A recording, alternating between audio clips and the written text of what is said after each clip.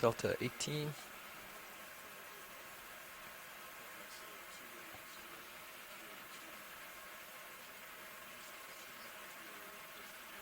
And video, can you confirm that a white balance has been done, or has it not been? It has. Excellent.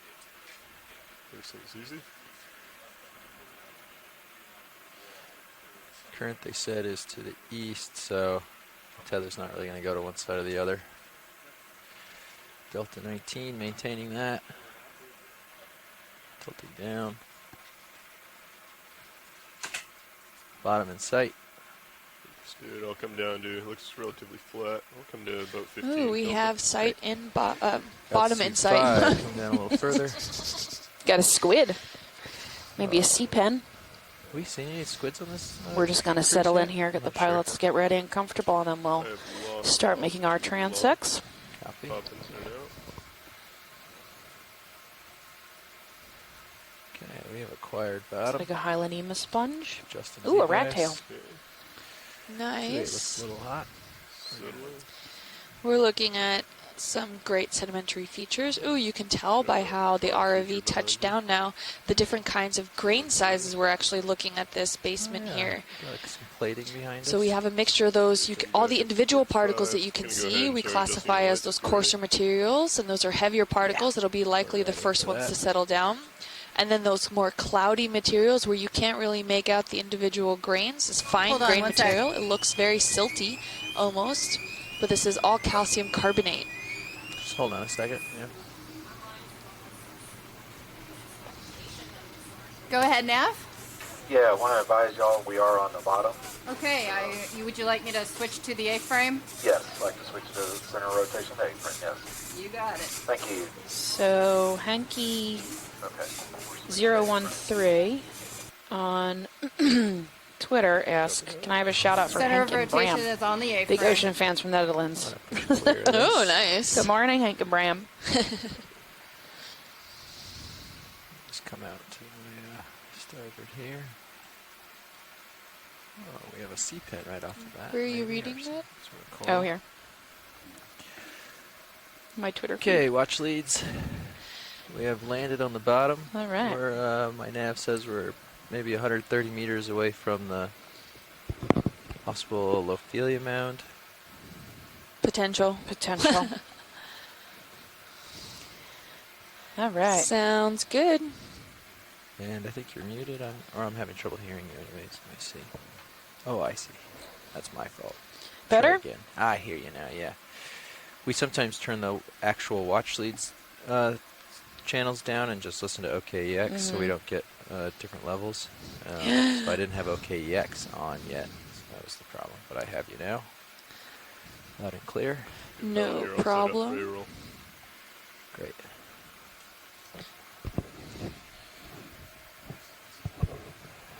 If there's anything in the immediate vicinity, we can take a look. Otherwise, we'll speed off to the first mound. Yeah, no, I'm seeing very minimal biology. Maybe we got some pock marks on the sand from some Yeah, bioturbation. could be. I think we can move pretty quick. If we see anything we want to take a peek at, we'll stop you. Don't worry. Okay, You know us. we'll get the move on then. All right, so we're at 1,215 meters today at the base of this.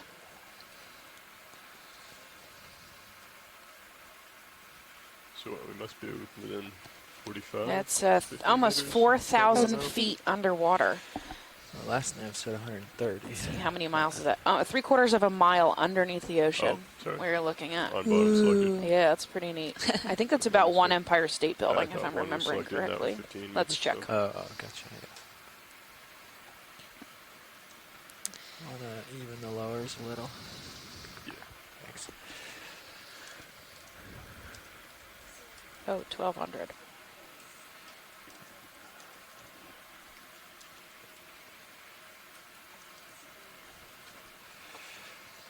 I think. Yeah. Can't Okay. tell if that's just give us possibly a a distance from sea Sirius to pen the edge of this, and or some detrital material. Sorry, it's 4 Empire Oh, State what's that? Buildings stacked end on end. That's how deep under the water we Wait, are. sorry. Pretty cool.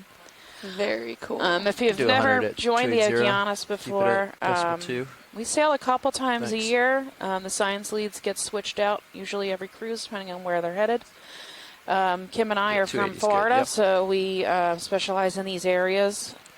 Kim does There you geology, go. I do biology. And Yeah, when go we get ahead. down to the bottom, ready for a we move? Yeah, talk our sure. way through and tell you what we're seeing. This system we have is actually All right, you got it. two-vehicle system. So on the main ship, which That'll is just being get us driven there. by our So we have a NOAA look. core engineers, And, we have hanging off of that the first ROV, light which is that called is. Sirius, and you can see That's Sirius's me pushing feed and ahead feed 2. You can see what with, Sirius is 20% seeing. to get myself And that going. acts as a buffer dust between the ship, poofed which is behind me. rocking back and forth, Yeah. Very and light D2, which is the main ROV that's at the bottom that you're seeing on the main feed. Might just So if you turn look at starboard a little bit. Yep. feed 2, you can see those cameras Sirius's don't really- vision of I think D2. they're slightly opposite of each And other. it does not do it justice, this video Yeah. footage. Nope. Because that D2 ROV The port is side's mounted 9 farther feet back. tall Yeah. and 10,000 pounds out of water. Minimal. All right, thanks. And with that crazy large machine, we can see these amazing, Not much beautiful yet, close-up yeah. images They don't reach out quite to 100 of the meters, bottom. but- We can get great snap zooms of Maybe I'll really drop it teeny down to tiny 30. things. No, Yep. I'll keep it at That 50 are for maybe just scanning around. centimeter large at most, and Oh, we you got see some in the water abundance of column. those different types of Maybe in organisms. between us, so- Yeah. Really giving us a great view of the Closer to you stuff than me, we but- don't really get to see very often. So Yep. Do you mind a the video? cameras on this machine are quite Phenomenal. amazing. Yeah. Yeah. Not coming on. Yeah, perfect. Pilots, can you turn on the lasers real quick?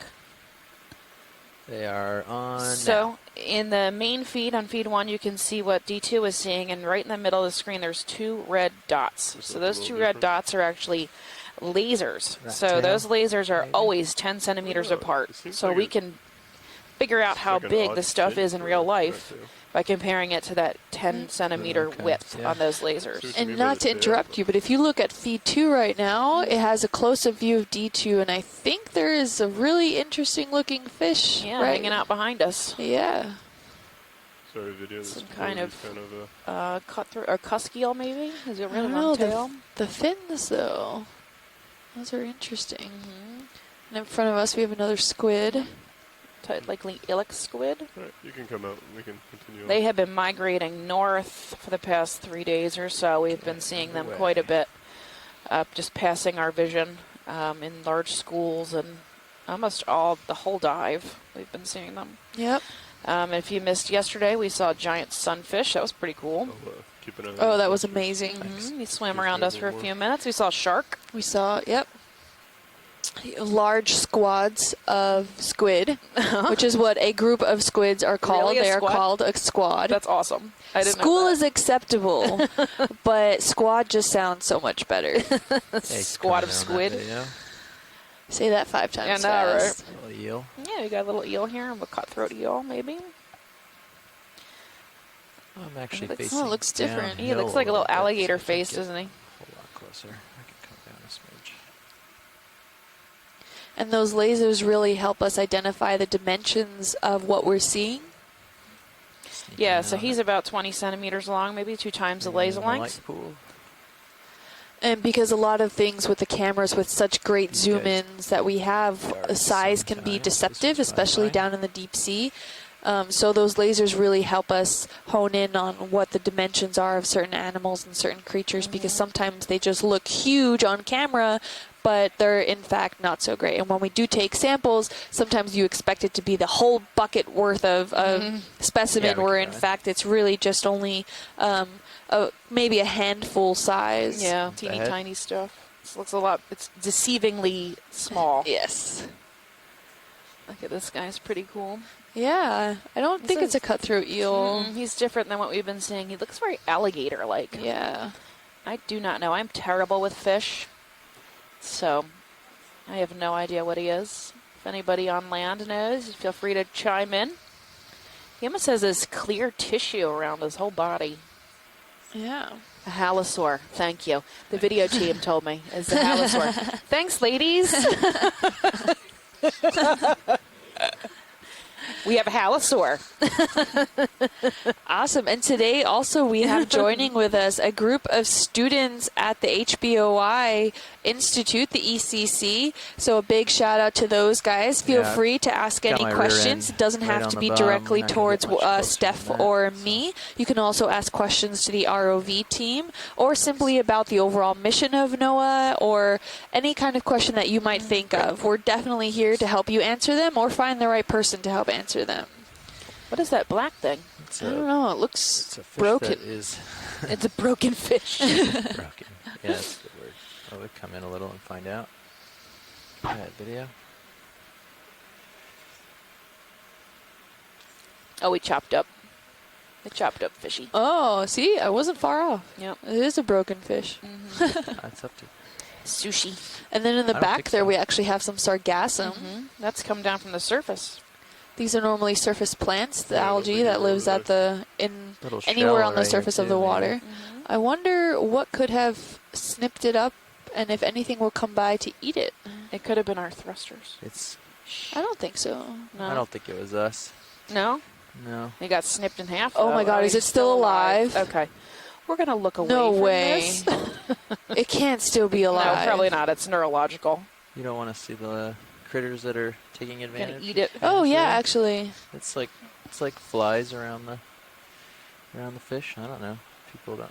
If you're curious on who is taking advantage. I know it's Fish bit the squid, a little Mike bit said. uncomfortable, Fish maybe. bit it.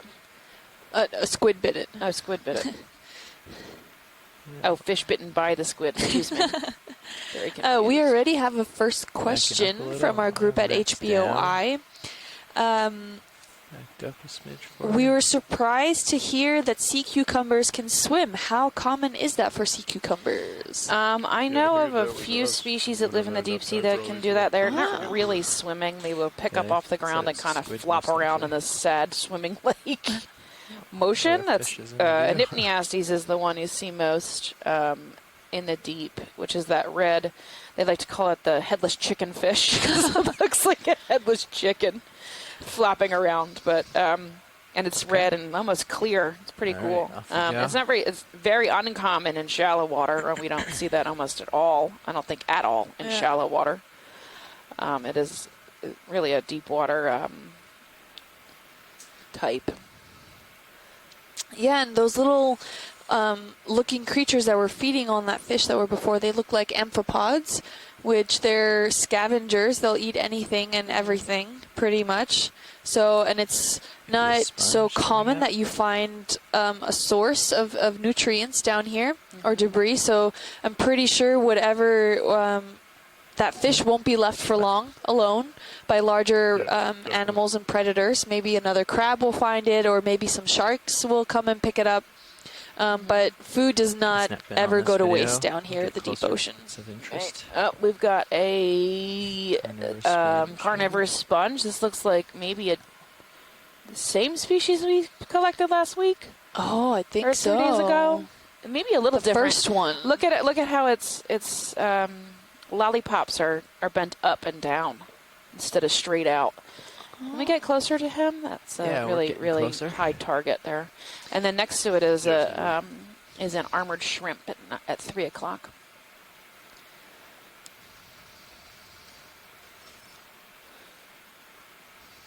And for those of you at HBOI, you're extremely lucky because probably in the room you have Shirley Pomponi and Chris Diaz. Not sure if Chris is there yet, but they are the sponge experts that have been so generous in helping us identify so many species or potentially identify new species. I'm probably pretty sure Shirley's freaking out right now. We did collect something similar to this yesterday, and we saw quite a few of these, and these are actually Get a little a closer for carnivorous me, too. sponge. We might want to get this. This one looks different than the one we had. Yeah, the axial stems look like Yeah, they're they're going different. in different Yeah, there's directions. Yeah. Oh, and it's got a scale worm on the base. Look at that. The Yeah. pink scales on it. Actually, there's a couple of those. We should stop the boat if we're gonna. Yeah, stop collect it, 'cause this. we might You want us collect to this. halt? Yeah. Okay. Just hold. So ahead. yeah, these Yeah, can we, carnivorous bring this sponges to are a high stop? target. Sure can. Okay, thank you. Because we know very, very little about them. Could easily be a new species. Hey, who do we have on the line? Hey, this is Chris Ma. Hey, I Chris, heard how are your you? earlier question about swimming. Good. How are you today? Good. I heard your question from the Harbor Branch students about swimming sea cucumbers. Yeah. And I wrote a post about that a little while ago, so I feel qualified to answer that. Okay. And, I also wanted to take a moment to, We have there effectively are stopped. most of the deep sea cucumbers that swim are what's known as facultative. They do so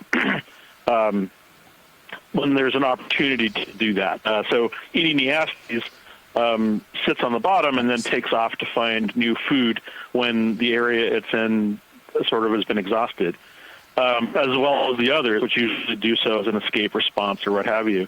But there is one properly pelagic sea cucumber, and that one is called Pelagiotheria. It's the strangest thing you've ever seen. And it occurs as shallow as 200 meters and is as deep as 4,400 meters. And the reason I know that is because there's a new paper by Noah scientist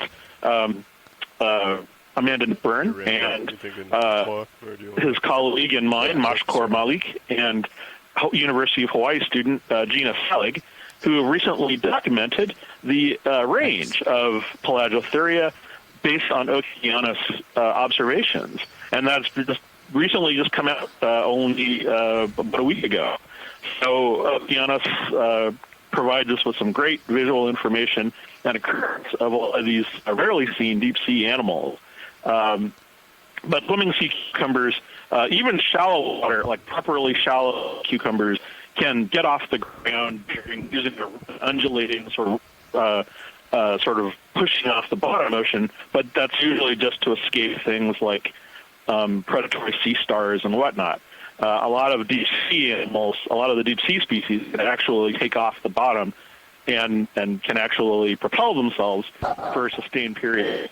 So it's not really like a common thing, but it's not uncommon for several species that have adaptations to do that on sort of a regular basis. And I said there's one that is like properly a sea cucumber that is kind of pretending to be a jellyfish.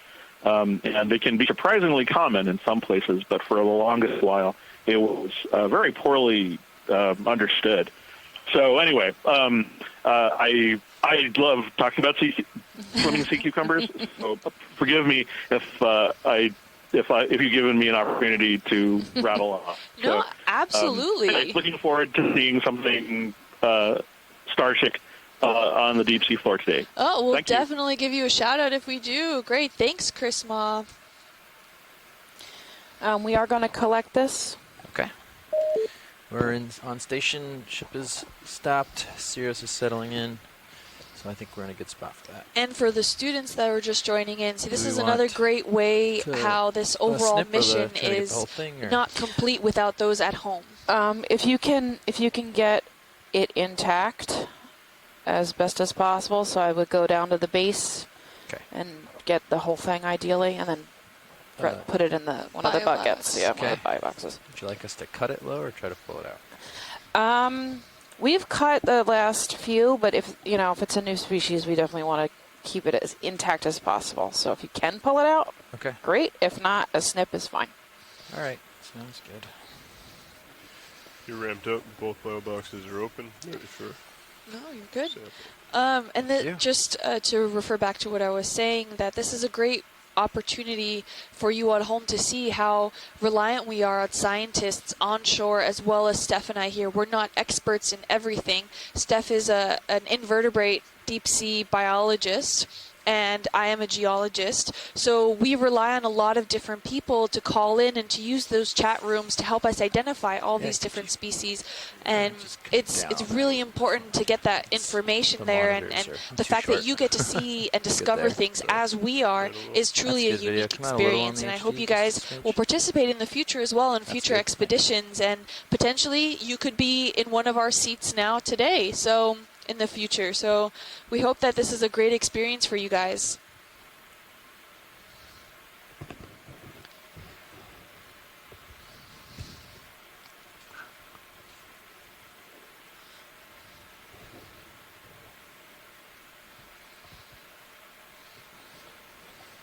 Shirley, do you want to call this Clatterizity? Is that the name you'd give it? It's for paperwork, field IDs.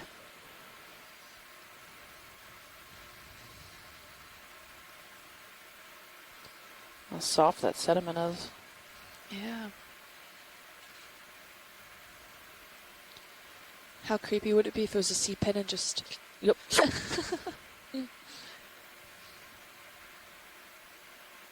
Oh, there goes the scale worm coming off.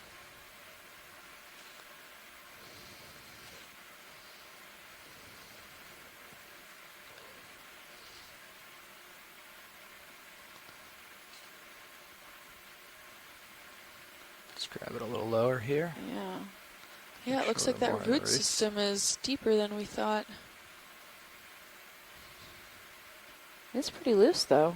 It's not really held It's not in too coming tight. up though. That's the problem. Yeah. So I'm just making sure that we get a. Wouldn't be There it opposed to goes. the sediment either. Yeah.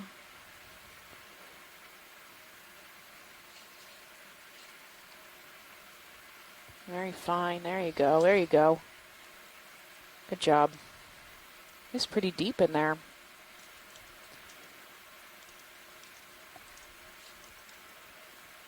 Okay. Got a hold of the root structure. Follow you down with Minnie. Okay. And I'll get over one of the boxes, over the outside box before we open, just so we don't fill the inner with mud.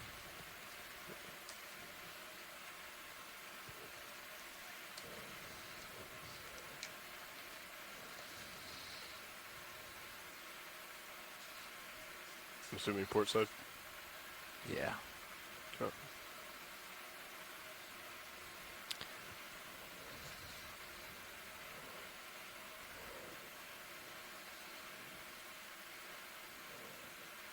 Yeah, why don't you start opening the box after all, just in case it Okay, falls. coming out.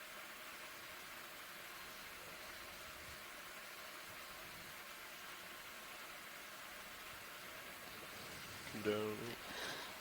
So what you're seeing is Chondrocladia. Chondrocladia. Okay. What you're seeing is the collection skid Sorry.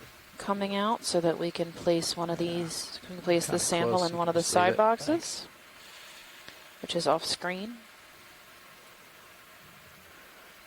Oh, you can see from the quad. Okay, the quad camera on screen feed on 3. feed 3. You can see what's happening. Really slow. And we're going to call that sand associate 1, I assume. Okay. Well, some sort of associate. Not sure if there's any other critters on the sponge itself.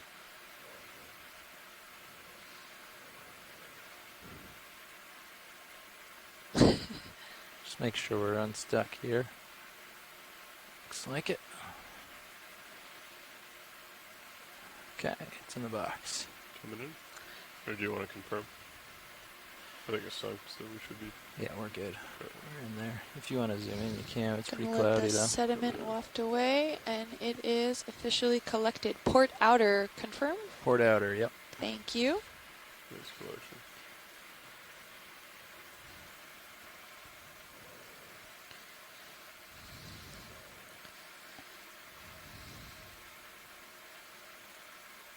Just clap a little here to get this out. Like chalk in a gym. So Shirley Pomponi is asking in the chat room, does that stance of the squid mean anything? Maybe specifically to Mike Vecchione. If he is in the chat room, he can answer.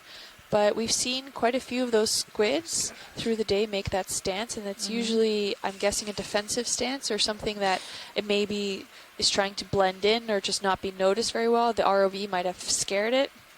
That's my thought Yeah, on it. I don't know either. think. They Not seem to entirely sure. They seem to just kind of hang out and do that. I'm not sure what they're up to. Occasionally, but it's usually when we bring out the manipulator arm, or if we settle down, or if we come across and shine the light directly at it, they tend to stay low to the ground and make that stance.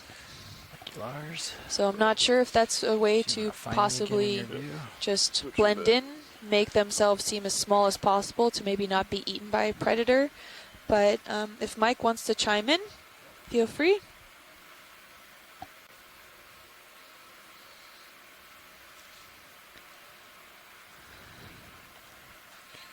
Okay. Might be a light pull, it looks like. I'll come towards you. Help you out. Are you all the way back? Yeah, I got you. I am all the way back. Okay. Great collection, guys. Thank you. Yeah, of course. So Mike Vecchione chimed in and says they often sit on the bottom during the day, resting on their elbows so that the funnel is out of the mud, often with a dark bar across the mantle. So that reddish bar that we saw across that large section of the squid, it's referred to as the mantle. And red, like we've discussed in previous dives, is the first one to kind of dissipate in color in the background when the lights are turned off. So red is a Camouflage color and very common amongst a lot of the deep sea creatures here because it's a defense mechanism that they use to not be seen. So I've got some type of mound here. See Yeah, over the edge. Got a little hill we're looking over now, and you can see the sand here doesn't seem to be quite flat. It has a lot of that bumpy texture with it, and that's likely due to bioturbation.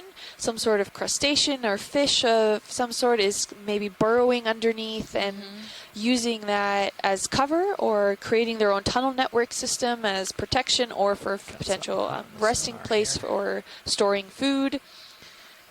You've got some rat tails, and I saw another fish on the bottom. Yep, We're we're just seeing something come into frame up Oh. ahead. Something very, very steep in our near future.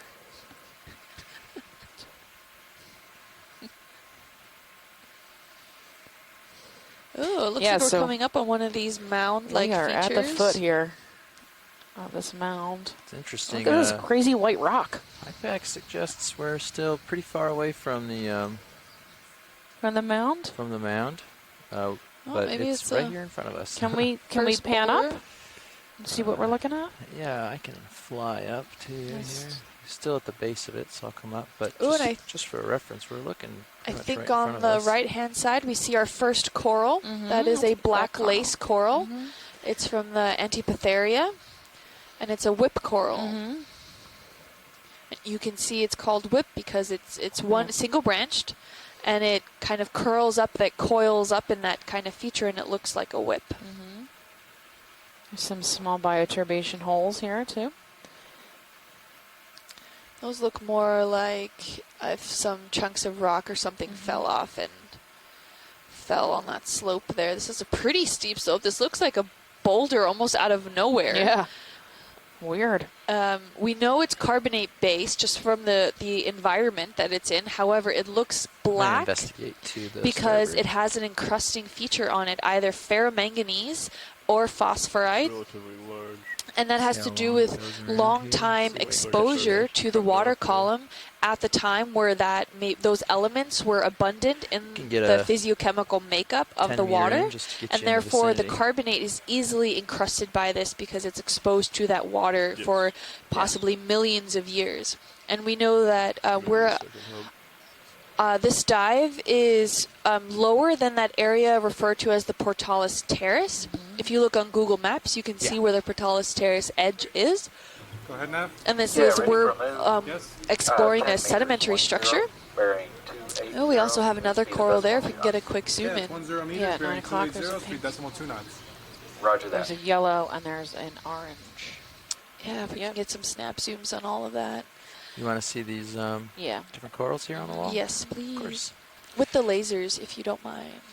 I must have turned them off for the sample. And it sorry. could be that some of these Those are pretty boulders high. are actually Oh, mass yeah. wasting leftovers. It's a mass transport complex here. that occurred. So part of the dive plan is to be scaling up an escarpment wall that's further to the west for today's dive. And these could be an event where they maybe fell off part of that cliff and rolled down Okay. slightly and is now being that hard substrate Come where in these on this, corals are pen love first to here, grasp or onto the twirl? and colonize, just like you're seeing today. So Yeah. this is a close-up of that whip coral.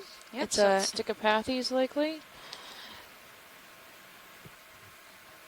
It is a black coral, so if you were to zoom tight, you'd be able to see their modified polyps.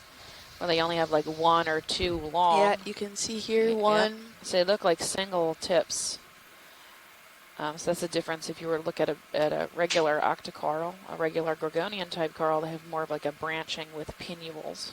Exactly. And 8 distinct polyps on them. Yep. So this is quite nice. And each polyp, these corals are referred to as colonial animals because each polyp is its own animal. So if by whatever means happens, maybe this gets cut or another animal eats halfway through it and the chunk falls off, if it's still in an environment where it's quite pleasing to the overall polyps, where there's a food supply, it's still not relatively Just far, stabilize it can it then still. Give me 1 recolonize second, it I and can do that. continue growing from that point. Right. So it doesn't need the rest of the body of the coral in I'll order try to keep grow. it smooth as we go up here.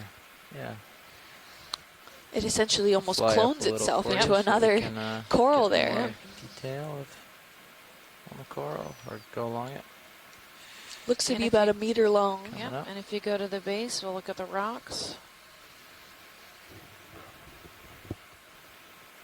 And then there was a yellow coral right next to it.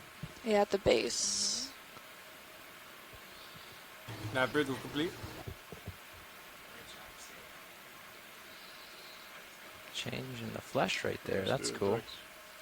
Yeah, so you can see the whip, It's rotating Curl and around, rotate, but yeah. not all. That's cool. Coming up a little further. Looking for the base.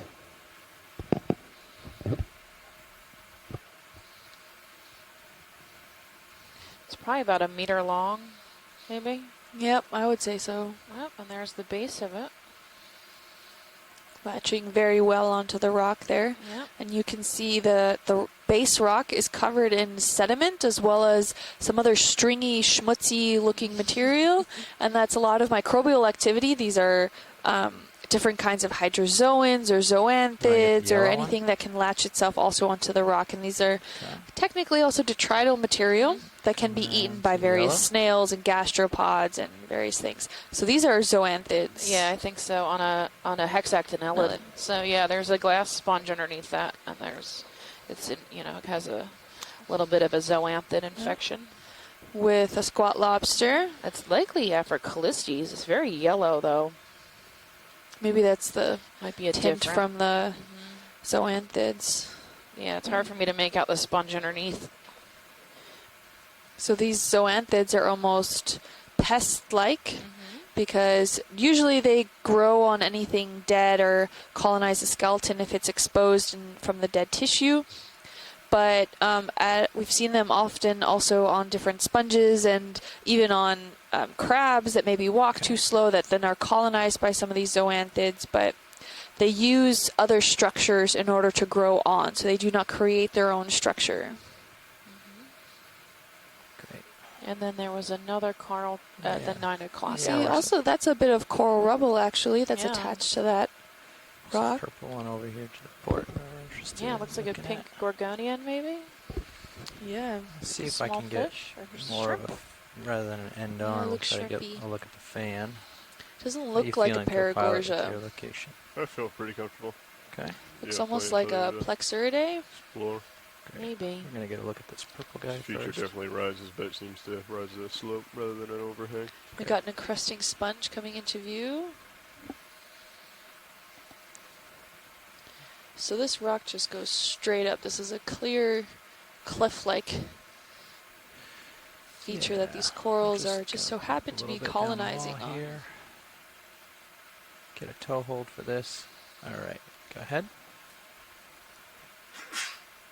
Bless you. So pink. Oh, Go where there's a little bit of dark. in What the are top you? there. it's got a really thick base. Look at the cool shrimp. Squid in He's our hanging midst. out. He's the same color. Oh, there's also that bulbous feature at Yeah. the base there, but it has polyps on it. I'm wondering if that's like an infection. Yeah, it could be a worm has buried himself in the Yeah. tissue. Okay. Got pink.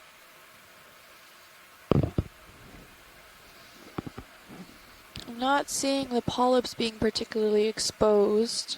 They're quite small. They're very small, fragile. The After they tissue show looks up, very I think I'm translucent gonna except bring for the motors polyps, in a little bit. giving it that pinkish color. Bring them in. Yeah, the one on the port side is sagged. Okay. Oh, that's a runaway camera. Is it Sorry, possible video. to get a tighter zoom on some of the polyps? Or are we at max zoom? We're at max and we're touching the wall right now, but I can bring my other toe around. The problem is we won't get this fan look. We won't be able to look at the side of the coral, but if you don't Okay. mind looking along the axis No, of the that's fan, okay. then we can get really tight. Yeah, we can do that. We'll see I don't if see that any of helps. the polyps out. Yeah. I'll come I around. mean, they're not fully. We're going to put in, it but right between the Look, toes. more schmutz. Got mucusy schmutz. Try not to bump any of the Candidella other things on the wall imbricata. here. Candidella imbricata. Try not to lose too much light. The primnoid that has a worm tunnels on There's it. the floodlights if you need 'em. That's probably that bulbous thing that we're Yeah. looking at too. Oh, and there seems to be a really dense-looking Desmophyllum solitary coral at the base there. And then the Feria, hexactinella at 9 o'clock of the coral. Yeah. All right, we should be able to get a lot of zoom here. We can try it. Yeah, we got one. Maybe one of those Thank you. amphipod or isopod. Try to walk left a little for you. On it. Moving around. Might just be schmutz though. Okay. Yeah, I think it's schmutz. Yeah, it's really difficult to see its polyps. Yeah, they look like they're all pulled in maybe. Is that max? Okay. It's almost microscopic. Oh, Is that outside your... You could go for Okay. the ones in the back there. Yeah. there you I'm go. just switching toes around, sorry. Don't mind my bumping. Yeah, I can't really see it. So that's good. Thank you very much. Scott France said Candidella imbricata. So we have an identification. Thank you, Scott. Also known as the shingled tree coral.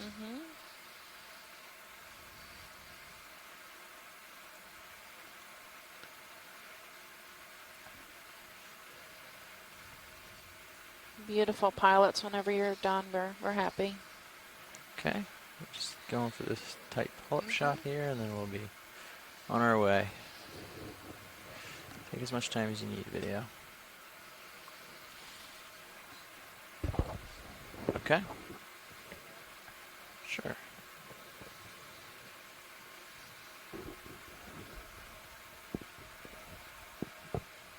Look at that cool cup coral, the little base. Yeah, it's huge. Yeah, it's like 3 centimeters, maybe 2 centimeters. Oh, and Scott made a good point. If you're looking at the polyps, they just have their tentacles curled in under their opercular scales. Do you mind if I Polyps in this family tilt up just so can't you get a look at actually this picture? retract, course. so they just Yeah, have them go for curled in if they're Looks not like very it's- happy at the moment, rather than retract That's like odd. we've seen a Pretty lot of sure. other corals do Yeah. throughout this What are you looking these at the top dives. there? I think so. Okay. I'm starting to see over it now. A little bit. Great. Alright, I'm coming back to you. I'm going to adjust your port lower swing arm. We're seeing some of I that like it where it is. It's You do? really going mucusy light, but schmutz but- around Oh, the yeah. area as Yeah. Feel well. free to just Bacterial kick it slime stow or if I'm ever getting too Some close to the organism wall. produced it or whatnot. Could be But, an I've abandoned been keeping feeding an eye on sac of some kind from a worm. Really don't know. Okay. It was pretty common. That schmutz was common in the first few dives we did. So we've got Sirius nice and close to the wall, not too close, but close enough where we can do an investigation here. It Okay. is, we're kind of seeing the edges. It is, like you're saying, sort of a large random boulder feature in the Random boulder. middle. Yeah, and honestly, it looks like it could be the leftover complex, mass transport complex from the escarpment. So, Here's an interesting Yeah, look at this, little nose and then yeah. kind of a shoot here, maybe. it's huge. But if you look at the Sirius cam, you can see the top. This has like sort of a knife. Oh, Oh, man. wow. Not And that's too on your high. feed too. Careful how high you You go. can also look from Sirius at home. You can see it has like a peak-like structure. It comes all the way to some tips. Yeah, it's like turn it sharp off up there. Yep. Starboard in the At middle. top. And just leave the ports on. See if you can still throw a light on that. Video, I'm gonna play around with my lights for a second. I'm serious. Beautiful. Sirius is just catching in sonar, and his altitude is 25 meters. Really It's steep 25 slopes. meters tall, roughly. Can tell this is likely one just really large structure, piece Yeah. of rock that just carved off Yeah. the escarpment edge. Cool. Did you catch how deep we were at the base?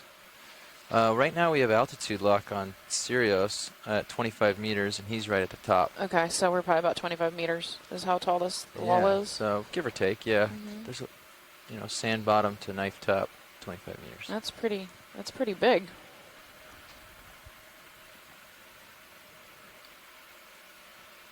Okay. I'll come join you up top and look down that knife. Good for that. It's really cool looking feature on top. Come up and try turning off my lights altogether. Hi everyone, this is Shannon Hoy from NOAA's Office of Ocean Exploration and Research, and I'm the mapping lead for this expedition, so this is quite exciting to see right now.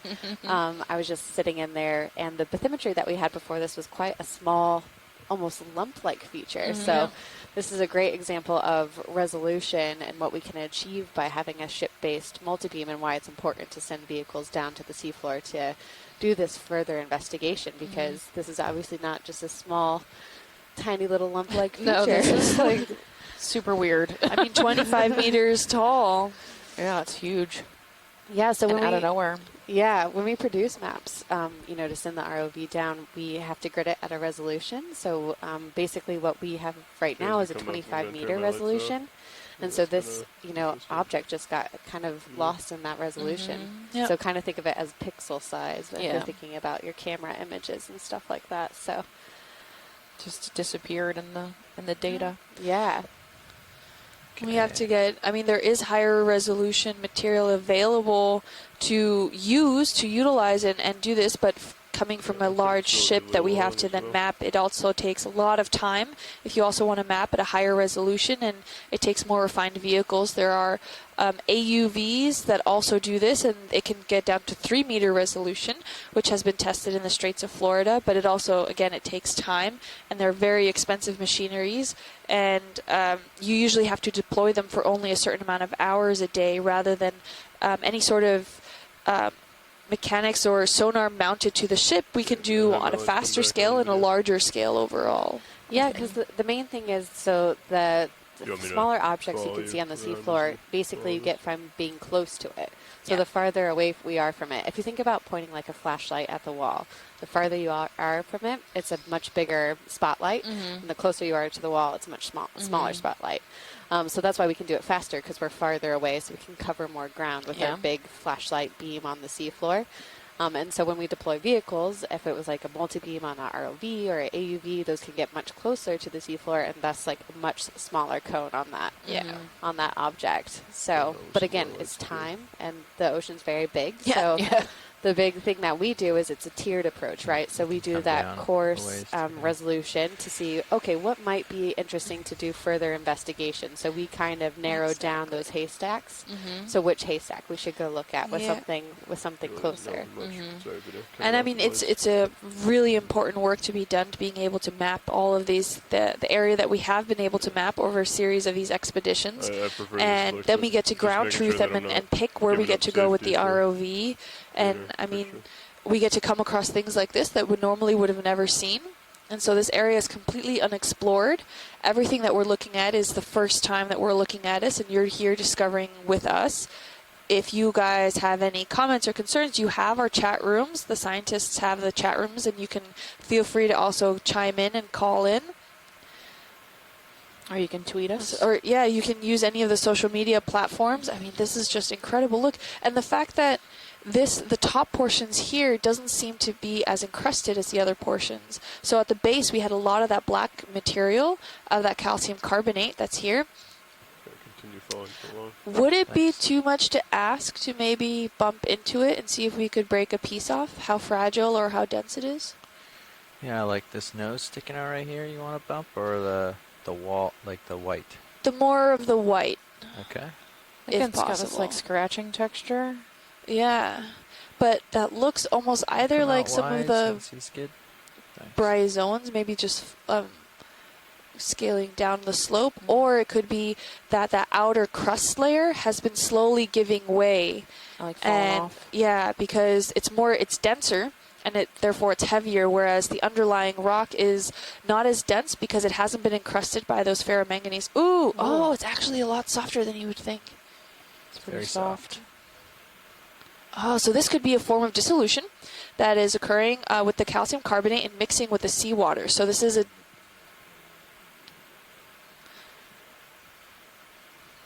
Can zoom on the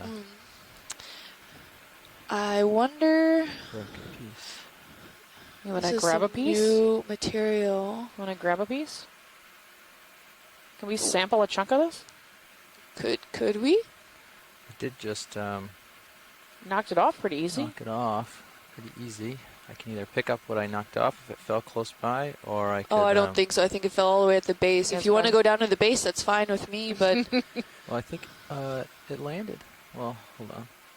Come out a little video. I thought I saw did it land on right- a little this platform little there? See it? Is that it? Oh. Oh, grab Yeah. that. Ding. Right Yes, there. please. You We'll want take that. So this is a form of calcium carbonate that has been somewhat diluted. And I Right, mean, now we should calcium go carbonate can be a little really tough and dense depending on the cementation that occurred between the time I'm of gonna need to, precipitation and the time of where it is currently today. Make sure I have And that vertical VR. cementation is simply a way of saying that after the original rock is deposited, or the sediments that were there are Yeah, these there should fine be crystalline structures within the calcium carbonate Yeah. that actually grow agree. together. And depending on how Should be dense they stationary grow, there. it can make the rock a lot more stable and harder than maybe not. And ramp up. we call that also permeability, to see if there's a connectivity in the system, or if those crystalline structures have really grown together tight. We're calling that So you less want to buy a permeable. box for this? We could And at the double check, base, but you yeah, saw a lot of that that would be my encrusting suggestion. material that was black material that was we'll either go and come ferromanganese encrusting or phosphorite encrusting. Yeah, we'll want to go on the And it starboard makes so it that for a we lot don't, denser material there. So it's a lot harder add it with in the the mud long on term, the and that other can side. form over millions of years. Versus in this area here, it seems more exposed to the water column, and calcium carbonate can be highly susceptible to dissolution and erosion, which contributes to a lot of the overlying sediments that we're seeing in this area. And it can be composed of skeletal material or simply crystal structures that precipitate right out of the seawater Ramped here. up. So this looks like a Fabric ready to go. limestone piece. And when we get that piece back on shore, we'll definitely look closer at it. And I'm very excited about this because at the dissolution that occurs at this level, we're not sure how much of that has contributed to the water column structures, or if that's just the current Arms passing coming by on. and just eroding at it, because limestone is highly porous, and you can see that here by all of those little pock marks that you see within it. So it's really interesting overall to see. We're going to let the ROV guys get that sample of it. Use the manipulator arm. Quick question for you. Is it, number one, we're planning on putting it in the starboard box so it doesn't mix up with any of that mud we already collected, which I assume is a good Okay. idea. Number two, it is fragile, as we saw. I should be able to grab it with the jaws and not Yeah, it not should be. crumble too much. Yeah, it should be stable enough for you to grab it with the jaws if you don't put too much pressure on it. But we just want to confirm to put it in a bio box, or do you want it in the port rock box? If we can, depending on how you feel of how it crumbles, it might be okay in the rock box. But if you feel like it's too fragile, we can put it in the bio box. Okay. But it I'll should be set okay my- in the rock box. I'll set my grip force as low as it goes, and we'll be really delicate with it, and hopefully it won't crumble. Okay. Um, It shouldn't. I can do like a test on one of the other Some some other of the material? surfaces and see if it breaks up really easily. Yeah, that works too. Okay. All right. We'll get in there. We'll investigate. See what we can manage. Thanks. Yep. You're losing your footing. Copy. Thank you, co-pilot.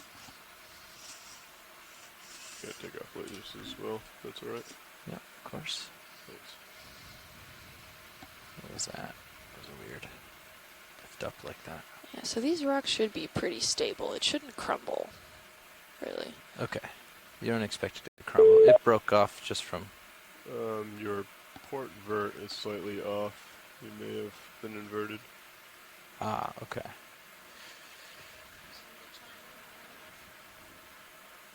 Oh, yeah. Can someone you're right. call into the line and Okay. want to chat? We're going to keep... Yes, good morning, Steph and Kim. Good morning, Miss Chris. morning. How are you? Doing it so How are you? Good. We have here Okay. at the ECC Shirley Pomponi, John Reed, Jim Matterson, and me. Hi, guys. Just had a... Hi. Okay, that looks cleared out. Did you see we got a We are new... tuned in to accompany for the rest of the day. Yeah, okay, Okay. good. Yeah, that sounds great. Did you see we got a new carnivorous sponge? Another Okay, one? That's back in Yes, action. yes, I can see that. Okay, We are good. still in Totally. the start for the third day. Yeah, I know. It's good that happened now. And not later. Incredible, incredible. But this structure is very interesting. Stop for a little The, bit. They catch this up. mound is Yeah. very different. And it came out of nowhere. Well, I wouldn't really call this a mound. It's probably one of those large block features that fell off that escarpment. So a mound kind of is interpretive more of a developing feature with corals and sediments and things like that. But this is more of like a single I think we're block gonna go boulder for that rock fell off phosphorus that after all. escarpment This is, likely and tumbled down until its resting place here Ferns today. and So Do you wanna Thank take you. the lid? Thank you, Kim. So we are I'm here. gonna investigate, but don't let me We'll pick it up remain without in doing mute the lid. until you need us. So we have a urgent question. Thank great, you. thanks. I'm just worried about surface. Yeah, I understand. I feel that. Oh, Okay. We'll do a little bit of testing here and see what we can figure out. Once you get the arm out, I'll center it up on me. Okay.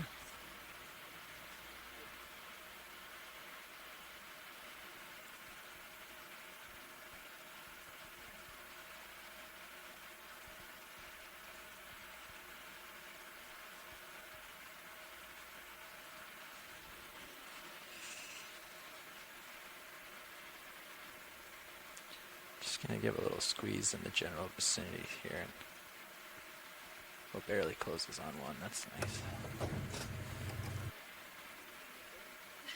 Just giving a little squeeze on the nearby stuff. yeah, it looks hard. I think it's harder than it looks. Okay. I mean, I can crumble right through it. Oh,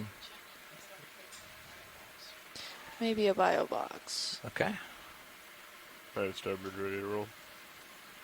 Okay, Looks Lars. almost chalky. So this has been digenetically altered, which means that the calcium carbonate is not as stable maybe as once it was precipitated. If it's been karstified, that usually means it's a really intense hard rock. And Careful not once to it can knock be this in karstified, here and then and break once it. if the diagenesis, which means just the degradation quality of the rock occurs, it can make it then over time weaker if it has that continuous interruption with the current systems. Come on, D2, don't go anywhere.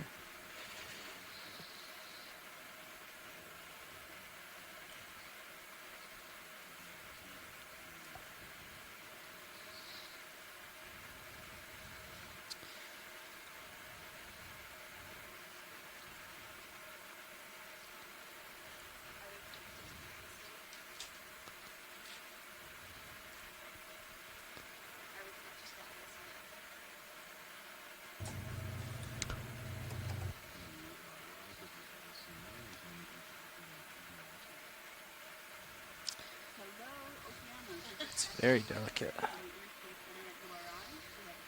Just gonna hang out for a second and make sure it doesn't crumble on me. Good morning. Good morning. Okay.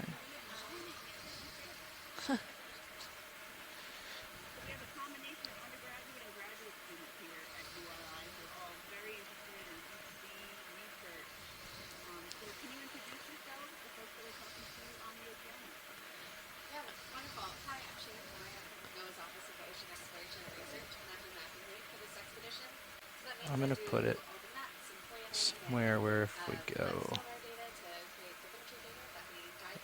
or if we lose it, it ends up with the vehicle, I think. I'm Kimberly Galvez. I'm from the University of Miami Rosenstiel School of Marine and Atmospheric Scientists, and I am a PhD candidate. I study marine geology and geophysics and the development of cold water coral mounds through time. I'm Stephanie Farrington. I work for Harbor Branch Oceanographic Institute at Florida Atlantic University, and I am the biological science co-lead on this cruise. Just in case. And then, you guys have any questions for us today? Drop a target here. I'm going to come up and I'm going to perch right on top of the wall so I can draw her out without hitting the wall. So, got it? Sure. Sure, so we are south of the Florida Keys. We are about 40 miles offshore, outside of a protected zone, near the border of the EEZ, which is the exclusive economic zone of the United States. Our deepest dive point today is 1,210 meters. We just landed on bottom maybe about an hour ago, and are transecting over 2 mounds and then up an escarpment. This area has never been explored before. It's brand new, and we found the spot using Shannon's mapping. If it weren't for her, we would be flying blind. So our highest slope, we think, based on the bathymetry, is about 38 degrees, but right now we're seeing a 90-degree slope on this seemingly out of nowhere rock that we've ran into that wasn't appearing on our multi-beam. And we're planning on transecting about 900 meters throughout the day. We should be coming off bottom around 4 o'clock. We've done a bunch of dives on the Blake Plateau, which is the eastern side of Florida. I think as far north as Georgia. We found 2 previously unknown Lophelia mounds last week that were outside the HAPC, or the habitat area of particular concern. That is a type of marine protected area that is made specifically to protect these deep water coral mounds. And it's managed by the South Atlantic Fisheries Management Council. We did have a stint in there where we were not able to dive due to weather because of the safety of the vehicles and our crew. Shipboard members, yeah, it's not safe, so we weren't able to dive for a couple days. So yeah, that's where we're at. We only have 1 dive left after today. We've been seeing lots of squid. These squid have been migrating north. I think through almost every dive we've been at this week, the past 3 days. We've seen lots of cool geology and lots of cool invertebrates. Yeah. I love invertebrates, so I'm a little biased. So Squid is very anything else? Did I miss anything? No, I think I covered it all. Much had a good grasp on it. Yeah. Okay. Coming out with a drawer. You ready? Yeah. Coming up.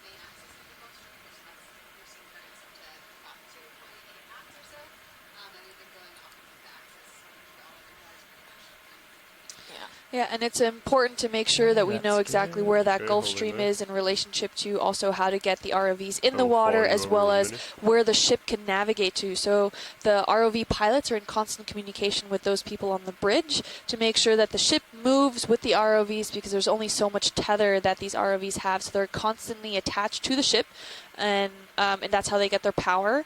And that's how they also talk to each other, and how the ROV pilots can actually maneuver them around. So, do we have any questions from students? I'm going to bring one of the swing arms in to give you a little more light. Okay. Coming in. Is that all the drawer we got? I can come out a little more in the drawer. Okay. Great. Okay, that's full. Thank you.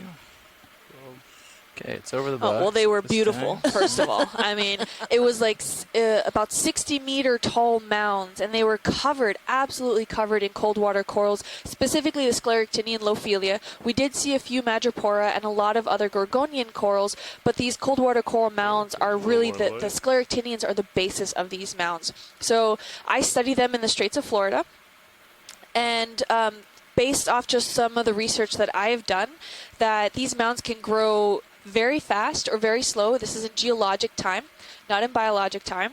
And well, the corals overall, they have a very slow growth rate. What did we say? It's 1 centimeter to 1/3 a centimeter a year, so about the length of your pinky nail. Here. Yeah.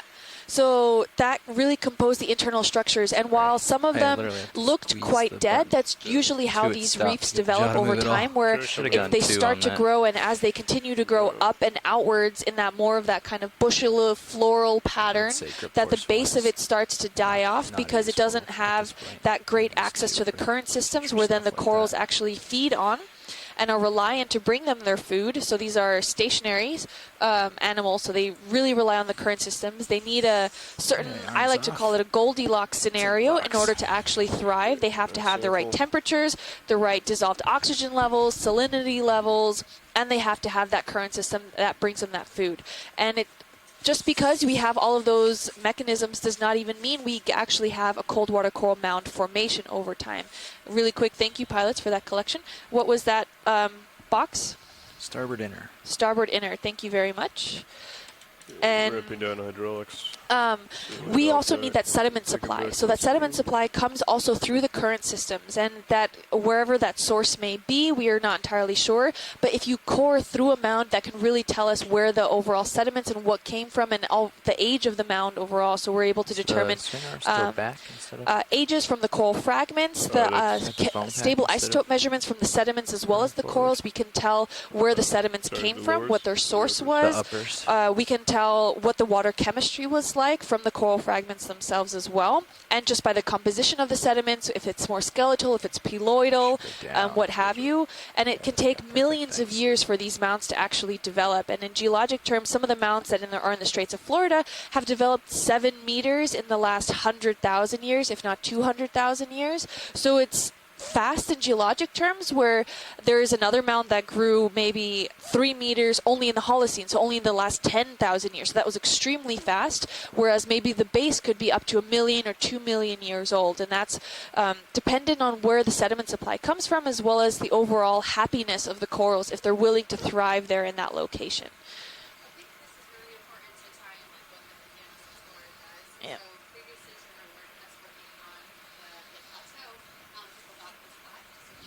Yep.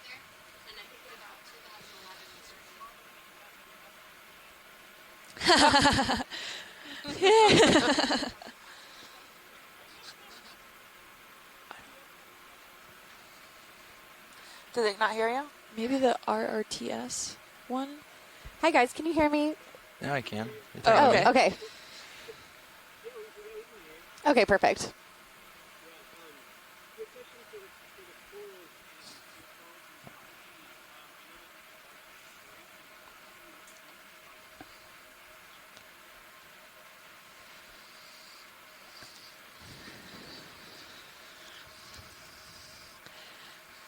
Okay, so that is a fantastic question. I really appreciate that question. So if you were joining us in some previous dives, we did touch upon that briefly. But what it seems like a lot of these corals, I mean, out of sight, out of mind, right? We don't see them very often. They're not we can't access them as easily as the shallow water corals. So we don't see what goes on all the way down in the deep sea. And whereas shallow water corals, they have that relationship with the plankton, that they're zooxanthellae, that then disperse if it gets too warm or something. So we can actually see coral bleaching by the masses, which is a truly tragic scene. But in the deep ocean, these corals don't have zooxanthellae, so they are referred to as azooxanthellae corals. They don't have that symbiotic relationship. So how do we tell if they're suffering? And a lot of that has to do with the impacts of ocean acidification. And how that happens is we know that CO2 is drawn into the ocean through the atmosphere, and it's by the conveyor belt, these current systems drive all of that high intense CO2 water now into the deep ocean.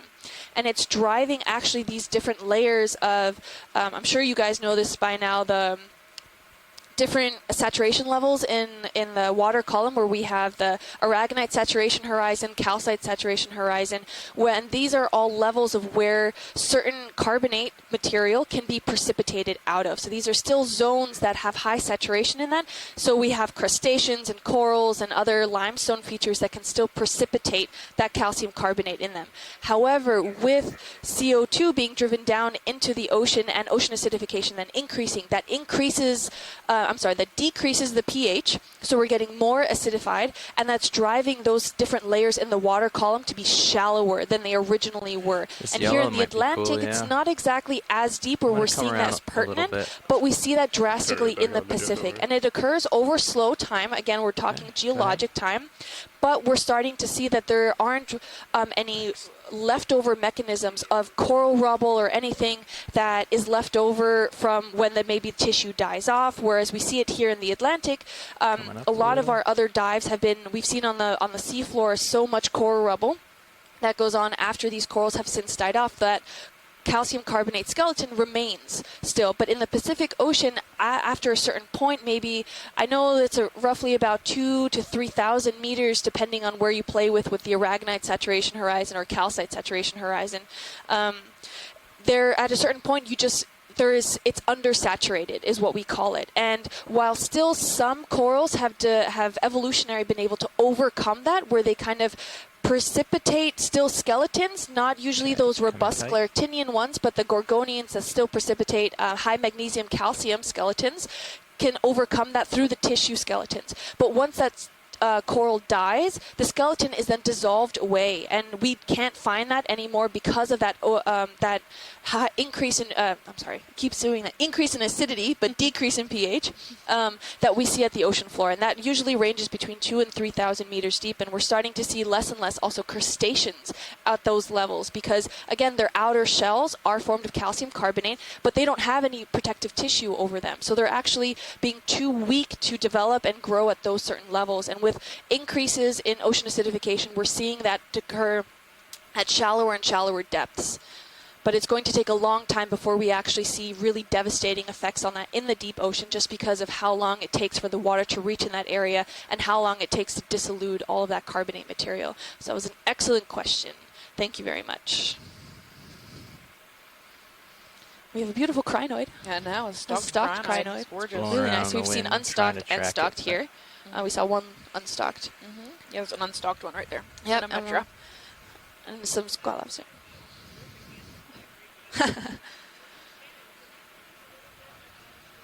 Yeah, way out there at 50 meters. That's your mound. Sorry. Yeah, absolutely. So I've been working now for OER for a year. This is my year anniversary cruise, basically. But I actually started here 10 years ago as an explorer in training. So I was an undergraduate student, and I was interested in ocean mapping. So I came out 10 years ago, and I did the Indonesia to Guam to Hawaii trip. So it was quite fun, and learned that I absolutely loved mapping, and it was fun, and I really enjoyed the quick problem solving that came along with that. And so after that, I kind of set myself up to pursue a career in ocean mapping with doing a lot of habitat mapping and working for USGS doing geological mapping. And then I went to grad school at University of New Hampshire at the Center for Coastal and Ocean Mapping and started pursuing a more acoustical, physical background in mapping. And then I got hired here. And so it's been fun, and really love it. I love providing the spatial context to all of the scientific discoveries that we find. I've now sailed, I think, 5 expeditions this year. So it's basically home now. And looking forward to the holidays and the off season, and then get a new system on board and come back out. Oh, nice. Yeah. Awesome. So yeah, if you guys have any questions more about maps, and I've said maps a lot now, but maps and acoustics, I think it's a really important part of the puzzle piece to really understanding how these systems are connected and how the geology and the morphology affects what we're seeing with the ROV. Just for reference, when we would dive with the Johnson Sea Link before we had multi-beam, we would use the sounder, and it was just one point at a time, and mark where the mounds were using the bathymetry. So this is way better. No offense, John. I know you're listening, and that's your super cool old school way. And yes, it still works, but it's tough, man. We're spoiled now with all the good technology. The 3D maps of the bottom. Yeah, I've actually just calculated that on that Blake Plateau region that Okeanos has collected over 76,000 square kilometers. Nice. Wow. And this is one of the most unmapped regions still of the U.S. EEZ. So we've been working a lot there, and that leads to those mound discoveries and extending the HAPC and making sure that we can protect these resources as well as find important minerals that are useful to us. Yeah, and it's way better than flying blind, which is what Oh, yeah. we used to do. So, You can walk Yep. your heading around to it. any just other fine, though. questions? Just gonna wait till you're underneath me. Okay. I'll follow you around. So we can barely hear you. Oh, this is an interesting little nose with a rock on it. Oh, yeah.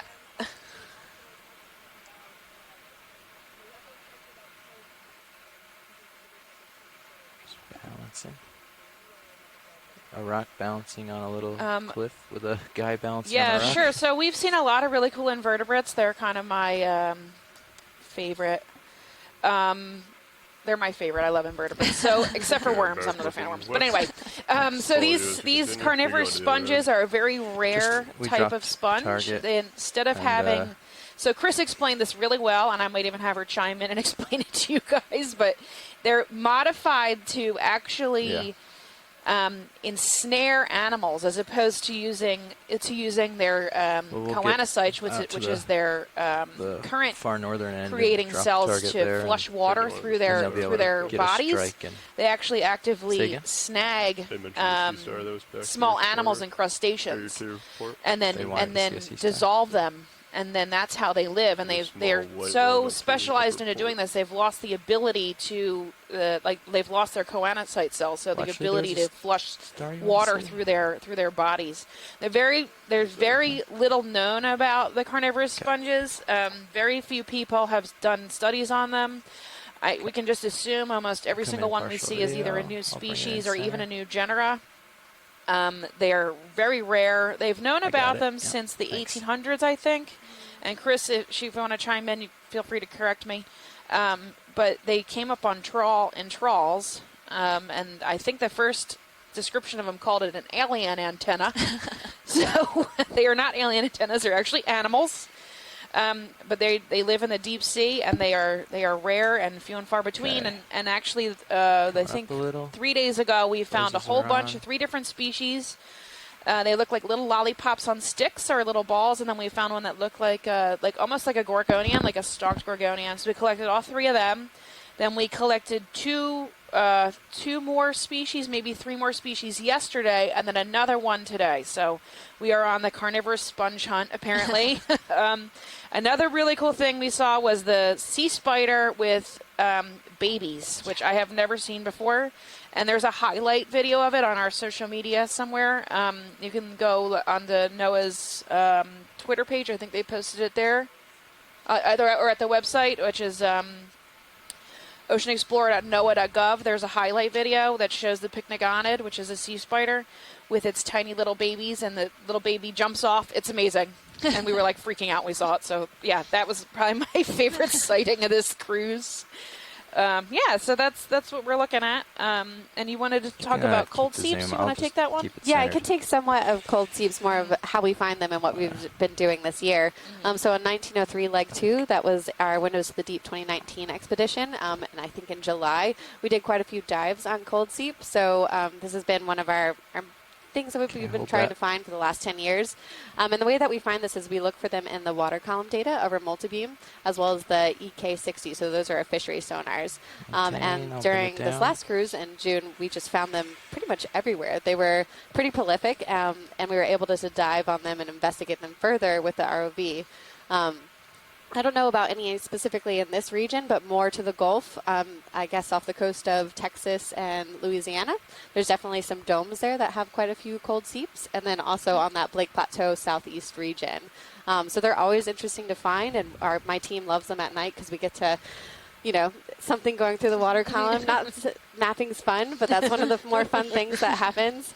And then to be able to, in real time, figure out where the cold seeps are and put the ROV down the next day and investigate them is kind of what we do. And it's great to see everything come together, from the science to the mapping and to the ROV. So we definitely look for them as we're going along, and if we find them, love to put the ROV down and investigate them further. Thanks, video. That looks good. Is that it? Any more questions? Yeah. Oh, and I was just reminded that actually the OER team was responsible for finding the cold seep presence on that Atlantic margin. Very so, cool. yeah, so that's something that kind of started with the ship, and there's been out to the other multiple side. follow-up investigations with Adam Skarke and USGS, looking through Okeanos data, trying to figure out where all the cold seeps are on the Atlantic margin. So, Really cool. Should get a move to this corner, maybe. It's kind of interesting over here. Yeah, I'm absolutely. looking, No 330. problem. We could go Actually, the is other there side any of interest this. in like following along Look this, at this crazy feature. feature? So here we see a bit of a gap. Ooh, and So this wall sort Chris is of ends chiming here. in on. Ooh, yes, hi. I don't know about ends, but is there a break? Hello, Kim and Steph and So that's that Stacy. big How are flow. you? Hang on, Chris. I'm sorry. Yeah, hang on. Go ahead and Finish your question? Go and ask your question. Sorry. No, we had a question. I just thought that you had asked. No, they're all net. Yeah, if we could get them moving. I'm sorry. We're getting a little bit. Yeah, of we're interruption. we're meters, talking online to the general audience as well as we're getting input from scientists abroad. But I think the question was if we've seen any general trawling in the area. Okay. No. Yep. I have not seen any evidence of trawling during this expedition. Yeah, we haven't seen any major impact can of see where trawling. Cirrus At is least gonna we end did up, scale so over we're okay an with that, area yep. that was known to have testing for some deep sea mining for those ferromanganese encrusted nodules. There may be a significant feature up there. Yeah. Push out to it once we get a little room.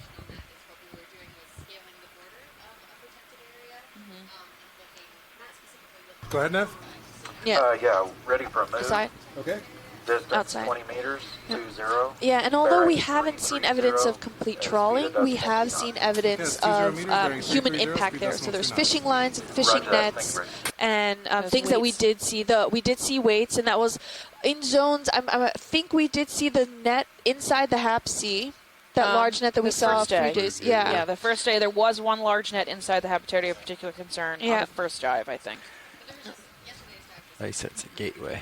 Yeah. Yeah, no, absolutely. This would be fun to scuba dive on. If we Yes. get this deep. 1,200 meters. Yes, Yeah, of we course. have. There have been buckets, there have been plates, there have been soda cans, glass bottles that we have seen, and we can definitely tell the difference of when we're closer to shore rather than far away. Farther in the Blake Plateau, we didn't see too much evidence of any anthropogenic effects as far as plastics or material goes, but definitely like when we were closer on the Miami Terrace or the Portales Terrace, that amount of anthropogenic effects that we saw definitely increased by a lot. Yeah, the last few days I think we've been about less than 50 miles offshore. Yeah. Spin around and look at this side.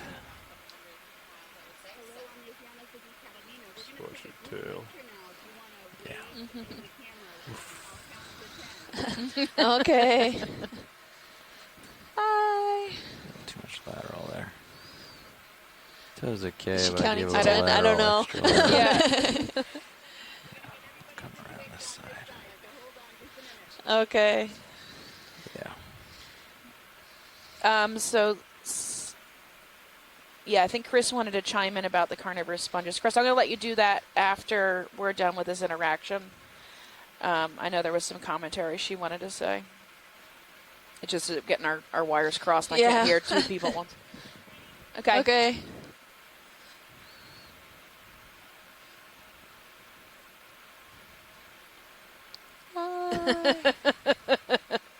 Did you take it? I don't know.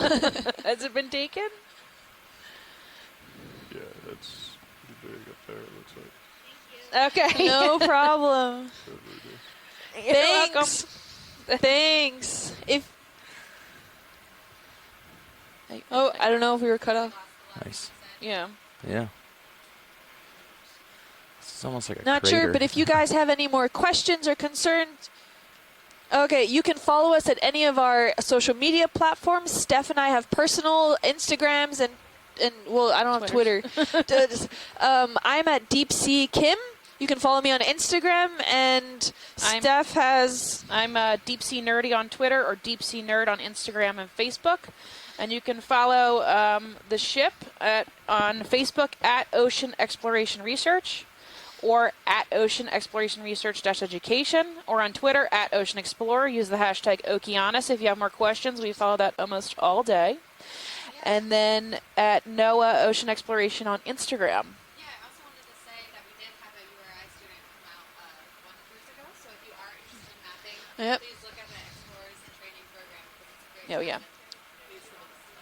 Oh, sorry. Thanks. No, I just wanted to say that last cruise we had a URI student come out. So if you are interested in mapping and want to see how mapping can be applicable to your field, then please apply for the Explorers and Training Program because it's a great program, and you can come here and be like me in 10 years again. Yeah. And if you're interested in a lot of the deep sea exploration.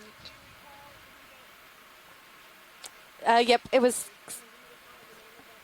Yep, Skylar Jordan is the URI student that came and participated with us. Yeah. Yeah, and if you're interested in other deep sea explorations, you can also come on as an intern or a different kind of scientist.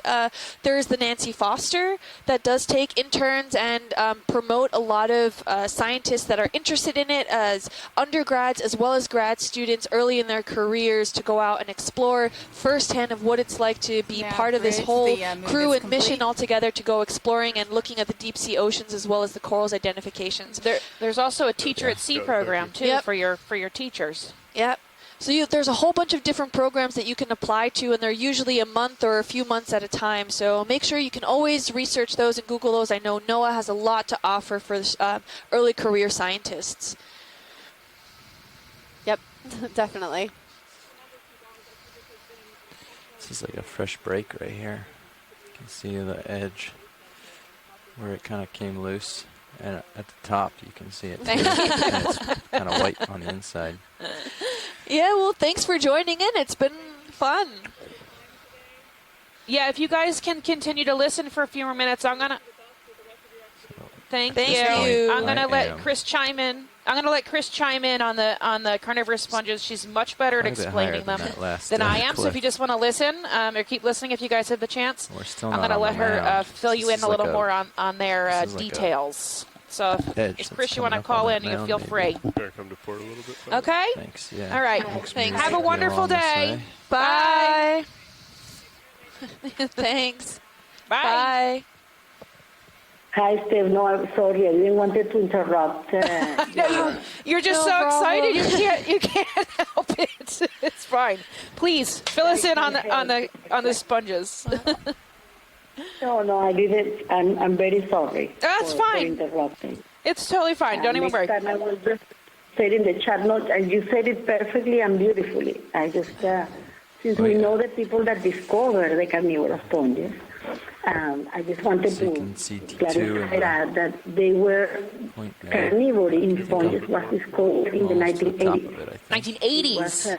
The 80s. So the paper came out in 1986 in Science, and it was reported by Boris Snold and Jean Bachelet to French scientists that collected some sponges from a cave, straight wall, and they kept them very small sponges. They kept them in their aquarium, and while feeding anemones with sea monkeys, found that the carnivorous sponge was these little sponges were grasping these crustaceans and actually eating from them.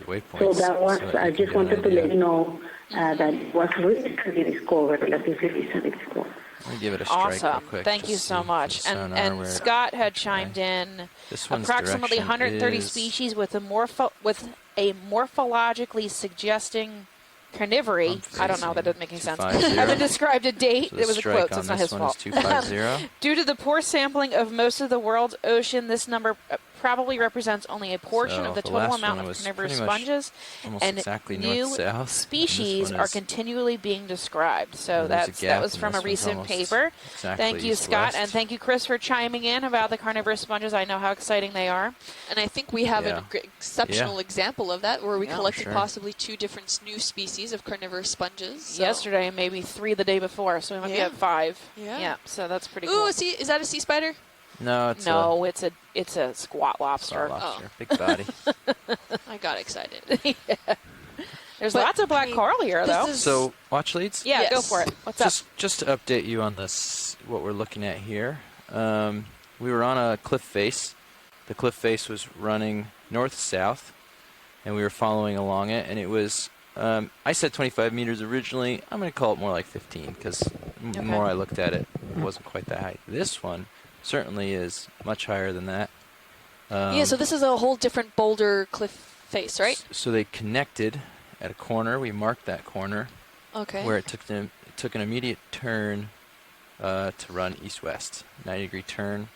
There's a little tiny break where this is basically, I would call it like if it were half a crater, like a crescent.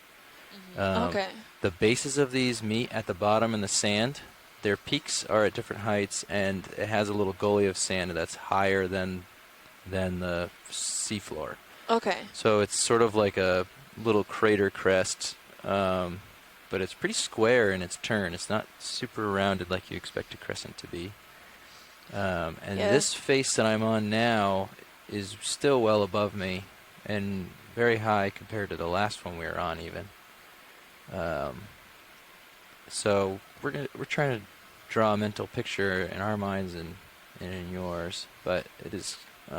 I can go back to the point where they sort of meet if you want. That's okay.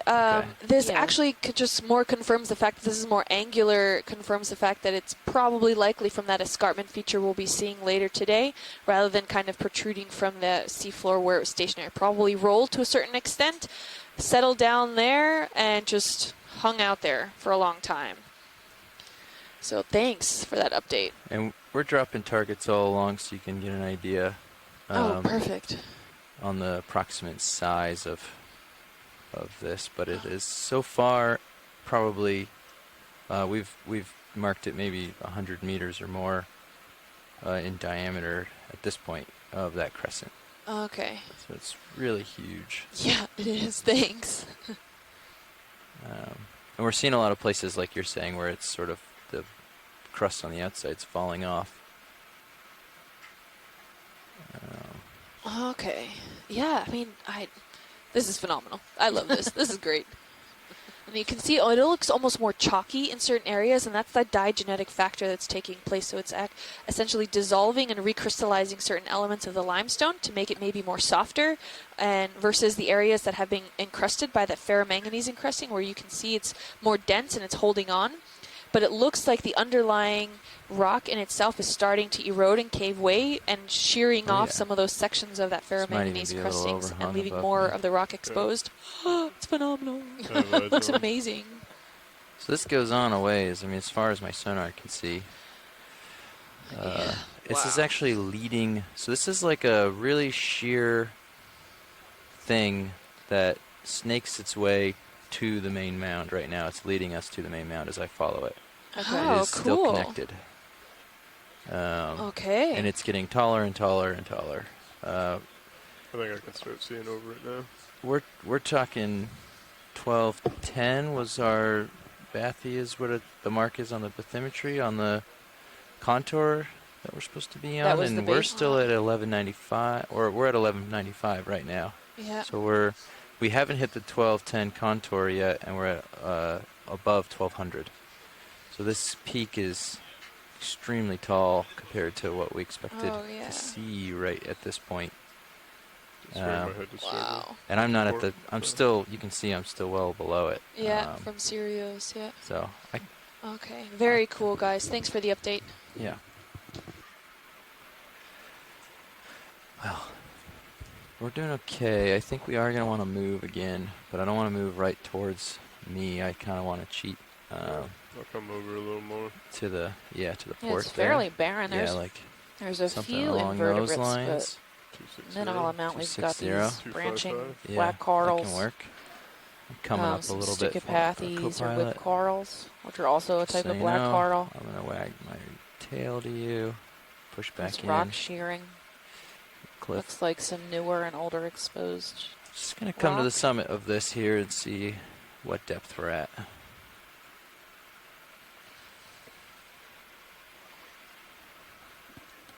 No, yeah, I'm going to come up just because we're waiting for that move. Go ahead and call it. Yeah, let's call it in, get them set up so we can keep traversing along. Lars, keep a close eye on your sonar just in case this curls around. Yep. But 20 meters is perfect. That's where I am. Thanks. Looks like Bridge now. Go ahead. You ready for a move? Sure am. sea Okay, anemone. 20 meters, 20, It's at a bearing fly of trap anemone. 255, 255, A couple of speed decimal 2 knots. You got Gorgonians it. here. Thank you. Can you guys snap zoom underneath the squid at 3? I want to see what kind of dead coral that is. Okay. Yeah. Yeah, sure Just thing. give I'll me come around a for that. close-up view of that. Oh, there was some center screen too. I guess we could have looked at, but That's all right. This will be good. I Coming can get to for see it. around the edge, I guess. Yeah. Ooh, we got something white coming into view. Oh yeah, that was an interesting thing I was seeing in the other cameras. We'll snap here real quick and then we'll go Okay. look at the white thing. Got a ship move coming to help us out too. Okay. Come on in, video. Okay, coming in. Standing hi, dead. Caitlin. Hi. You guys traded. Very briefly. Okay. Are we Maybe snapping standing dead Lophelia. This is the sort of dead coral, I think. Is Yeah, what we're looking it's at. standing dead Lophelia or Oh, Inopsamia. okay. The Lophelia. Yeah. I was like, what did That's coral? what I'm oh, seeing. Okay. the big mass of it. Yeah, it's pretty old. Old dead. All the calyces are chewed out. So it's been dead for quite a while. Okay, I'm good. Okay.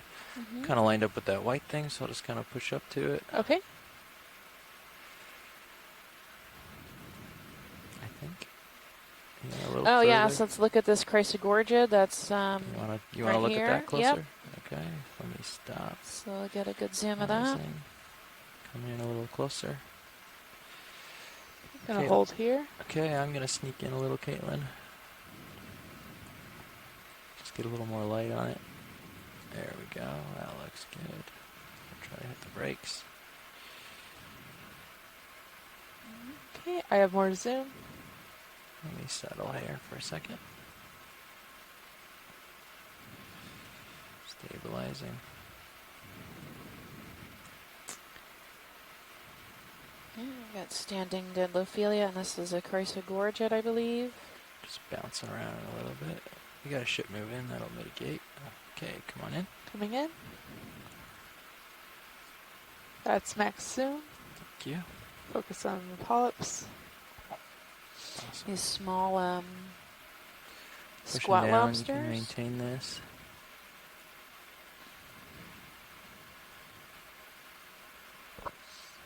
All right, that's good whenever you guys are ready.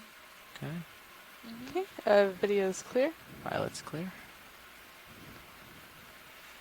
There's some solitary cup corals in the back, and then above there was something white. Yeah. Yeah, what's this white thing? Oh, a neat sponge. Video is switching Look again. at this crazy Okay. thing.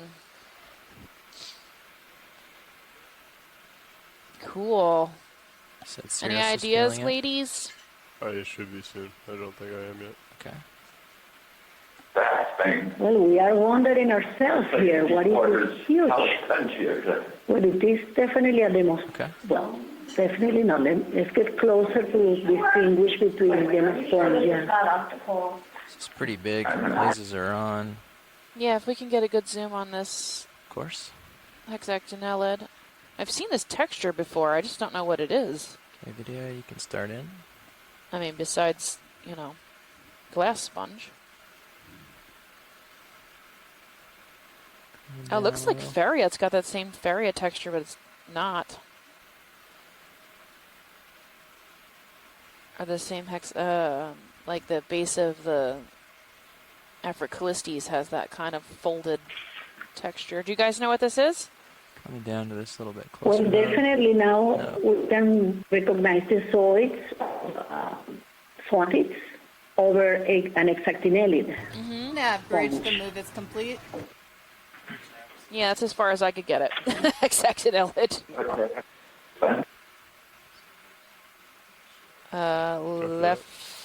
Lefroyella? Okay, I see Lefroyella bias is tuner, what finally. Scott France says. Or similar to that. Maybe another notch down. Come down a little for you, video. Lefroyella. Try to It's maintain quite this. beautiful.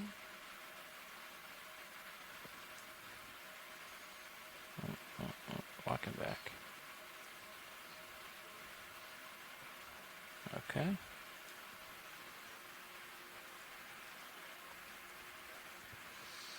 It has all these zoanthids living in it. I don't think anyone knows the purpose of the zoanthids, whether they're... they don't seem to be harming the sponge, but whether they're a parasite or somehow symbiotic, I don't think anybody knows. There's ophiuroid or brittle star.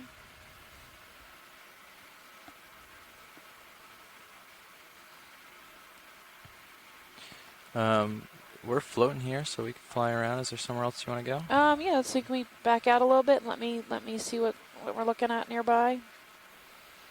Are we Okay. at the top yet? Oh, and I've seen this purple coral before. If you guys know what this is, I didn't have a name for it. The one at 9 o'clock. Okay. Try around. Yeah, the soft coral, I think.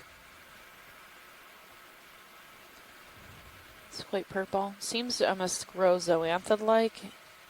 It's either that or an encrusting gorgonian.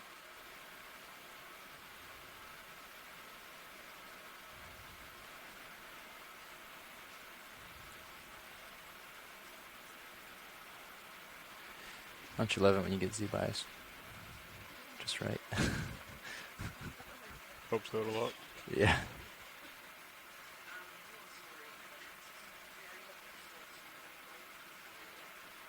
Yeah, of course we can.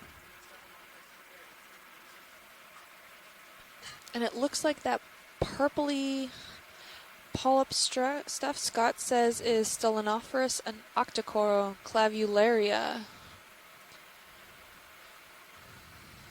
Thanks, Scott. And it looks like, is this sponge covered in zoanthids or does it have its own polyps? We saw something like that before. Oh, I think it's covered in zoanthids. And Shirley... Yes, Stephanie. The sponge is covered by zoanthids. This is fairly common both in shallow and deep water. Certain species can have this symbiotic association with zoanthids, which are not necessarily parasitic. You know, the parasitism is a type of symbiosis. They're actually usually considered mutualistic, not doing damage to each other. They're both beneficiating somehow from the Pilot's clear. Oh, okay. association. Okay. Continuing on Thank then. you. So, but I can see what the zoanthids get out of it, but I'm not sure what the corals get out of it. So I think it's maybe just mutualistic. I don't see how the coral is truly going down right benefiting, to but my I don't port see there. it being a parasite either. Catching So that, and then it does go off up ahead of me as well. Should be like just right ahead.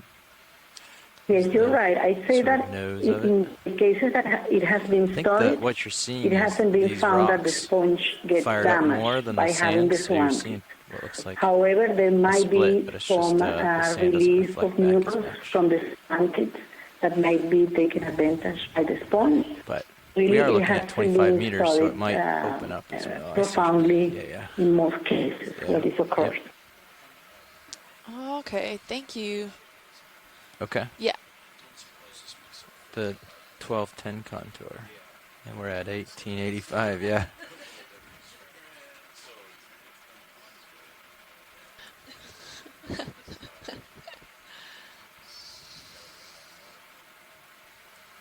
I think I saw a stylaster a few seconds ago.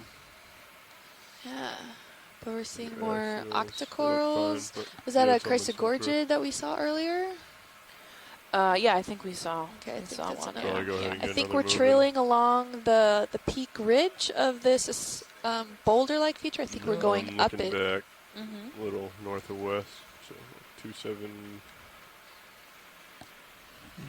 We're Come headed back to Absolutely 280. beautiful. northeast. Okay. You can see how all the limestone that's been encrusted is those that are staying as these 280, stone-like maybe boulders and blocks, while the rest of the 20 limestone meters from seems now. to be heavily eroding underneath it. So it might very well be that as this continues to erode, those blocks will continue to fall down and litter almost the seafloor around it, caving through the slopes areas where those limestones then just carve away. Mm-hmm.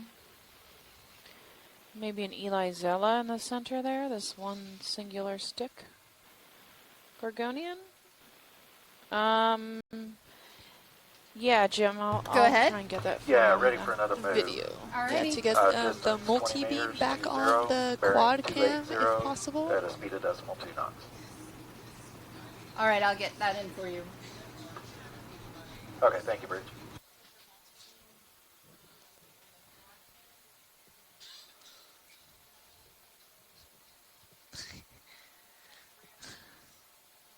Oh yeah, perfect. There you go, John. Had a request from the chat room to put up on feed 3 the quad section of the cameras with the multi-beam, the footage, as well as some other information there. Obviously, watch the uppers.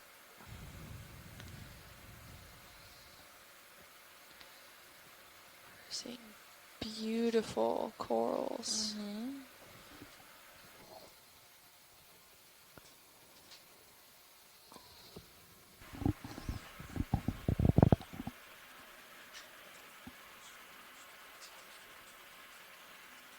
Got a big feature at the top of the screen. Can I get a look at that yellow sponge at 2 o'clock? It looks like a plate. Sure, we can go over and There's also one at noon. They're probably the same, but either way.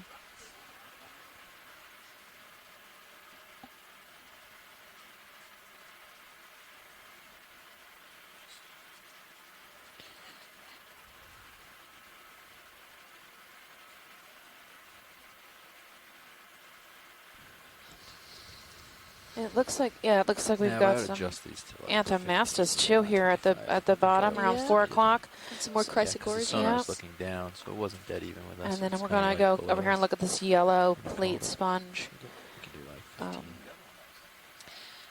15. And This is Mike White definitely just higher. came and spoke to us, and he made an interesting observation that Good. Start considering coming in that on the still the yellow. amount of hard substrate that we're seeing in this area, we're not seeing it as robust, full of biodiversity as yesterday's dive. We're starting to see more and more, and you can still see some coral rubble now in this section It where could that easily sponge be, is. 15 Do you meters want higher, to, 30s. is there something special ahead and about the take some more sponge? Oh no, just get a zoom, and Chris or Shirley can take a Gap. peek at I it think the gap was similar. if It they looks have like any it idea. has a good schmutz layer on it. It does a little. Yeah. brown But yeah, so sand. we're not seeing as large of a diversity of different organisms on this, and it's not very well accumulated. Now, when we reach that escarpment feature, that might change. We might have more organisms, or at the top of it, we might have more Pilot's organisms clear. on it, but this is definitely Video something is. to take into account. And we're actually very in a lot colder water than we were yesterday, and this at the dissolved oxygen is actually pretty nice. Though we're at temperatures about 4.3 degrees Celsius. The salinity levels is at 34.95 PSUs. And the dissolved oxygen is about 6.97 milligrams per liter. And that's very well within a lot of oxygen, very well within all the margins that these cold water Go corals ahead can and live come in. in and steer me to it. Is it Looks here like in the this middle? is dead standing coral. It's got a really ahead. neat Yeah. shape to You're it. talking about the one up Looks like top or the the one down structure bottom? ended up grabbing onto the substrate. Copy. Go That ahead. looks like Has Feria. since died off, And then but it looked like at one point it was colonized pretty heavily. The royal purple octocoral. That's What Scott said flavularia. it was. Flavularia. Is that purple? With a lot of squat lobsters. I'm coming back to it. And that a really delicate looking coral in the back.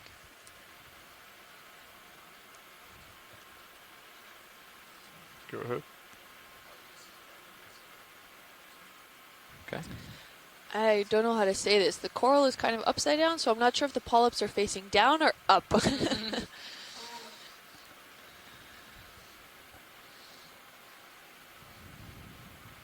Looks very fragile.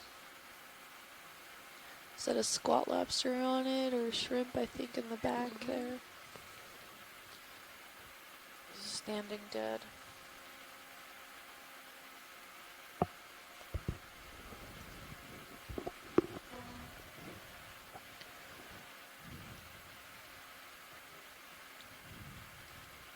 So was that large sponge that we saw earlier covered in zoanthus a hexactinellid? Yeah. Okay. The one we saw about, I guess it was 2 or 3 minutes ago, right? Yeah, the really big long one. tube, yeah. Yeah, definitely. Ooh, Scott says that that really delicate looking one in the back is different species of Chrysogorgia. Okay.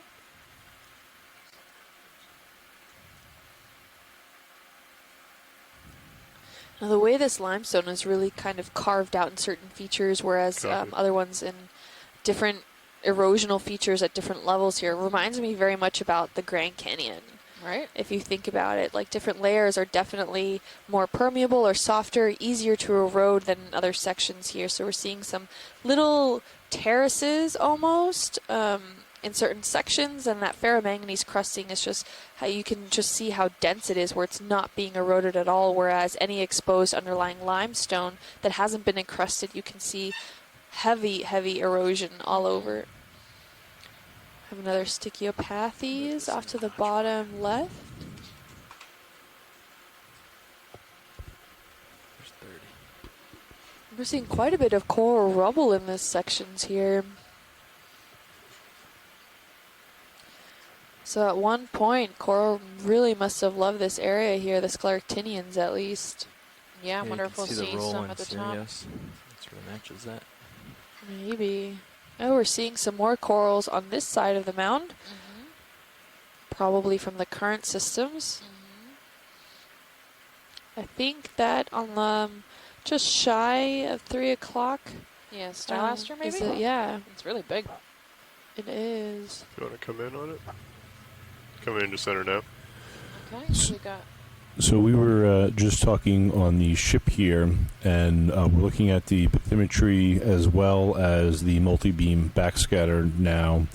And the area we're diving on, where we had originally identified a few mounds in this area, we actually believe, because of the resolution of the bathymetry, those mounds were hits on top of these larger boulder and rock pieces that we're diving on now. And if you look at the backscatter, this entire area, which looks relatively flat in the bathymetry, is covered in these bright angular hits in the backscatter, which has a much finer resolution than the multi-beam bathymetry.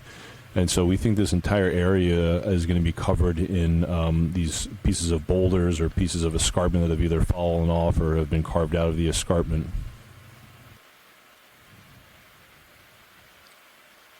I'm not sure if the general public heard that. I don't know either. They did? They did? Oh, that went out publicly. Okay, thank you, Mike.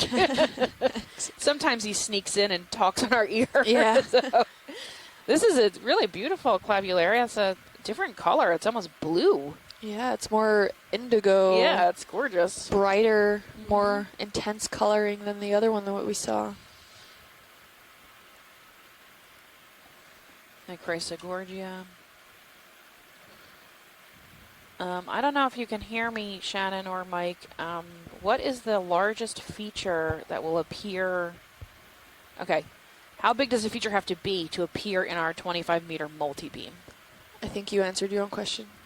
It has to be at least 25 meters? I think so. But it it depends on a lot of things, right? So if a feature is 10 meters, right, we may see the top of that feature depending on how fast we are traveling. How broad that feature is, and what our line spacing is of our survey lines. So, Shannon has done a lot of detailed work in the last year detailing out, how big, for an example, a shipwreck would have to be in order to see it in, say, 2,000 meters of water, because it's also very depth dependent, right? So a 10-meter feature, that we might see that in, say, 500 meters of water.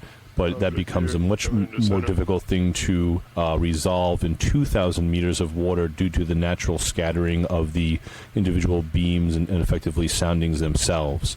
And it's also based on speed. It's based on data quality, right? So if we have any environmental factors at play, wind and weather, that becomes a challenge. Our colleague Mashkoor Malik, who may be listening in, or he's out in Silver Spring right now, he's done a lot of work on resolving backscatter mosaics at a finer resolution than the bathymetry, and that has something to do with the way the backscatter these snippets are formed back in the signal processing units themselves. So these backscatter mosaics can actually be of a higher resolution. And again, if Mashkoor is around or listening, I'll let him explain that because he is the expert, just recently awarded a PhD. But essentially in backscatter and multi-beam, you can resolve finer features, especially if they have a different impedance relative to the other surroundings of higher resolution than you can in the bathymetry, which you need to grid. And so within that grid, you need multiple soundings within each of those cell resolutions. Try a camera angle that's more so horizontal. Basically, it depends on a lot of stuff. Doesn't Right? have to be horizontal. I say, there's the top. Here's the top. Go ahead, Mike. You were going to say something? No. I think that's absolutely correct. It's as much of an art as it is a science, and something particularly So we use our mapping data for seafloor mapping, right? If you start talking about using mapping data that we collect on the ship for hydrography, nautical charting, right? I mean these come with certain qualifications and quantifications that we don't always do out here in the ship. So how we grid these things, whether the grid is a weighted moving average or we're looking at the shoal's depth within a single cell, within a rasterized grid, right? All these things can impact the actual features that you can discern within a continuous surface or a digital elevation model. Ruby, Thank you for that. Bridge now, go ahead. That move is complete. We have Anthomastus, the strawberry coral, here at 6 o'clock. Oh, yeah, with a lot more of the royal purple corals. And we're getting a lot of this intact framework system from previous scleractinians that once thrived here.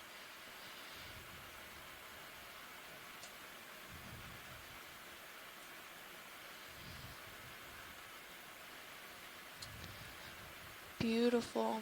And is that another crinoid at the base there? I think so. That's 6. And Chrysogorgia on top. Type of an Idalia. It's incredible to see that these are both corals, completely different from each other, and like one has huge polyps and huge tentacles, where the other one you could probably fit like a whole branch inside one of the other polyps. Yeah. Yeah, the soft coral is much more bulbousy, can actually retract all the way into itself. Yeah. More like an anemone, right? No stem kind of like structure. There's no skeletal structure. Versus the other octocoral, which is more of a gorgonian or sea fan. Yeah, and it's interesting to point out now on this Chrysogorgia where you see some of those branches pointing towards the Anthomastus, that strawberry coral, but we don't see any polyps. And that could be one of the defense mechanisms per corals getting too close maybe to one another, that they're releasing the those toxic little metabolites that kind of are its own defense mechanism against other organisms of some sort, and not allowing that coral to grow in that direction or killing off maybe the polyps that were in that direction overall. And I don't think the Chrysogorgia could really compete with the Anthomastus. It's huge. Yeah, there's really good footage of shallow water corals like eating its neighbor. They're crazy. So if you want to Google that, that's a good thing to look up. With shallow water corals eat each other. Yeah, it's actually really interesting. It's in one of also the Planet Earth episodes, where like you can see them encroaching. These plated corals are encroaching in each other's spaces, and they end up extruding part of their guts and trying to dissolve each other. It's pretty cool. And it's in high, they have it in high speed. So. Yeah, so you can actually see it. I was watching one of them the other day, and they did a whole special on Lophelia. They had a whole section on Lophelia. I was so excited. And they have really good footage, like of the polyps and stuff. It's amazing. You need to tell me which episode that is. Yeah, I have to go find it again. I forget which one it was. It was one of the BBC shows. We've got a cream-colored coral here at 6, right off screen. It's going off screen right now. It's more about 7 now. Is that dead? I don't think or so. the branchy one? Yeah, oh, the branchy one off to the left there? It's in between the purple and the, I guess that narrows it down to what? It's to the left of the purple. Yeah, exactly. 9 o'clock from the purple. Yeah, go ahead. There you go. Looks like we might have living scleractinian coral, possibly. Go ahead and take It's one. an Elapsamia. Yeah, there we go at 9 o'clock. Let's get it. Yep, looks like maybe. Could be. I don't know. We've got tentacles. Excuse us. Yep.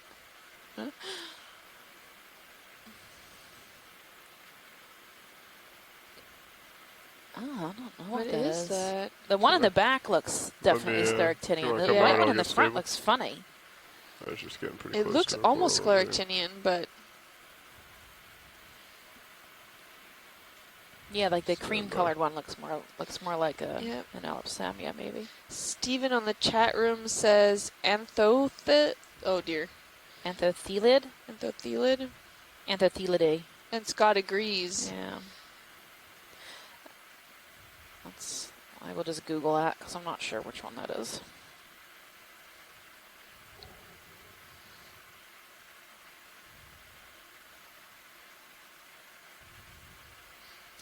I love it. The first thing that Wikipedia comes up. It's from the family of corals. I know. Thanks, guys.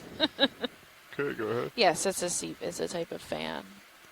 Do you see the squid in your starboard? This pink one, I guess. Just on the bottom. Yeah, but this looks like scleractinian. This in yellow in the back looks to Yeah. me like an Elapsamia. Which, Oops, if sorry, that's what it turn. is, it's probably what's had made Just these trying to skeletal get in structures here. we're seeing in the Yeah. dead standing that's behind it. Along with some solitary cup coral skeletons you can see there.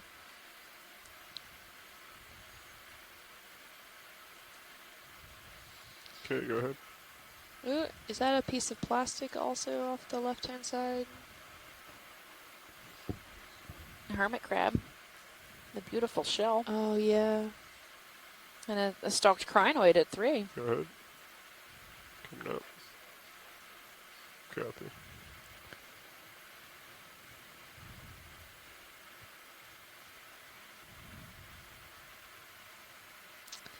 It's in the suborder Scleraxonia, which is more closely related to the bubblegum corals than the primnoids, Yep. as Scott's chiming in. Skeleton is fused in the same way that Paragorgia corallium.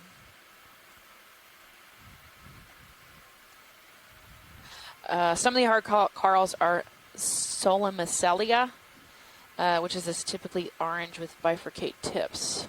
So that's probably this Scleractinian coral on the back, this cream-colored one. Oh, interesting. I remember Selinosmilia being more stalk-like more branchy, elongated, more than bushy. It might be a function of like where it's living, Environment, right? Yeah, yeah. its environment. And is that a piece of plastic? I Yes, think now, so. Yes.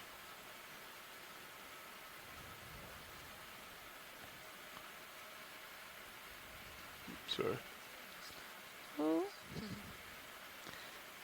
Yeah, it looks like maybe some form of plastic. Not sure. Can't make it out what it was.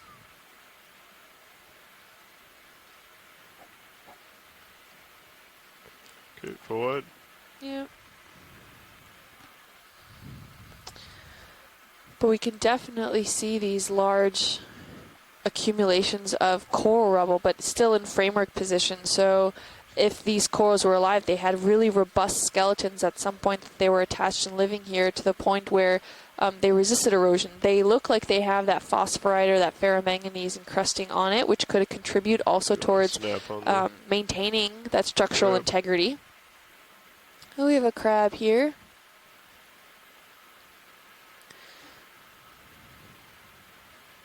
Gorgeous color, that red. Can we get the lasers on? Lasers are on. Oh, he's about 10 centimeters wide, maybe just shy of that. And we count that from that shell on the top there to give a rough size measurement. Probably sifting through some of this coral to see if he can eat anything that's been growing on it, like hydrozoans or hydroids or various other microbial communities. Maybe sifting through the sediment as well. You can see his claws working that sediment there.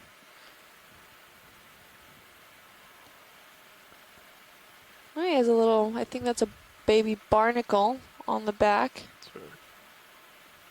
Oh, there's another one of those glass sponges.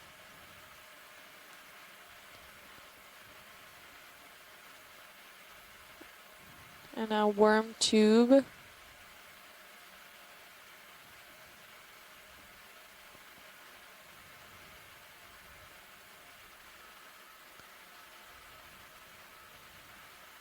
Okay, forward.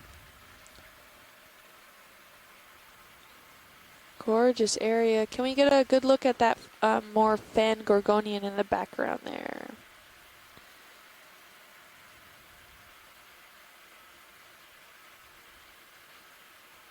This one And it's another Chaseon red crab. Stable. Find the light Thanks, that you need to do Jim. to get the forces right, and then zoom. Okay. That might help. I think it's just the change in zoom on my eye. Yeah, I also tend to look up at these when they zoom. That way it helps to stable. reference. Oh, and I think we have another scleractinian off to the left that we'll go investigate afterwards. But we can see on this side we're actually seeing quite an abundance more of corals in the area versus that other side, and that probably has to do with this is the side that's facing directly into the current. Just keep an eye on the upper swing arms with the tether. Which is what these corals prefer. Is that a fish? Where? Are they to the left? Or no? No, never mind. I see the stuff. I'll follow you a little. And a rat tail swimming off around as we come around with the ROV. Okay. Go down some.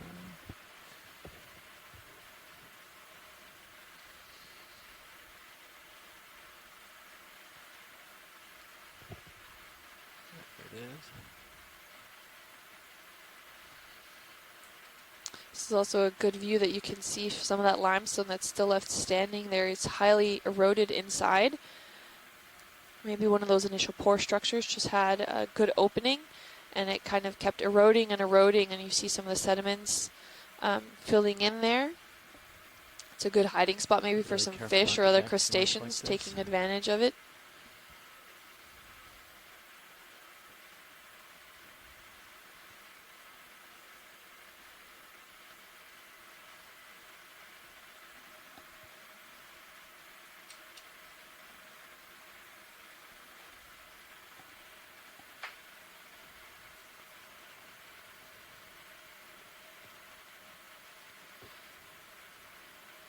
Okay, you can start coming in video. Got a little ink, it might fall on your view soon. You can see we have a lot of glass sponges around. Just lost the part vert, I think. Copy. Yeah, standby video. I got it clear.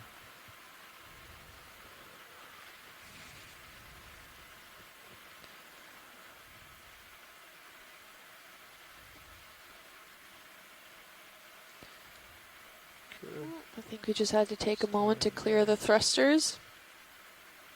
Careful, I'll let you back. Yep.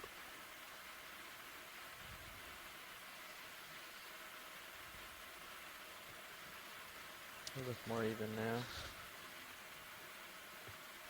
For those of you just joining us today, we're on the southeastern side of Florida, on the United States. We're about directly close to Key West. We're about 65 kilometers from shore. That's 40 miles. We started at a depth around 1,200 meters, and we're going to be scaling up to the point of about 1,100 meters. And right now we're at 1,172 meters. And we've been scaling up this feature that looks like a boulder that could have been carved off from that escarpment that we'll be going to later on today, if you stay tuned. This whole area seems to have a mixture of areas that were partially encrusted by ferromanganese or phosphorite on the calcium carbonate itself, but we could see the underlying carbonate material once some of that encrusting material maybe fell off due to some erosion properties or dissolution. And we've seen sporadic biota around this environment, but now we're facing the side that's facing into the current system, so we're seeing quite a bit more of these corals.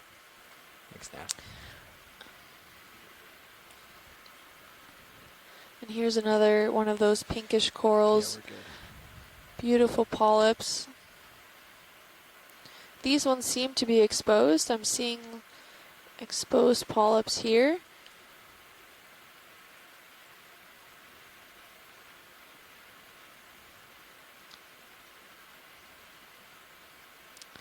And Scott mentioned these before.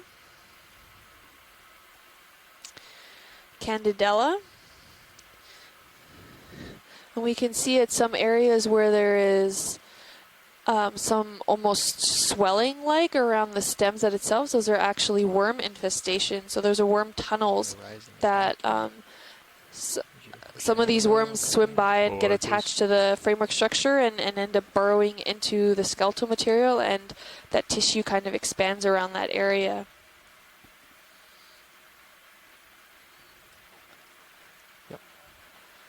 And some of the corals we've collected on previous one of these dives, some worms have come up with them. Steph was not a fan. That's okay. So that became my job. We're above anything over here at the moment. Have another beautiful chrysogorgia there. These are really some dense framework systems here that are no longer alive, but looks good. When they formed a really dense skeletal structure, perhaps Enelopsomnia based.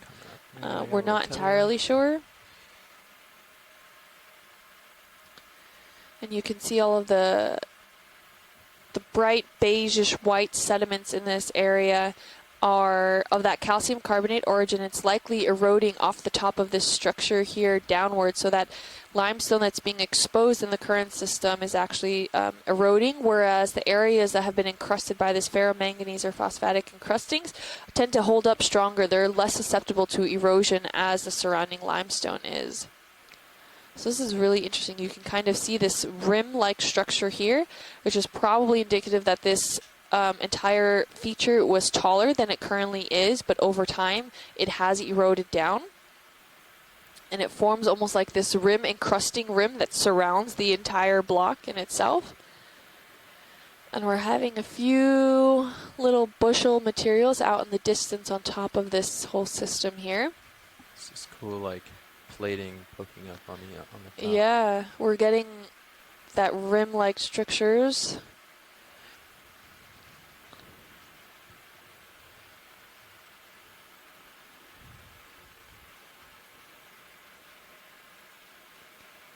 Beautiful corals all along the rim here. Bridge move complete.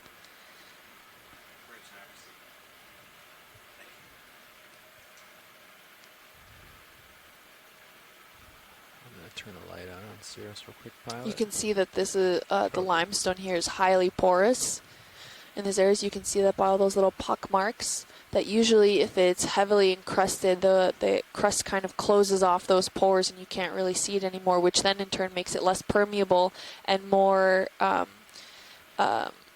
sturdy against erosion. Looks like we have some lovely areas of corals and some sponges in this area with their associates like crustaceans. I think that's another stalked crinoid there.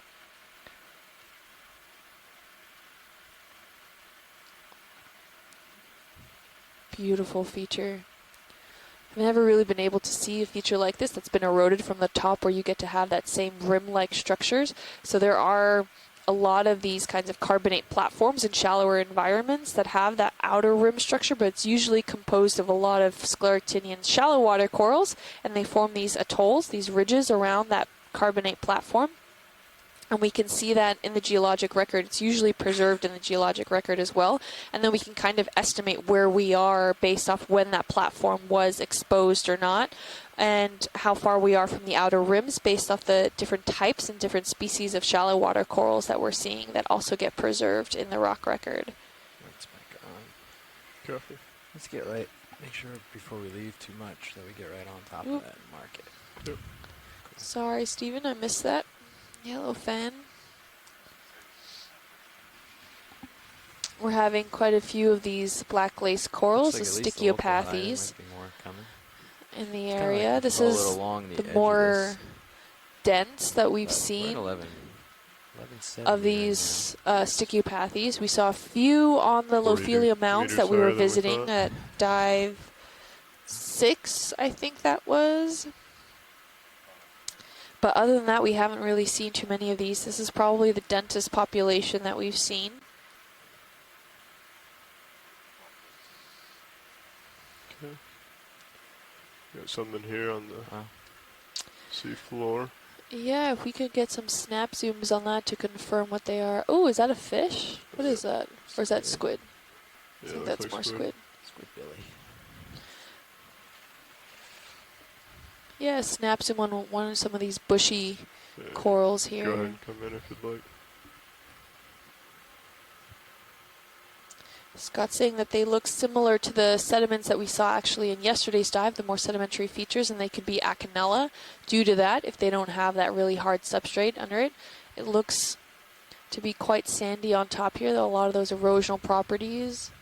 A mixture maybe between the sands of the current systems that's bringing in as well as the erosion of the limestone on top. Ooh, we can actually, I see banding. Cirrus thrusters. So, Copy. 40% left and then 40% right. which would be Makes sense. bamboo corals, definitely. Okay, so these are Acanellas.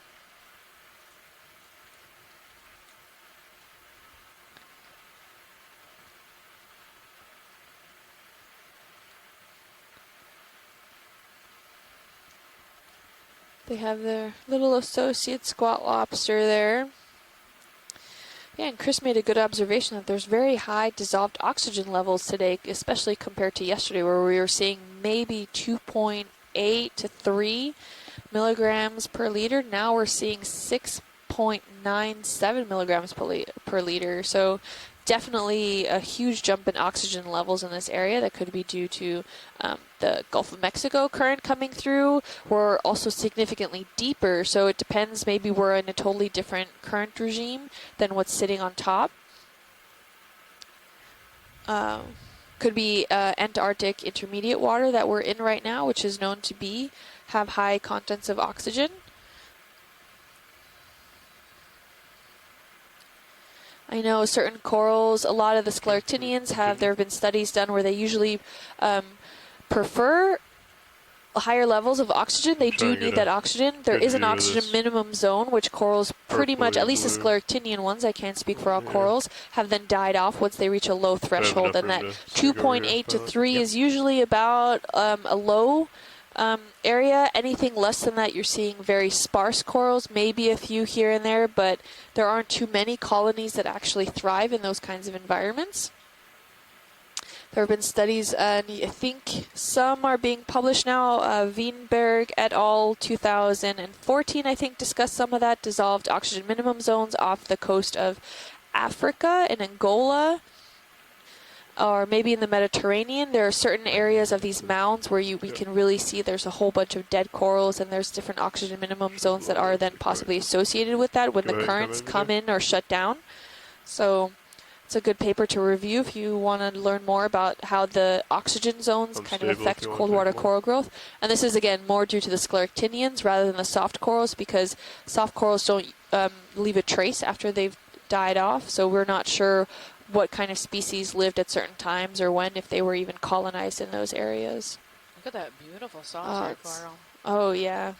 So you have a live one and then a dead one off to the other side of this. You can, and just to, if you guys had tuned in with us over the past few dives, we have talked about certain septa of these corals. So these coral, the scleractinian ones, the polyps live in what's called a coral light. And those are each one of those little areas where the polyp can then contract into. And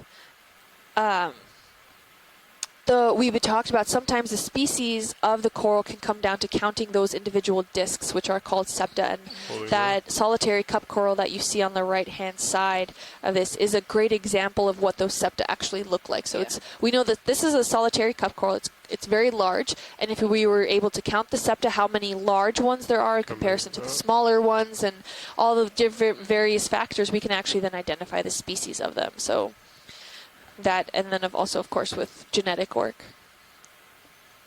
Yes, that one at 3 o'clock. I think there Oh might yeah, be there's a little carnivorous sponge there. Carnivorous sponge at 3. Cloud horizon. Okay, I can come over to 3 o'clock. And then there was also some Nelopsamia or something. Or that same, what was that we saw earlier? I didn't see the sponge. I didn't either. If you want to come back in. I believe there's a carnivorous sponge. Right near the coral there was two little stalks. I think. If you want to come in tight, we can see if they can steer us there. I did not see where it was. Back out a little. Are you looking for the sponge? Yeah, you said 3? Yeah. Oh, sorry. yeah. It's literally. See, did you see the solitary cup coral? Right now it's at 9. So in the zoom in towards the purple mush. Go ahead, start coming back in. Yeah, purple coral, and it's a tiny little white ball at 3 o'clock from that solitary coral on the right-hand in the side, center of the screen, covered completely now by sediment. Thank you, squid. All right, Vidya, if you want to steer me to it, I'm getting rights and lefts. Yes, if you zoom in tight on that cup coral, which is now a little at 6. It's a little further down. Yeah. There's a little white tuft. Gotcha. Yeah, I see the tuft. There you go. Looks like the little glitter cotton balls that you get at the store. Yep. Copy.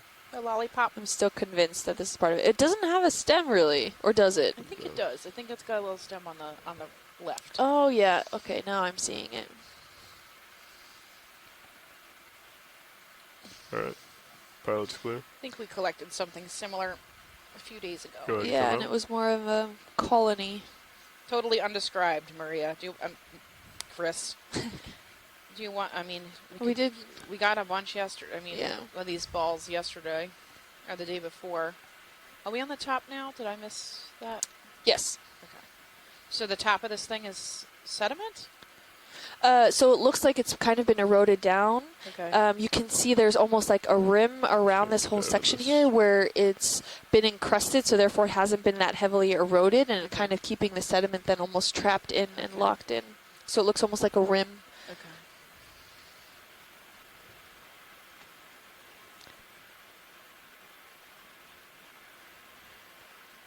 And watch leads, do you happen to know if URI and Catalina is still on the line? I don't think they are. Do you? Okay.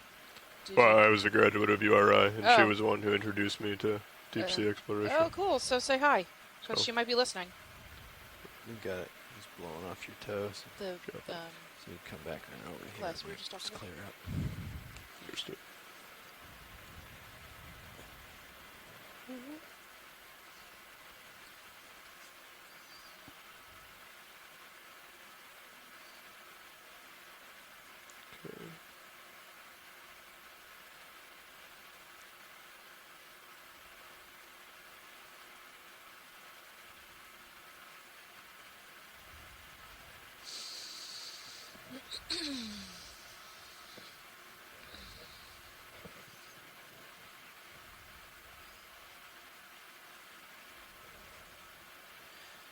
So we are still climbing up this feature, it looks like, on the multi-beam. Maybe like halfway up it, so there's probably still more relief ahead of us. Yeah, so we just were on the top. We popped down along the side, so the top is still in Sirius view where we were, and you can see he's off to the... Yeah, it's like this really port side of the Yeah, Cirrus camera. The steep break off the It's edges. the west. Okay. This is the western side of that little ridge feature.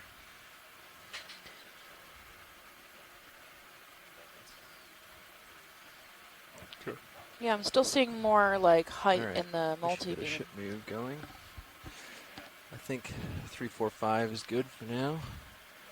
It gets me at least back in his vicinity. Don't go too far, pilot. I'm gonna turn my lights back on so you can see your tether. I'd say 20. We can do 20, yeah, he's out there a little ways. Yep. And I think 345, 340, somewhere in there. 340. Yeah. I see a small yellow coral at 11. Yeah, go ahead now. Yeah, ready for measure. Distance 20 meters, 20, bearing 340, speed decimal 2 knots. Range 20 meters, bearing 340 degrees, speed decimal 2 knots. Roger that. Thank you, Bridge.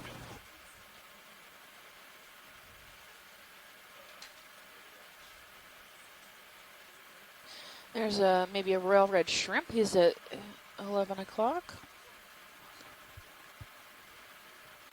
Coming in on You the can shrimp. see his swimmerets. Is he carrying something?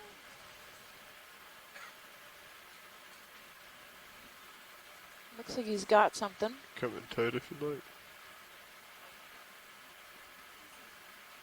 Oh, I think it's a fish head. It's impressive. The shrimp has got himself a fish head. So, a little scavenger. Wow. Scavenger find. Yeah, maybe the same one we saw at the beginning of the dive. Looks like the same species of fish. Cool. We're gonna touch bottom shortly. Copy. So he's Coming grabbed up. himself a lunch to go. 3, 2, Thank you. 1. Oh, I gotta pull out video. A second. He's very red. Alright. Really bright. We may have some. Yeah, thanks, Cobot. Oops, we're making a mess.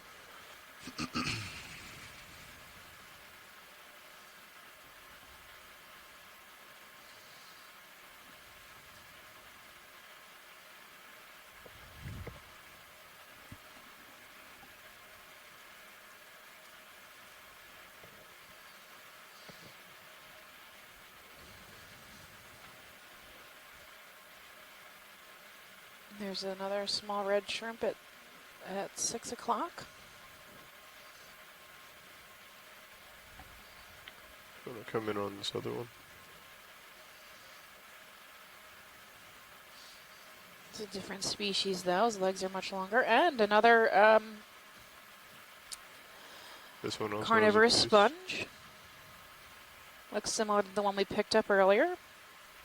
I'm gonna get a good toad in. And he's also got some food, this guy. Can you come out? You're getting a little tether pull, just so you know. Where are they finding that? Understood. Try to come down some for you. Thank you.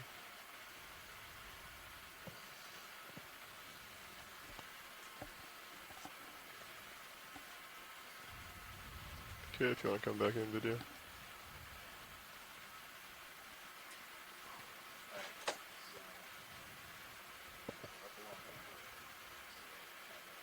Uh-oh.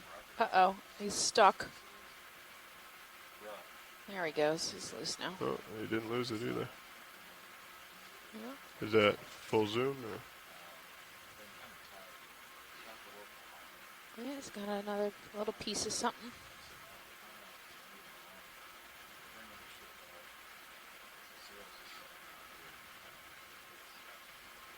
Okay.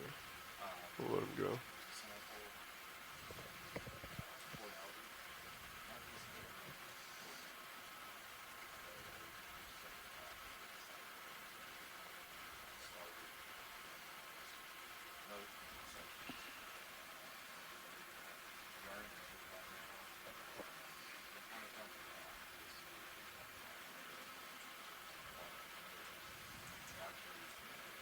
There's another small shrimp dead center. That's small pink.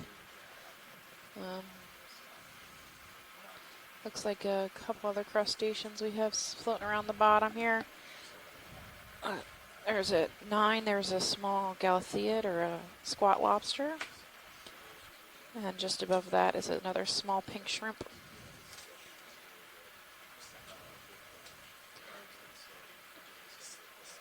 We are facing northeast, looking at the side of this mound here.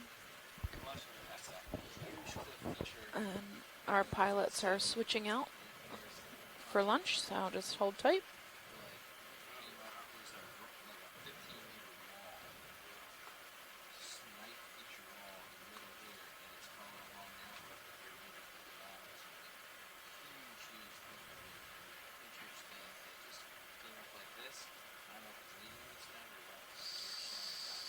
Nav bridge move complete.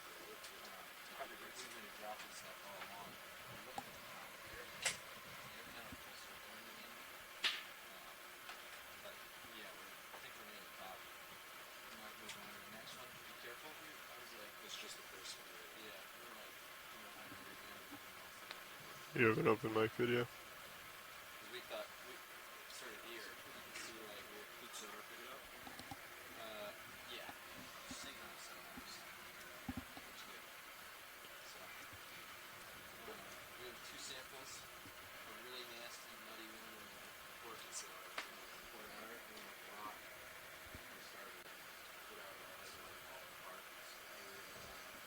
In the Chrysogorgia, there's a Gorgonian. Oh, there's lots of Chrysogorgias, it looks like, up here at the top. And this standing dead coral at the base here. Coming on this towards green. the left. I'm sorry, towards the right. Yeah. On the edge. Looks like a Hexactinella, dead center screen. It's yellow. That's a type of glass sponge.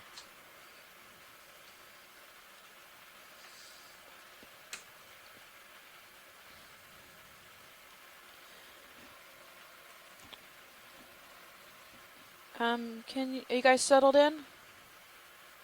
Believe so. Okay. Can you look at 3 o'clock? There's a pink Gorgonian. Yeah, with the shrimp on it.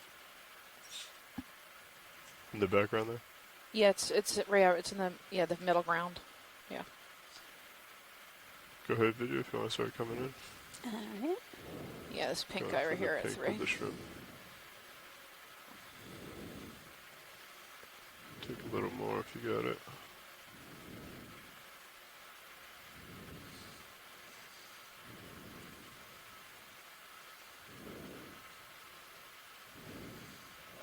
Yeah. So there's a beautiful pink Gorgonian. Let's look at this shrimp on the shrimp's neck.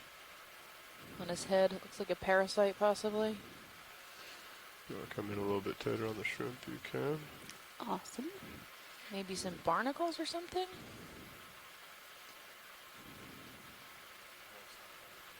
Understood, thank you.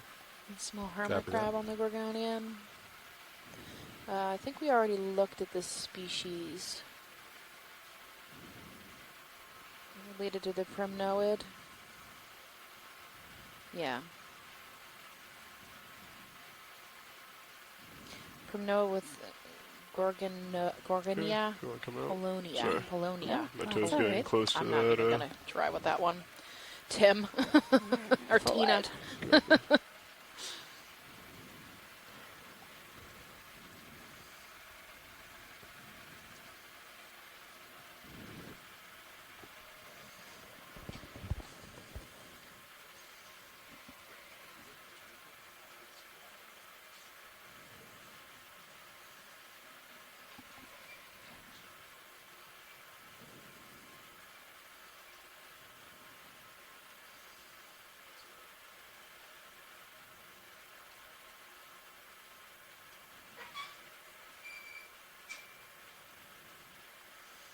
So we have a question.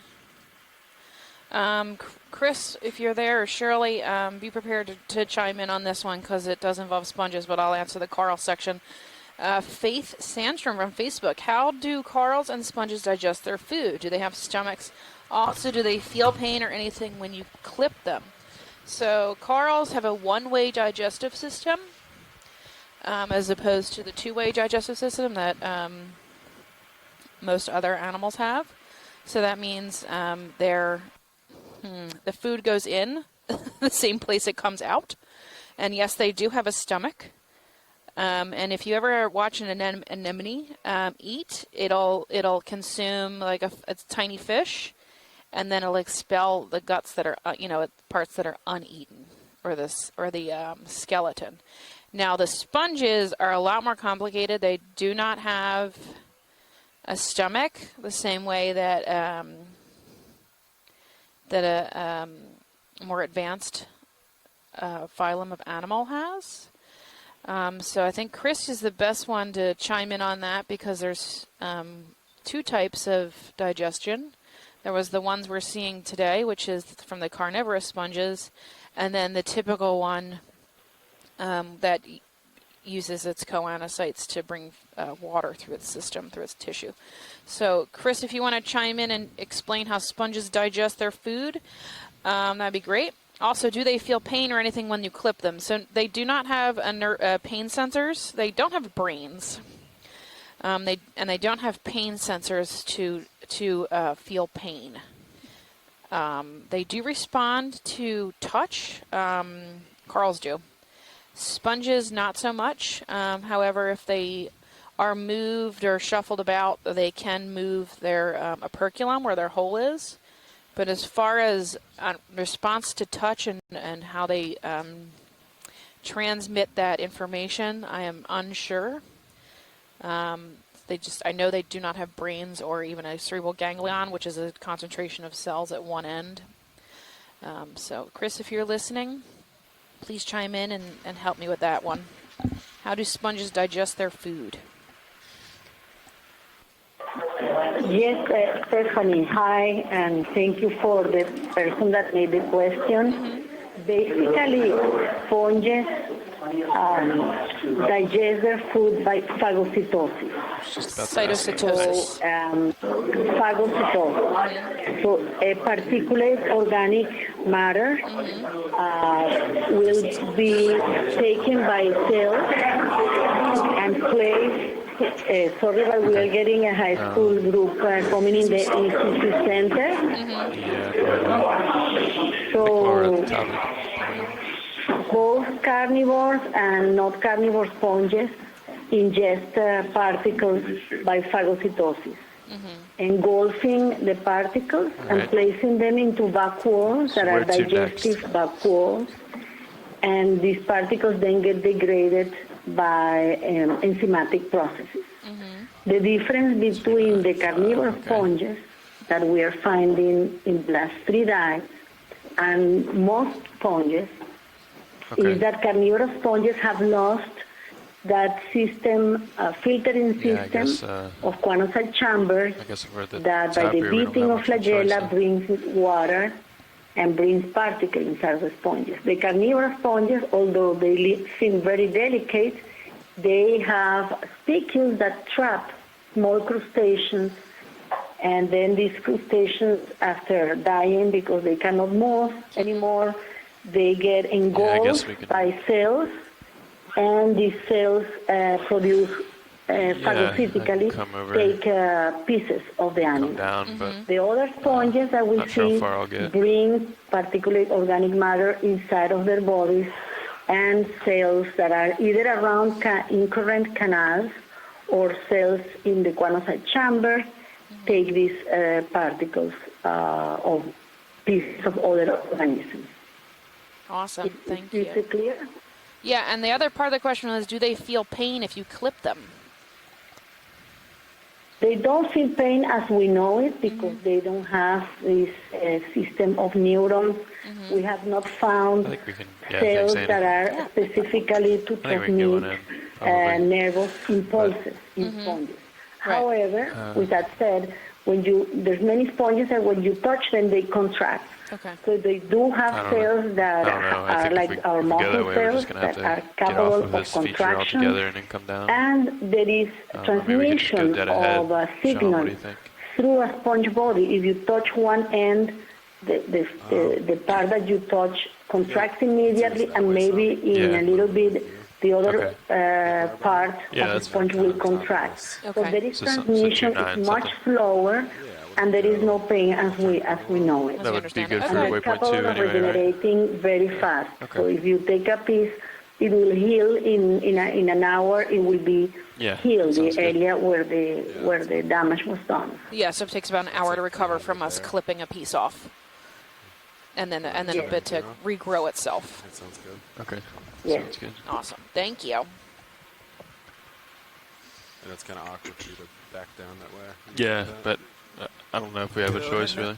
Yeah, we kind of... So here's another black coral, Stichopathes. 20 meters, bearing 290 degrees, speed decimal 2 knots. Copy, thank you, bridge. So Watchlead, we're going to start making our way to waypoint 2 and try to keep eyes on this mound for as long as we can. Sure.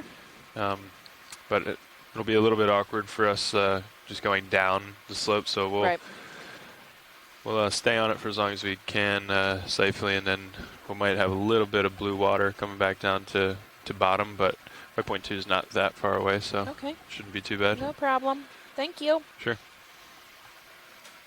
There's another Chrysogorgia. You can definitely tell you lose that current once you come off the top. She's a little heavy now. You felt a current at the top? Just a little bit. One. Lars was warning me once I came up and over. Yeah.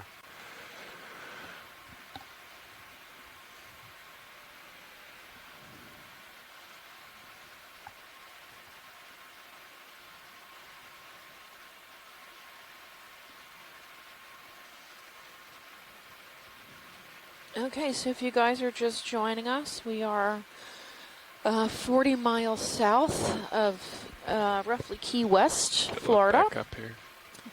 Our starting bottom depth was 1,210 meters, and our lowest bottom depth today should be about 1,110 meters at the top of this wall.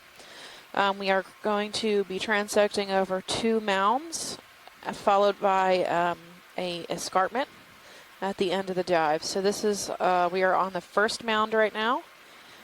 It seems to be quite large. What's appearing in the multi-beam doesn't really do it justice. There's a lot of broken rocks, and at one point there was a pretty steep wall that we had to climb up about 15 meters tall that wasn't appearing in the multi-beam.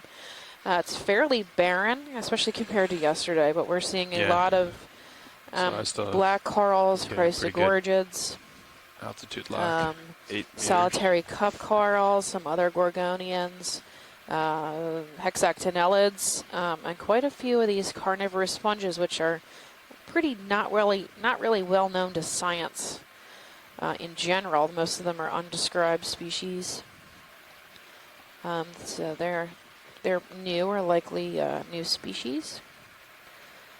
So we're gonna travel across the top of this mound. We're still kind of crossing the top of it. This is a weird crack in the wall, huh?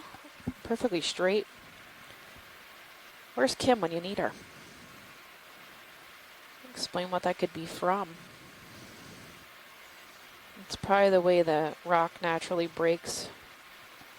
But what would cause it, I'm not sure. Maybe it's starting to crack away.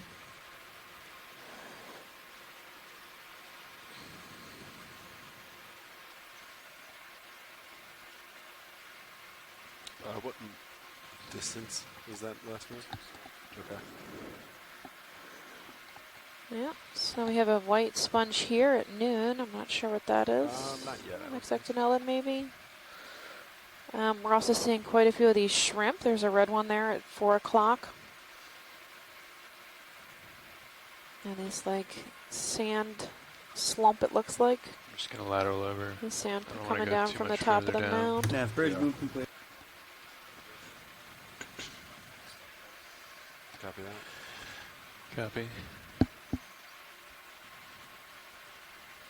Is that going to put you... So these twisting... Kind of where I am now? Or? Twisting maybe sticks here are called whip corals. They're a type of antipatharian or a black coral. They are... the antipatharians are considered endangered. They are on the CITES list.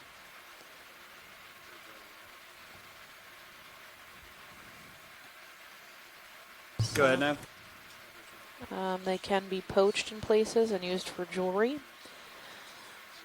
They can grow to be, I think, 4,000 years old was the oldest 15 known meters bearing 290, been speed decimal 2 knots. of the larger type of bushy kind, not necessarily that Stickopathes, the single stalk. Oh, Chris, I only have We have a 2 lot or of this 3 dead things, coral so- here. There's dead standing I don't know if coral. that's for That's where operational this or darker area is for in hunt front of fun. us. If we were to zoom in, you I could remember there was see that flickering talk. Yeah. that it's actually still has its structure. Or maybe the It ground was living at one ground fault, point. maybe. There's another Croisogorgid at 9 Not sure. with a squat lobster in it and some really nice cup corals below it. And again, you can see that standing dead coral structure it's sitting on, which was probably an Elapsamia or Lophelia coral, type of scleractinian coral or true coral. It's since passed away. And all that's left is its skeletal system. Looks like we have a different Gorgonian here at 9. Do you guys see that one? It's almost directly 9 o'clock from center right now. I think we can get over there. There's Yeah. the Sirius is heading that way too, so I Okay. might have to wait just a minute, but It's dead center screen right now. There's no notes. It might just be operational. It's kind of disappeared in the sediment. Now it's at 6 o'clock.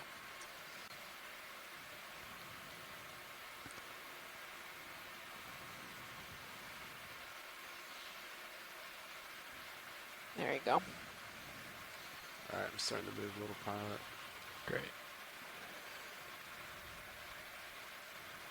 Okay, video, you want to start to come in on this? I don't think I'm going to push all the way in. Probably that primnoid we may have been seeing earlier. You can keep coming In the there. back, there is a yellow hexactinella. That's a type of glass sponge, maybe Faria or relative of Faria, but it's got zoanthids growing on it. This Thanks, one, Annie. I think, is a primnoid of some type. It's a, oh, maybe not. It's a Gorgonian. Has 8 tentacles. I'll come back up to it.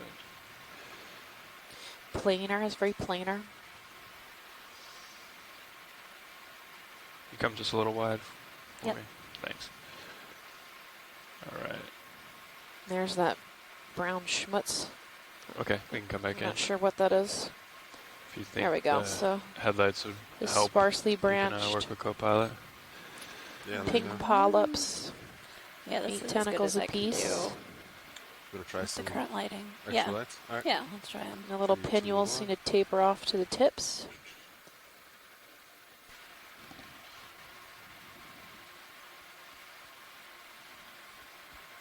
Pretty cool. Thanks, guys. And when you zoom out, can you just flick the lasers on so I can see how big it is? Sure. Yeah, I think video's clear. Okay. It's the yellow down there. Is that just another sponge?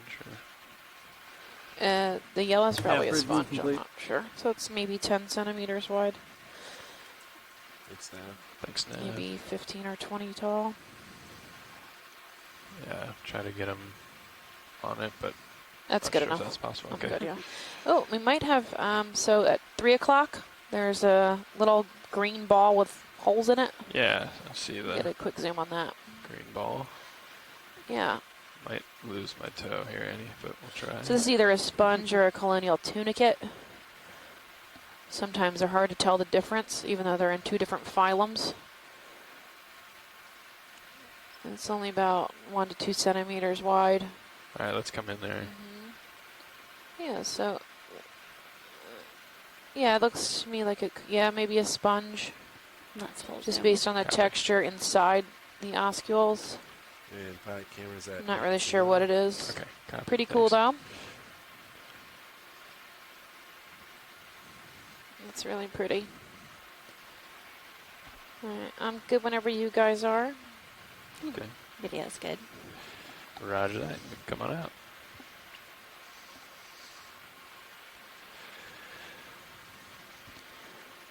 Yeah, We we're can, seeing that kill the hexactinella headlights. again. That Thanks. yellow, All right. yellow. Yep, Just there gonna we go. That's better. Back Yeah. straight back and come down. That yellow sponge in the center of the screen is a type of glass sponge. This one at 9 is the Croisogorgia again. We've seen quite a few of them. We got a squid at 2 o'clock. Oh, and 3 o'clock. I'm kind of on that awkward. Coming in. The slope now. Possibly Just in the middle, ilex. getting a good altitude lock. We've been seeing these guys for the past 3 days. But yeah, still moving. Looking good. There's a little white tuft here. That at 9 o'clock, that's a type of hexactinella. Mostly barren. This rock is mostly barren. Yeah, I don't see a lot of life on it. Yeah, as much as you can. Definitely. Yeah, and we're coming down the north side of this rock. I'm sorry, the western side of the rock. Oh, there's a dead something. Old dead gorgonian of some kind, maybe?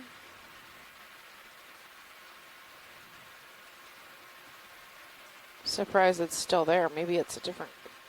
Maybe it's scleractinian. And camera's at 9. Oh yeah, it's got to be a scleractinian. So this is an old dead coral. Yeah. Keep coming down. So you're 16 meters. Really fan-shaped in that little corner there. Yeah, I'm 60 meters up about where you're at. So. Okay. Yeah, we might just have to... So it looks like a lot of this coral probably died off at the same time. Could have been a cold water upwell that lasted too long. Could have been anything, yeah, actually, chemical change in the seawater in the current system. Sure. That could have wiped it out if it happened all at once. Just remember that you're pretty much backing up then. We're Since going it's laterally. still standing. Yeah.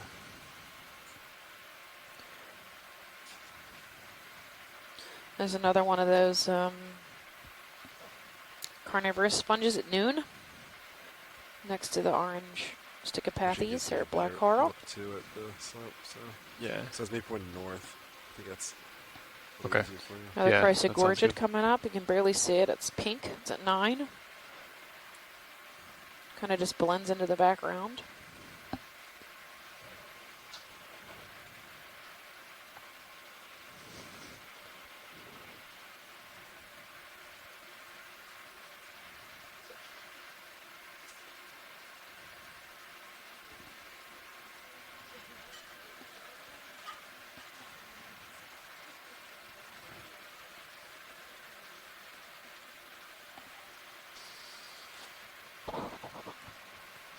Yeah, it's really barren here.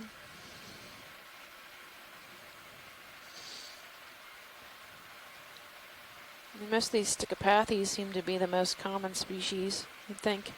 Yeah, that's what I was saying earlier, that they seem to be, of all the dives that we have, this is the location of the densest population of them. What is falling down? It looks like the tentacles of a squid. Yeah, are dropping down off the edge. I'll try to center up. Yeah, some ceviche squid. Yep. Somebody got him. Yeah, must be a predator around. Yeah. Well, no food goes to waste down here, that's for sure. Somebody will find that and snack on it at some point. Thanks, video. Yep, we're full wide. We on the top of this mound? It picks up the wall really well. Oh, now we're off the other side. Okay. Yeah, we're coming down the western side of it, looking east. So if you're still good with coming down, I guess we'll keep coming until we're at the base. Absolutely. And pilot, just to make sure that we maybe have enough time to reach that wall, totally fine with just scaling over the sediment to that next feature, and then get a good look. If it looks similar to this, we can get a quick view of the general biota if it's similar to this region, but I would like to spend some time scaling up that wall and seeing up the ridge what's there. Okay, yeah, that sounds good. I'll work with Nav. I think if we want to get to that wall, we're gonna have to leave this here pretty much now. So yeah, that sounds good. Okay. Thanks. All right, Nav. How far are we to waypoint 2? We're about to the wall.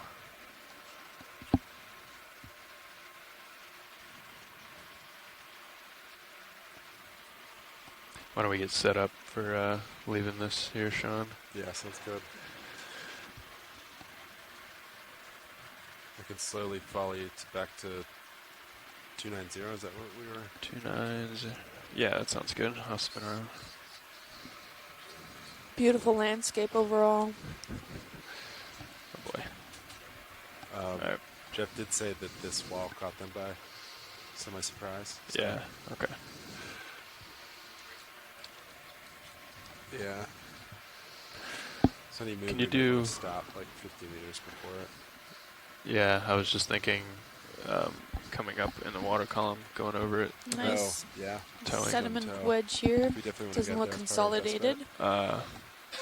What is 660 at like 0.5 for time?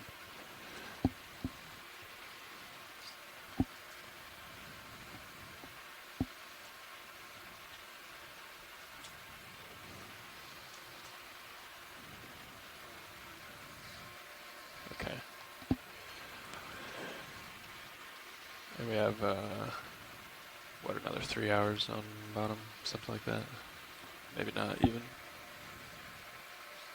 Oh no, 3. Yeah, about 3 probably. And then I'm looking 290 now. Okay.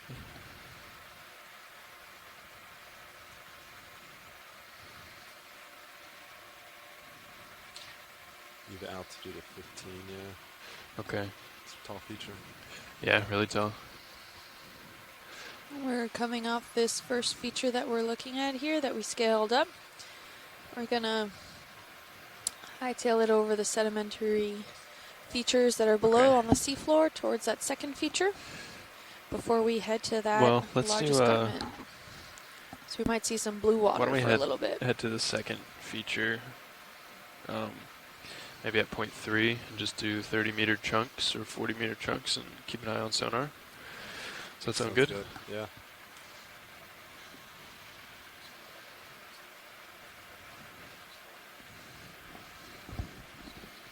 Sure. Yeah, I'll come back around to that. 300.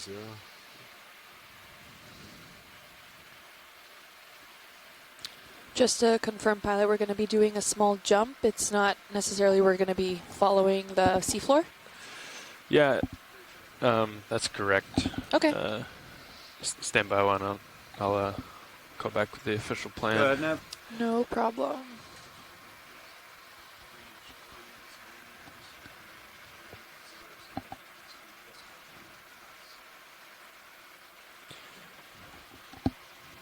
Three 0 meters, bearing 300 degrees, speed decimal 3 knots.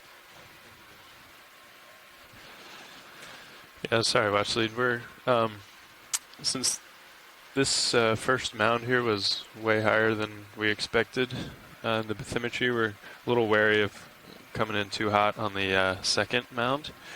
So we're going to keep the vehicles a little bit higher than the bottom, just so we can get sonar readings on it. And if it is another wall feature, we'll see it coming far in advance enough to stop the ship before the vehicles get there.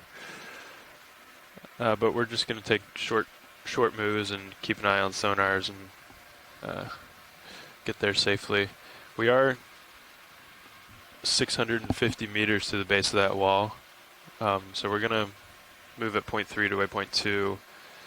And then, like you said, if it looks similar, maybe we'll just get quick eyes on it, and then potentially from waypoint 2 to the wall, we might come up into tow configuration and then move a little bit quicker over to where we expect that wall to start. Sounds good. We have about, Nav said 3.5, 4, yeah, 3.5 hours left on bottom, so. Okay. Try to maximize that time.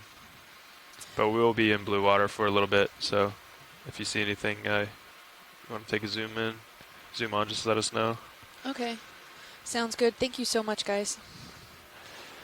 Yeah, bad. I set camera 245 for your reference. Okay. I guess, Sean, we could come down to, I don't know, like 3 or 4 meters off bottom and get some eyes on? Yeah. Yeah. What do you think? Okay. I'll just come down slow with you. Your altitude 18. Yeah, it looks good. I'm plenty far from... Is that your other bank is still off, right? Yeah, do you want it on? I didn't see any notes about... I guess they'll turn it on for this, yeah. The only thing I think of is it's pretty turbid.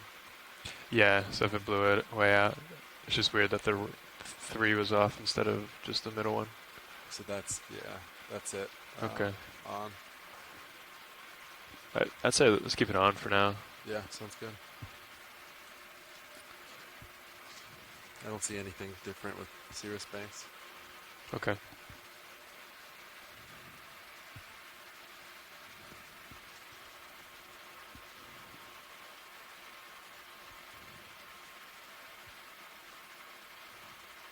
Just gonna give a quick dust off while I can.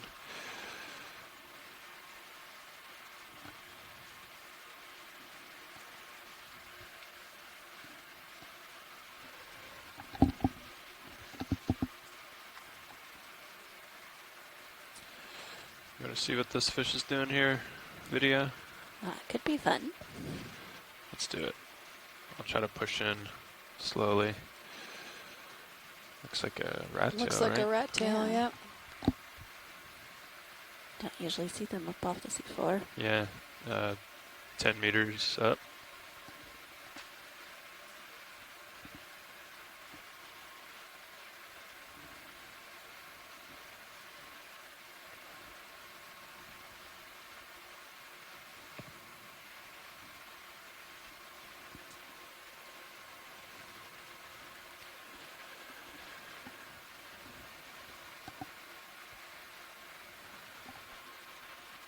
What you doing there?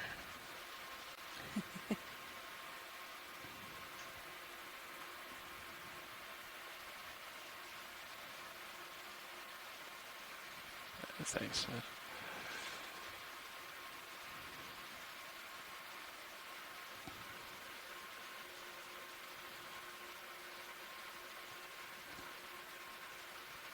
Seems a little confused. It does. Nav bridge move complete. Do you want to stay with him for a bit, or you want to? It's up to you.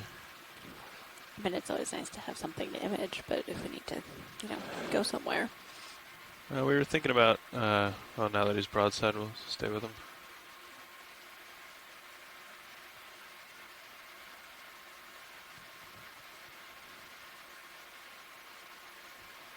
You say that move was complete? Yeah, let's get another one in. Just keep it rolling.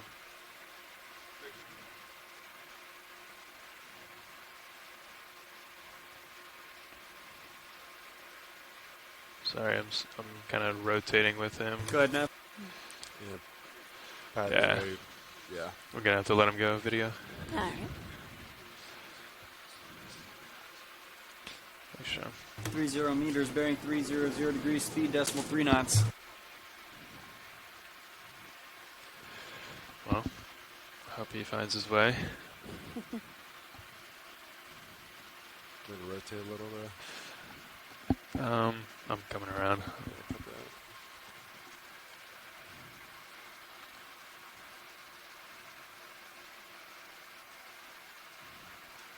So hi, Jim, and the Mo High School Environmental Science class at Harbor Branch. I'm finding out in the chat room. Jim Masterson has chimed in to tell us that the class is visiting. So, hi guys. Yeah. Jim, we're in the blue water here. There's if you want to call and just ask questions over the phone, I'm sure that's fine. Yep, we're scaling from one of these features down to the next one, trying to make that a smooth transition. Seems to be something along the wall there. I'm not sure. Yeah, it's that same feature. Oh, okay. Yeah, we want to make sure we're not running into anything. We haven't gotten very far yet. Let's look at the... Yep. But we're doing this kind of hopscotch over to that next feature to get a good look if it is similar to that boulder or anything that we saw before we go and advance towards the wall. So we only have about 3.5 hours left of today's dive, so we want to make sure we get as much of those features in as possible. But if you have any questions coming in from the class, feel free to go over the chat or calling in. Oh, I think you're calling in now. Yep. Awesome. I don't know, something like, yeah, exactly. All right, Sean, you want to keep coming down? Yeah. That was a good cookie. I know. Hey, Jim. Hi, guys. How you doing? Good. How are you? Good. How are you? We're good. So John and Chris are here as well, and these guys have kind of got the crash course in telepresence, and we tuned in to see you guys transiting. Looks like you're getting back onto the seafloor. Yeah, we're going to probably be in this sediment patch between these two mounds. We were trying to kind of transect across the in the blue water a bit to make it a little faster to get over to the second mound. Yeah, we're not going to be focusing too much in this area, just trying to make our way through. Yeah. Very good. Well, we did have a question when we were watching that rat tail up in the water column. One of the students asked if the fish mind you guys there, or if they tend to get spooked with the ROV in the water. It seems to depend on the species. So the ROV is 9 feet tall and 10,000 pounds out of water, so we are not exactly unassuming. We have tons of really bright lights attached to the front. There's actually a 2 ROV system. So ROV 1, you can see the feed in feed 1, and then the second ROV, which is Sirius, which hangs out at the top above us, and not at the top, but about 15 meters above us, is the second ROV, and that also has a light system on it. So yeah, we can be pretty bright and pretty noisy. So we do notice sometimes the fish will freak out. Get a little concerned about us, and they'll drive themselves down into the sand. That happens a lot with the squid, it seems. So the natural instincts of these deep sea animals, since they're so used to living in the dark all the time, is when they see light, which should be coming from the surface, if they got too shallow, would be to turn around and drive themselves deeper into the water column. But since we are random lights coming out of nowhere next to the seafloor, they have a tendency to drive themselves directly into the sand. Yep. So that we have seen quite a bit of that behavior. Sometimes we don't seem to bother them at all. Depends on the species. Like the Nazumia we just saw, they don't really seem to be bothered by us. I'm not really sure why. I know a lot of these deep sea species have a tendency to want to conserve energy. So they are going to wait till the very last moment of threat before they make the effort to move quickly away from us. Yeah, to take off. And even though it looks like we're really close to some of these fish, we are actually pretty far away. It's just that our cameras are amazing. Yeah. So our D2's cameras are amazing. And sometimes with some of the fish, you can also see, like maybe some of the sharks we came across or something, they tend to waft their head from side to side, and that's just another one of those little moments of confusion because the seafloor has 0 light penetration, so most of their eyes are not adjusted to it, and when we come up with D2 with such bright lights, they're a little confused, and it's similar to us when we go from a dark room into the bright light, maybe outside in the sun or something, our eyes need a moment to adjust, so they kind of shake their heads a little bit from that confusion, but other than that, it doesn't seem like we bother them all too much. Alice. Type of cutlass. Thank you very much. You're welcome. Oops, there you go. We freaked him out. Another good example. 0 degrees, speed decimal 3 knots. So you guys are coming up towards the end of this expedition leg. One more dive, and then that's the end of the leg. Is that correct? That's correct. Yep. Oh, no.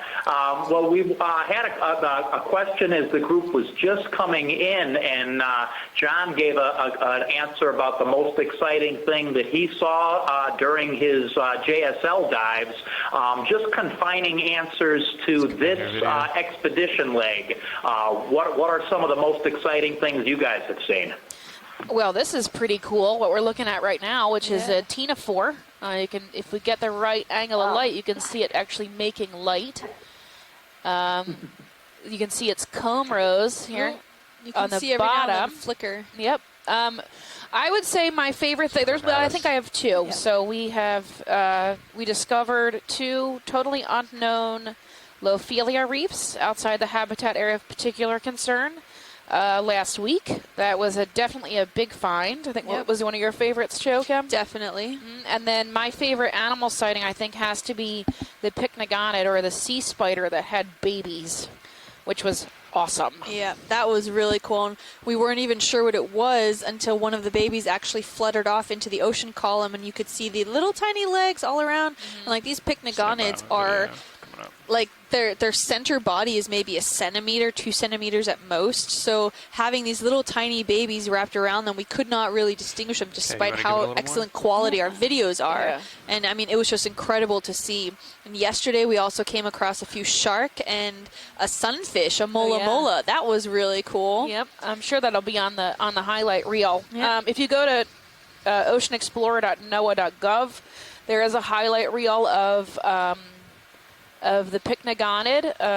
I think on the daily videos or something, it's on there. It's also been posted on our social media, which I can give you the addresses for when before your class is over. Just enough. Yeah, so those are Keep my you two rocking. favorite. What was John's favorite thing? It just keeps things interesting. John related, well, I'm going to let John relate this as well, because I won't capture the excitement. One of many, but the one going into a volcano. Oh, when you got shot out of a volcano, yes. Well, that sounds cool. He found the footage for that a few maybe last year or the year before, and I watched it with him in his office, and it was like, oh, la, la, la, we're watching, whoa, and everything starts passing by the screen really fast. It was pretty cool. I think I need to see that, otherwise I can't believe it. Fighting pretty hard to get back Picture over. it didn't happen. Yeah. Kimberly, it was Kick-em-Jenny volcano. Yeah, Kick 'em Jenny. Oh, wow. We didn't know it was there when we went in. Yeah, I doubt you would have gone in there. Wow, That's too funny. cool. Any more questions? We're going to field questions, and as we have them, we'll send them your way. And once you're on something and start talking, we'll go back into the chat. Okay, no worries. That's Sounds fine. good. About halfway there. Maybe a little I less. actually did have a question. We had an engineering group or a physics group in earlier this morning with some environmental science, the last group, and I should have thought about it. Last week, during our live interaction, I asked about diving shallow with Deep Discoverer, and I was embarrassed that I didn't know that you had such trouble diving above about 150 meters. Can you explain what the issue is with doing shallower dives? It's an overheating issue? It overheats. Well, for the record, we didn't know either until we got on this cruise. So those were all specs that the pilots and other engineers told us. So I think we can. Are you guys available to answer a question? So this is Or Mike. Mike? I'll Okay. take that one. Okay. So the issue is with shallower dives. We have because we have well over 6,000 meters of cable on the drum. With shallower dives, there's so much cable on the winch drum and so much electricity flowing through that cable. The cable itself actually starts to heat up, and then it heats up the surrounding cable around it and the winch drum itself. And it just leads to faster deterioration of the electronics, particularly the fiber within the cable itself, which is why we limit ourselves to 250 meters.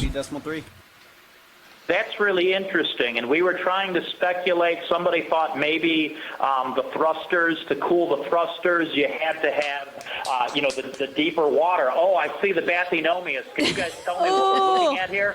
it is eating a fish head. Yeah, it's fish head. Yeah, I think it's a fish head. This is a how cool. giant isopod.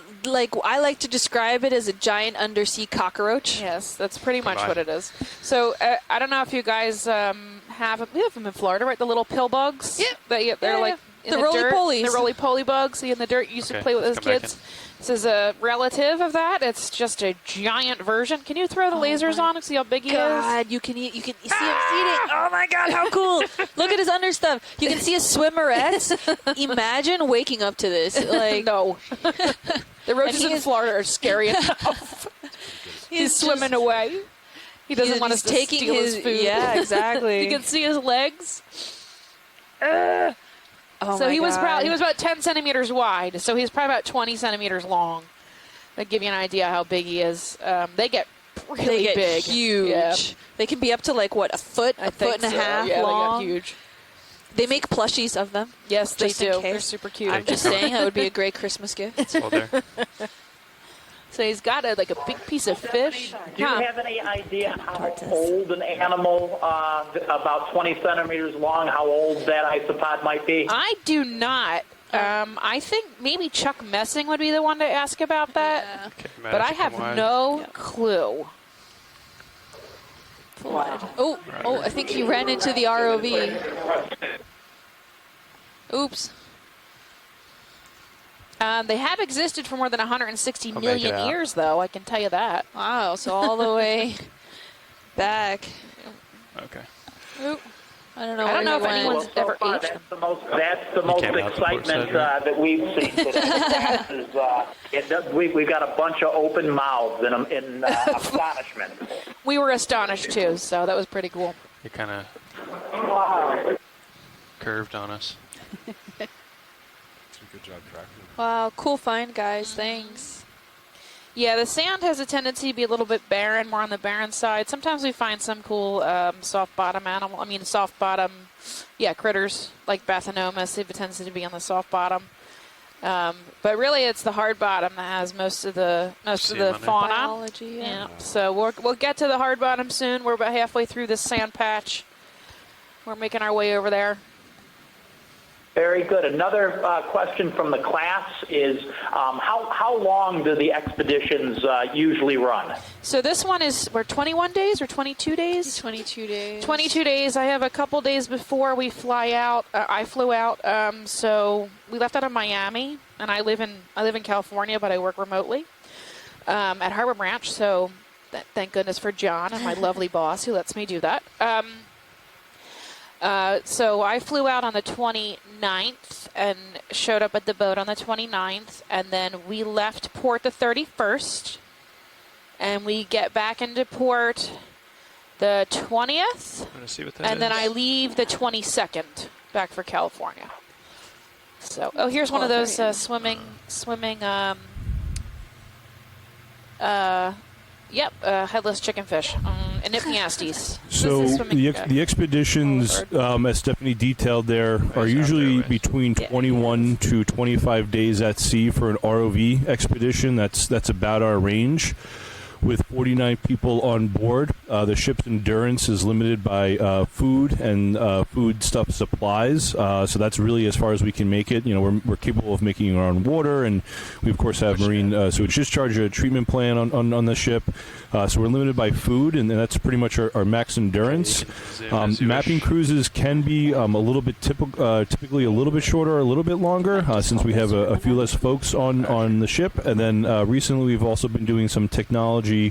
Some emerging technology and technology demonstration cruises, and those have typically been a little bit shorter, anywhere between 8 to about 16 days. Typical RV cruise, though, is about anywhere between 21 and 25 days. Thanks, Mike. You want to stay with him for a minute?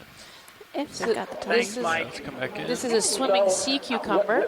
We mentioned that what we're seeing in the view is a sea cucumber. Correct. People were shocked because we tend not to see them in the water column. Can you tell us what it is we're looking at? This is called a Enypniastes, and it's a type of deep-sea sea cucumber. A swimming one. He's sometimes on the ground, sometimes hanging out in the water column. You can see that tube in the middle is his intestines, his digestive system. They have they consume sand, and then get their nutrients out of the microbes, and so that's really just sand going through his intestine. And he just poops all the sand left over out. Poop the sand out. Degrees, speed decimal 3 So knots. he's just basically a swimming intestine, I guess, we're looking at.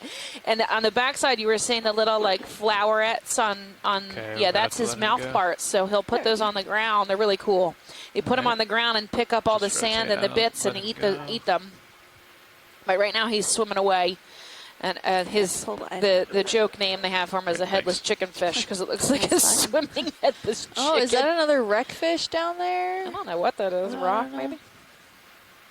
Oh, it could be a fish. Or it could be. That's a little off to the port. We can do a quick What zoom is that? here. Yeah, snap zoom. I think it's something that was left behind. It's trash, maybe? I think maybe trash. Yeah, it looks like garbage or... Yeah. It's just shaped funny. Yeah, so they've made a little home out of it. Looks like garbage bag. Yeah. All right, thanks. Sure. You can see other organisms taking advantage of something hard and in a seamless, almost desert-looking area. Bottom. This is what most of the bottom of the ocean looks like. At least from what we know so far, which isn't much. Any other questions, Jim? Yes, we do have a question. I'll relay it to you. Okay. Okay. Yeah, we had a question about, we asked if the fish were camera shy. We had a question about any animals ever getting aggressive towards the ROV. Has that ever happened? Yesterday we were watching a little bit of footage where the squid seemed to want to be near our lights. I saw it in the secondary camera, and then we have pictures of it on the highlight reel in our system here. I saw. But I think that's a question for the ROV. Have you guys ever had aggression from animals underwater? Yeah, in the Gulf of Mexico a few years ago, we had a 3 or 4 foot long squid come up and do the same kind of thing, come at our lights, and actually held on to the ROV for 10 to 15 minutes. And nice. We eventually shook it free, and then it came around to the front of the ROV. Hung on again. It was in the middle of the water column on descent. But yeah, they seemed to be drawn in by the lights, and then that one was particularly aggressive and a little scary. Yeah. Big squid coming at you. To say the least. I wonder what it must be like if you're a person in one of those vehicles going down and you have a giant squid come at you. I think the Johnson Sea Link has experienced a couple of those. I think John was in the sub once in it. Anything else? I think it was a swordfish or something. Stephanie, Yeah. I thought you were in the submersible when we got attacked by a swordfish. I don't think I was. I don't think it was me. I know that. I know Gabby was in it when one got stuck next to her window and flopped in there for like a good half hour. But I don't think I was in the submersible when you. I wasn't in the bubble. No. Maybe I was in the back. Actually, our submersible has been attacked by 8 to 10 foot swordfish, not infrequently, and especially down here on Port Hollis Terrace. There's a lot of stuff a little better, so hopefully we'll start to see it so soon. there's a lot of swordfish down there, and we saw one time I was in the sub in the bubble in the front, and I saw this swordfish right at the edge of the field of view, like 50 foot out. And all of a sudden he turned and started charging like he was aiming toward my belly button. Oh! He hit the sphere in the bubble, and the whole sub just shook. And then his sphere slid down and got stuck between the bubble and the battery pod. And he was flopping around, and then he broke off his sword and swam away. And Shirley had one also. I know we had Greenland shark lumber into the sphere once as well. Don't know if that could be considered aggression. Another question. I don't think so. I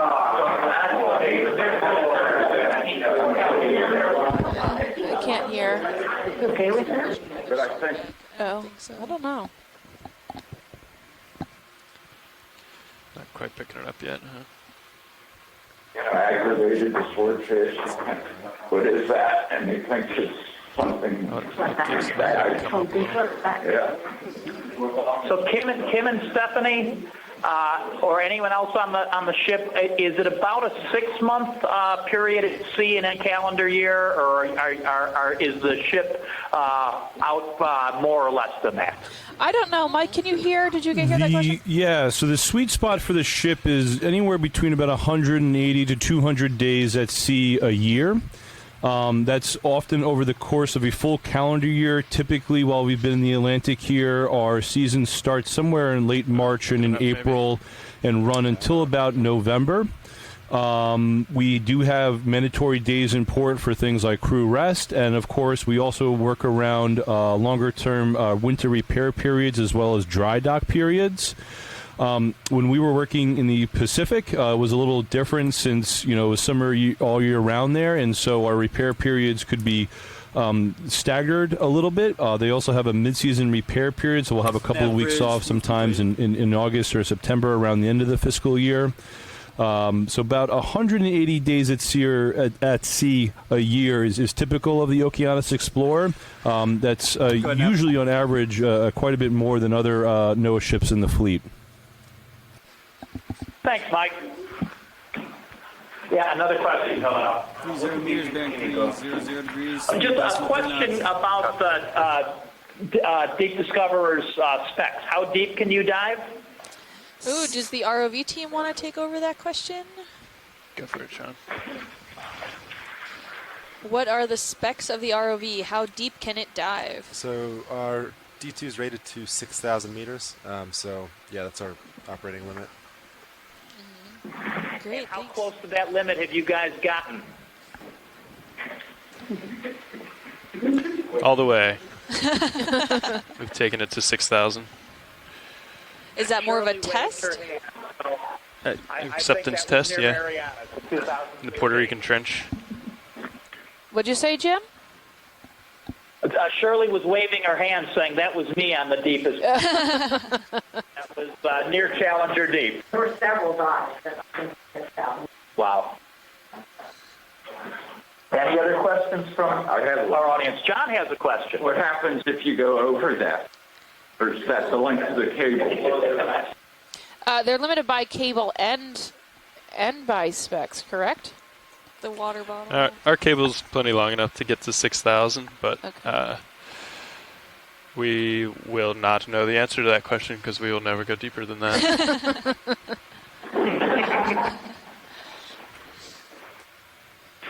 So yeah, the ROV is limited to that. I mean, this is quite a hefty piece of machinery that takes a lot of engineering power and to build and funding. So I don't think we want to play with that line there. That's probably advisable. So how much of the sea can't you reach? How much lies below that 6,000 meter depth? I don't even know what probably a lot. I mean, for one, there's a Marianas Trench that goes to 11,000 meters.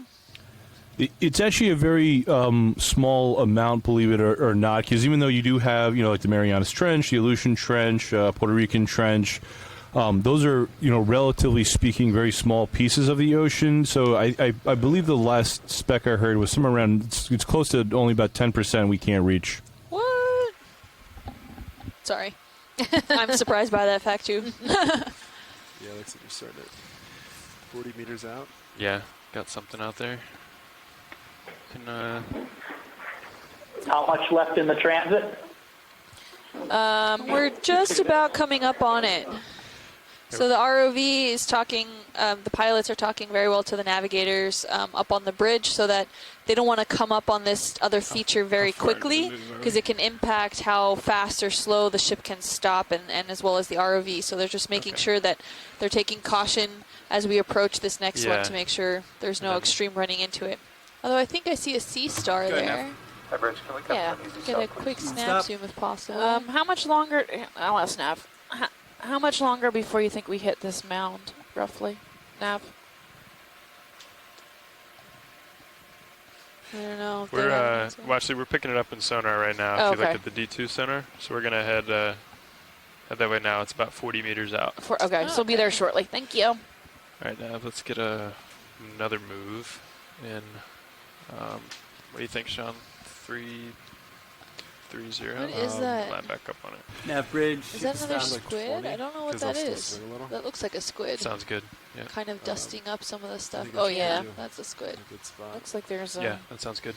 Another burrow here next to him. 330. Yeah, so a lot of these burrows, there's actually a lot of biology and fauna that lives in this area, even though it looks quite barren, but a lot of them are burrowing creatures, and they use the sediments here. They create a whole tunnel network similar to what you see in, like, if you've ever had like a little ant farm or anything growing up. They create this whole tunnel intricate network system underneath the substrate here in the sand, usually for protection or to escape other predators or even also looking for food. So a lot of that is based off the different crustaceans that we see, the shrimp, the lobsters, and as well even some fish actually burrow. So those little piles that you see, like little dimples out on the seafloor are a response to that kind of bioturbation is what we call it, when the biology actually stirs up that sediments, and all that tunnel, when they're digging the tunnels, all that sediment goes somewhere, so it creates these little piles usually right next to the entrances or the exits of these tunnel systems. All right, lined up. We should see this feature looming in the distance shortly. Yep. We can see it on the radar pretty close. It might be like the last one where we come up just all of a sudden up on this wall. I know, that was crazy. I'm going to come up a little in the water column. Copy, I'll follow.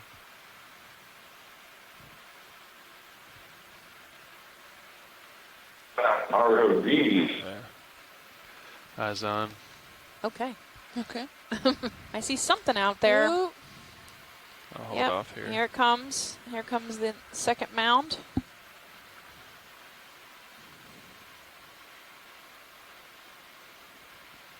Looks like a sharp 90-degree wall in front of us, maybe.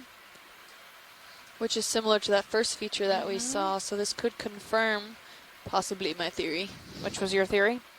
That these are large boulders that have kind of caved off of that wall that we're heading towards, that it's what's called an escarpment feature, and that these large boulders must have gotten loose at some point, kind of like have you ever seen a calving glacier where huge chunks sometimes get loose and fall down? Right.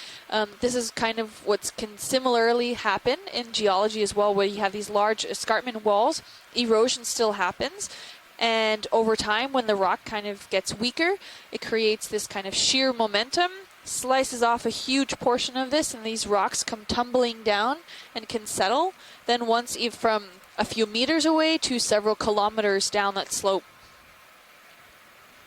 So I'm wondering if this is the same thing, because we don't usually have these giant boulder masses in the middle of the barren for nothing. These are big enough to be picked up on, like, what's that called? One of the earthquake sensors? You think Seismic? Seismic? You think they're big enough to be called seismic activity? Just a little bit more no, this not way, the ones that we would feel. Okay. Not for sure, no. that way, yeah. But another isopod. Bye, buddy. They're so ugly, it's cute. The first time Trying to see if there's an offset. I was in Dr. Messing's invertebrate zoology class, and he had one in a jar, and it was like big. And he'd pick it up on the side and go, "Luke, I am your father." Oh, God. Yeah. So, guys, we're going to sign off and let you guys set up for the rest of the dive. Okay. Thank you very much for your time, and we'll be enjoying it at our end. Awesome. Absolutely. Before you go, guys, you can follow our social media. Hang up. There you go. So you. Yeah, it just looks like We haven't signed off yet because I want to know what that is behind the ice. It's a crinoid. I don't know. It's a crinoid. Yeah. Oh, thank you very much. You're You want welcome. to get better Bye, shot of this guys. video? Bye. Good. Yeah, let's do it. So if Harbor Branch's MOA class wants to follow us on social media, Okay. Sounds good. you can find us on Facebook at Ocean Exploration Research or at Ocean Exploration Research-Education, or on Twitter at Ocean Explorer, and you can use the hashtag Okeanos, or on Instagram at NOAA Ocean Exploration, and you can follow me on Twitter at Deep Sea Nerdy, or on Instagram and Facebook at Deep Sea Nerd, or you can follow Kim at Deep Sea Kim on Instagram. Just nice and easy. Feel free to ask us questions if you have any more questions after you're done your class and can't reach us through the chat room anymore. We're here till tomorrow late afternoon. 4 o'clock is going to be the end of this cruise. So, but you can keep following us. We still post fun stuff. So this is Bathynomus giganteus. Okay. Looks, and it's sifting through the Sediment. bottom water. And Mike Vecchione had an interesting comment in Okay, regards come on to in the a little bit isopod more. that we You saw got it. eating the fish head that we saw earlier. It's actually likely that that fish was originally eaten by squid up in the water column somewhere, and that they bite they end up dropping the heads, which end up falling to the seafloor because squids are usually sloppy feeders. And sometimes I guess the fish head is not as malleable as the rest of the fish body, as like chunky with flesh, so that they end up dropping them. It's not worth trying to get some of the meatier bits in the head with because their beaks are so limited. They like us today. How much did you do that? Oops. Hello. I think it bumped into us. Yeah, he's out. Yep. Might be a squid isopod showdown happening. No, it's not. False alarm. Cutthroat eels, maybe? I think Sirius is just starting to see the start of it. Okay, visually. Ooh, we have visual. Yeah, there's a nice wall in front of us. Well, I'll come over and try to characterize here. Yeah, we should be able to reach it though.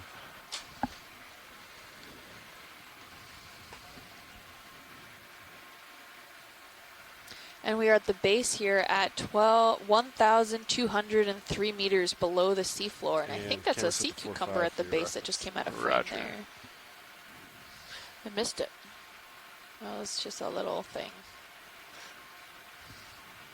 So as we scale up this feature, we're going to do it at a semi-hyper speed.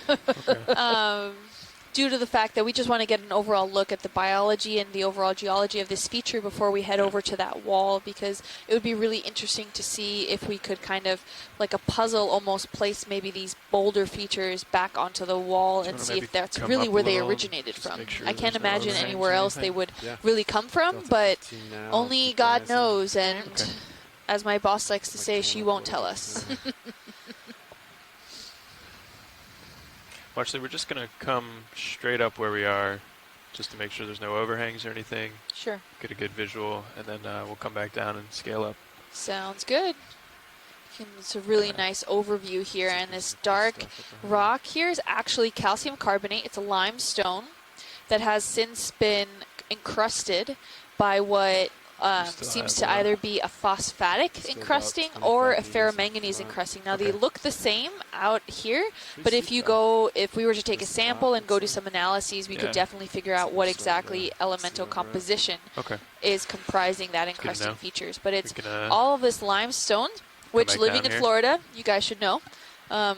Yeah, I'd about to do about the class at Harbor Branch. Like 25 most of the southern Florida area is actually comprised of limestone. That's what you're living on.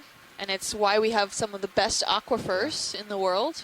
Beautiful systems down there that fresh water travels through, because limestone is highly porous. It has a lot of those big holes, and it almost looks like the Swiss cheese of rocks it's usually described as. Just going to get an overview. It's cool. You can see like the layers here. Yeah, exactly. And then some of that Swiss cheese, those porous holes even comprise are down here. So right now we're not getting a great visual on them because the encrusting has since closed up some of those holes on the outer layer of the limestone.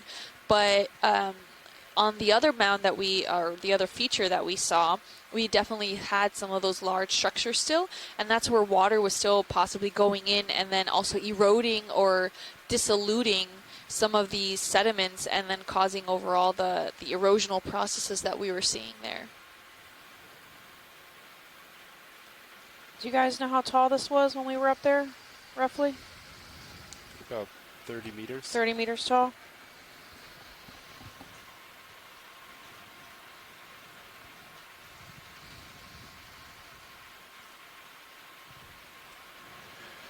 Okay, we're back down to the base here. There's some more gorgonians.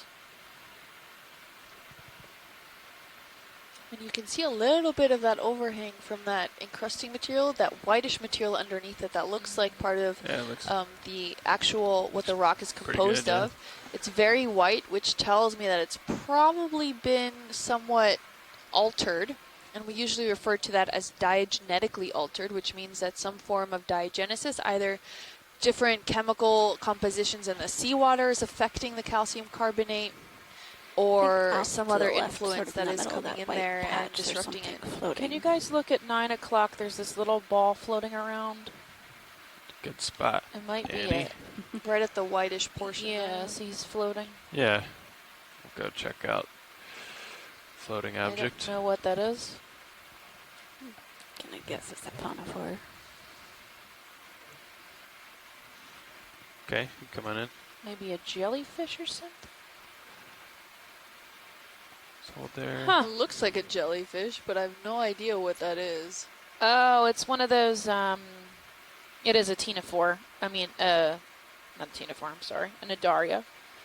You call it like a sea daisy or something, yeah. Is it attached to the substrate? Yes, it's got these little strings. A dandelion, siphonophore, I think. Yeah.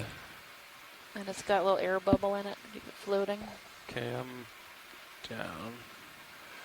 These tethers. Is it a sea daisy or a sea flower? I forget the common name. Video called it a dandelion. Dandelion, that's it. I can't take credit for that. It's a type of siphonophore. So a sea Okay, dandelion? Yeah. It's kind of mobile. Maybe we'll. Yeah, I think if we go in, we're just gonna lose it. Yeah. That doesn't. Cool. Seem like that's me blowing it around. So I'm not really doing much. Yes, it's got these little sticky tendrils right there, and kind of moving the way the tentacles that current's it going, attaches to the floor, and it kind of hangs so out, current. floats there. This is also a great view of that limestone that I was talking about. Very holy. Yeah, it is pockmarked, right?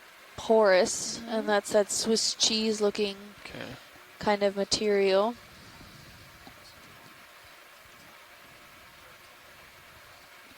Looks almost chalky, which is what a lot of calcium carbonate ends up turning into if you give it, a few million years.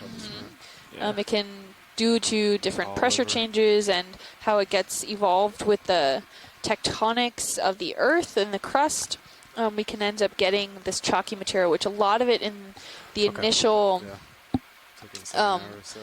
when chalk was first used, it was actually mined from a lot of these places where it's calcium carbonates, a bunch of those crushed up skeletons that have been altered over time to be such a fine powder that it was chalk. Now chalk is synthetically produced.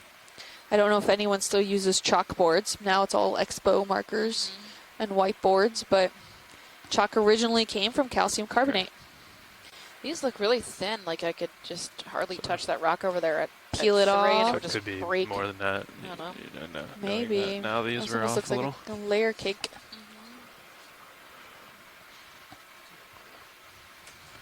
Watch the pilot. Yep. Hey, Nav was just letting me know. I think he's got a good point. If we have any shot of getting to that wall, we should probably just do a quick survey of this, and then come up and over and head over there.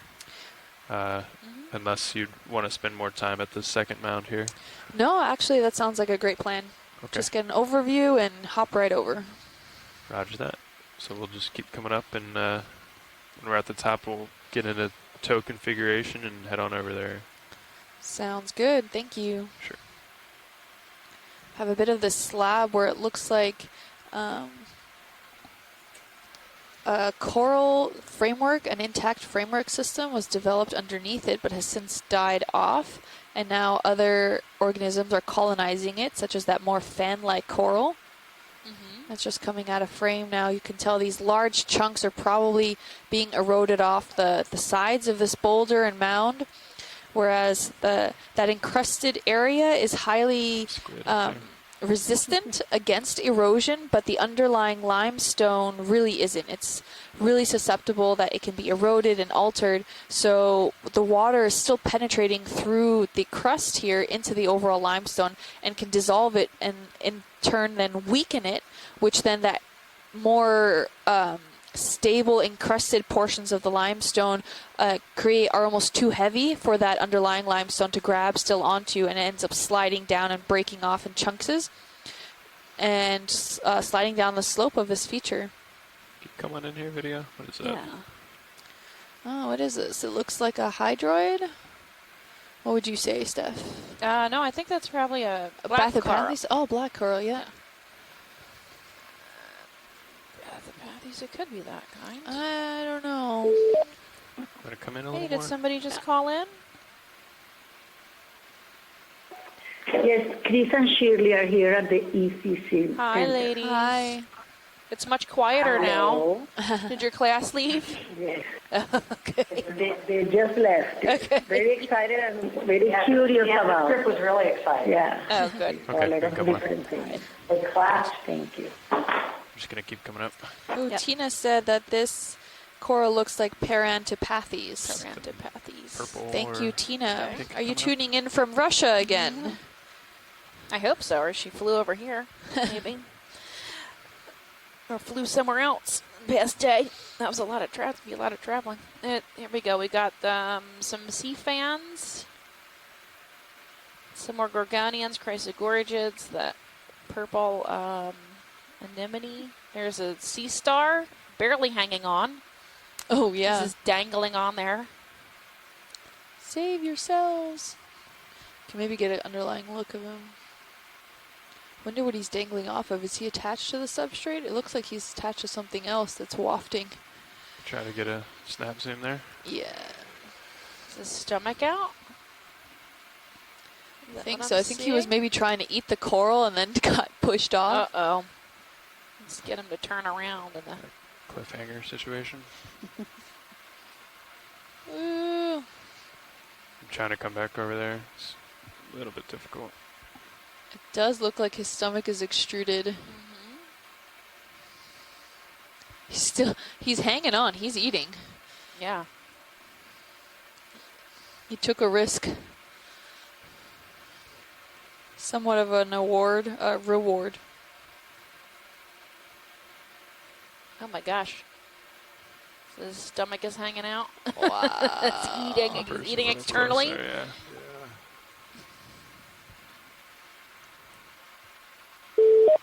Hey, is this Chris Ma? Haha. I knew it. Inevitably. What you were watching is, first and foremost, it is feeding. This is something that is not some, it's not just incidental. You've got a really nice view there of the stomach extended, and it's probably feeding on whatever that stock is. You'd be surprised at just how tenacious these animals are when they're feeding. In fact, I'm not sure I can tell what it is that it's eating. Gorgonian? But I think it looks like it. We don't have a ton of time here, this looks like it is Cerciaster americanus.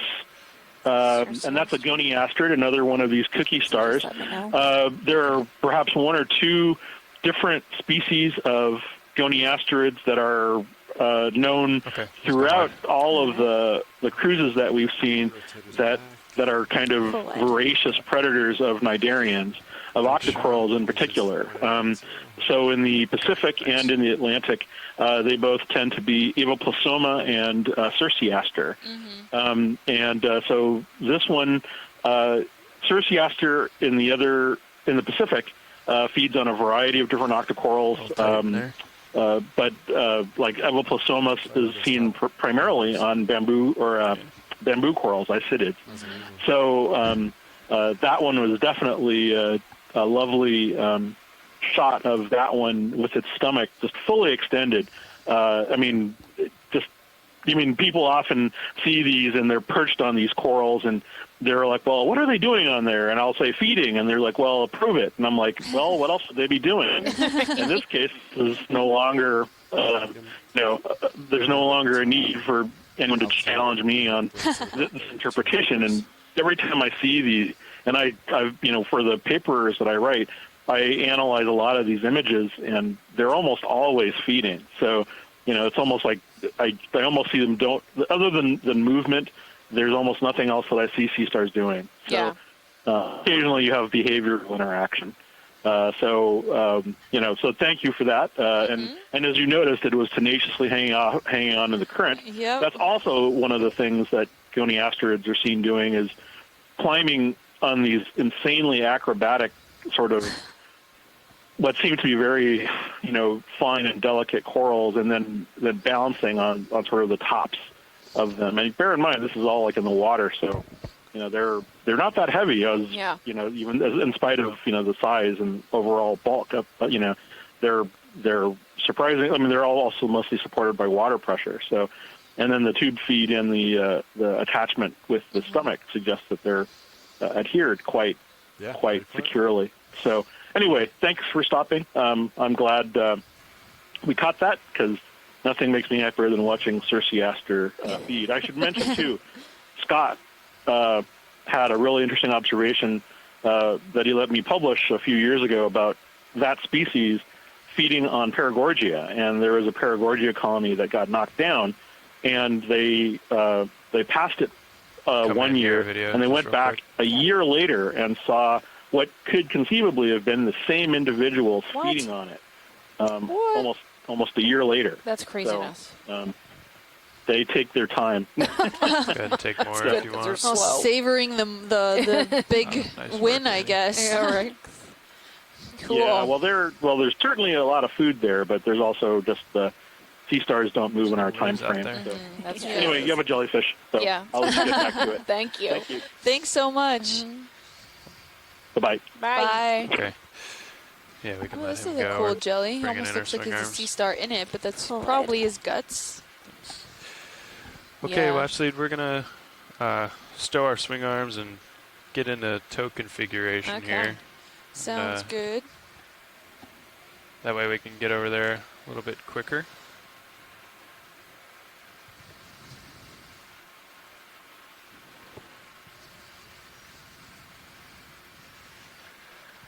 So Alright, I guess you're just about there, Sean. I can just come around, huh?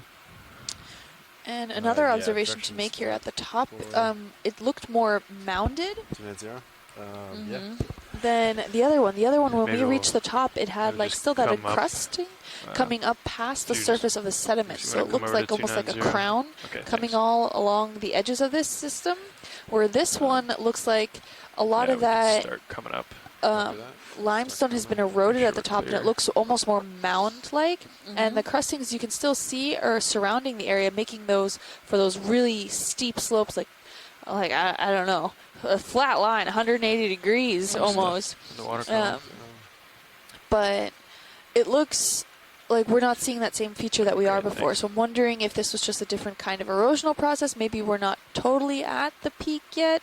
I mean, it's still erosional processing, but the break-offs from the encrusting material happened probably a lot quicker than at the other one, where it was more the encrusted material was more coalesced together, and the sediments actually ended up eroding. Whereas here, it looked like you mentioned earlier, these almost looked like sheets of encrusted material on them, which probably meant they were more susceptible to falling down and breaking after the erosion happened in this area.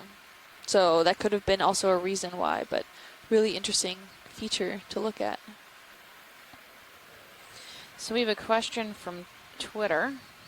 Laura Sci-Fi Moon Pie Marmalade. Oh, geez. You can really make any name on these things. La La Marmalade on Twitter says, "Hi, I'm very interested to know how all of these ocean animals are able to survive at such great depths with so much pressure on them." So essentially, evolution. Yeah, they evolved down here. So the way pressure works in the deep sea, water doesn't really respond to pressure the same way that like an air pocket does. For instance, your lung. So 1 atmosphere of pressure, which is the pressure of the atmosphere above you at sea level, is 14 pounds per square inch, or 1 ATM, 1 atmosphere. Every 10 meters you go underwater, that you get another atmosphere. So 10 meters underwater, you're at 2 atmospheres. 11. Let's see, 14 Actually, times 2, 28 pounds per square inch, like roughly. 1140 maybe. We are right now at 1,210 meters. So to calculate that, I would get 17,545 pounds per square inch of pressure where we're at right now. So it's an insane amount of pressure. The difference between us diving to that deep and a fish that lives at depth is that our lungs cannot handle that. So our lungs are pressurized for surface. right? So 1 so atmosphere of it's pressure on in my 40. lungs and in my bloodstream and in Okay. the system that I have. Auto depth in at Versus a fish 1155. who evolved over Nothing on millions of sonar. years in the deep sea. You got me on sonar.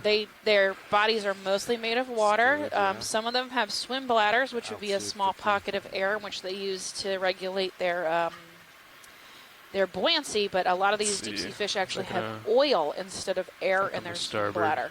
So when you bring them off the bottom, they don't expand or explode. But if you were to bring a fish that has an air pocket swim bladder off the bottom, it would expand, right? Because you're reducing the pressure around the air bladder. Like taking a balloon to the bottom of the ocean, blowing it up, and then releasing it would explode on its way up. So it's just that for the most part, these animals do not have air inside their bodies, unlike a human being with a pair of lungs. So they're not affected the same way we would be if you were to take an air pocket, i.e. a lung, to the depths. So I actually found a really good article on scienceabc.com that talks about this. I'm gonna put it on your Twitter feed. It talks about the science of pressure at depth, just a touch, and how some of these marine mammals are have been able to adapt to this because they dive down pretty far to eat. So a lot of the cetaceans or the dolphins and the whales can dive up to 10,000 feet underwater, but they do this with some adaptations that they've evolved over millions of years. The lungs of these creatures are completely compressible, meaning they can force all the gases out of their lungs and into their bloodstream and muscles, or can essentially dissolve under pressure. These organs have adapted to hold more myoglobin, or oxygen-storing protein, in muscles than hemoglobin. And hemoglobin. So I'll post this for you. You can read a little more about it, but that basically sums it up. It's because they do not really have air pockets. I chose to come starboard the same way instead we do. of to port. Because I hope that answers your question. Off the port. So just to keep it out that way, totally. We'll just remember when we get to the site, I'll come back around to port to come under. So that was the whole mindset there. Yeah, exactly. Yep. Get them back to 0. Have you good and tight and yeah, so we're on our way to the wall now. It'll be a few minutes before we get there, so in the meantime, enjoy the blue water. And I locked in auto depth at 1155, so we know the delta should stay around there. Shrunk came up a few meters. And that just kind of eliminates that variable we're coming under. And I'll put in auto head too. So he has auto head in, I have auto head in. We know the tether looks okay. I'm just pushing out. And once I know I'm behind Sirius, which sometimes you can see in high pack pretty well. Yeah. I'll start to come up. Just take out auto depth. Probably maybe off to one side a little. But I can see in my tether we'll get there in the tight. Yeah. Nice. I like that method. It works pretty well. Even the tether comes out really well. Yeah. I was thinking about maybe we should put like battery operated LEDs on the tether. Could sneak them in the footballs. Yeah. Okay, there I am in your tether cam. It's the good. best camera for it. It's really to take out auto heading at this time. Yeah. Why don't you go ahead and take it out? I'll go ahead and take it out. I'll keep a little bit of, just a touch of forward way in. Look at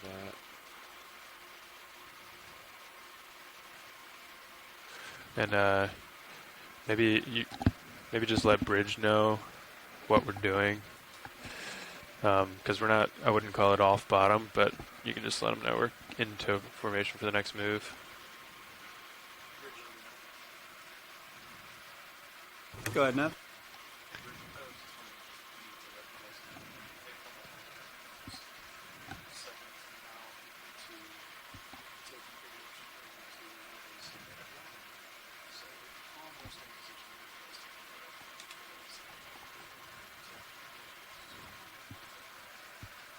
All right, yeah, that's understood. Just let me know when you're ready for that move.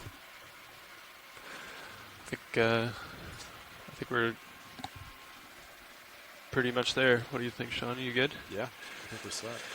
Yeah, let's get a move. Maybe, okay.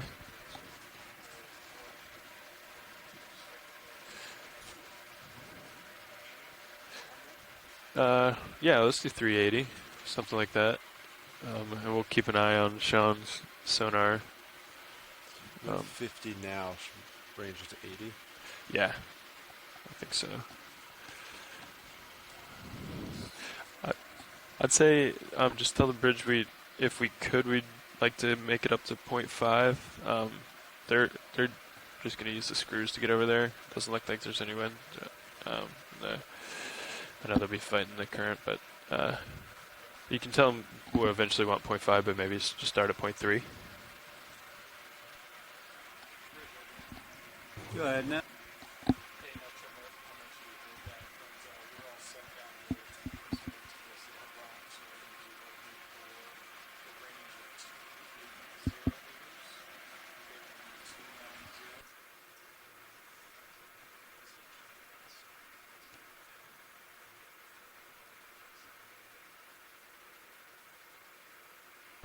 All right, 280 meters, bearing 290 degrees, speed decimal 5 knots.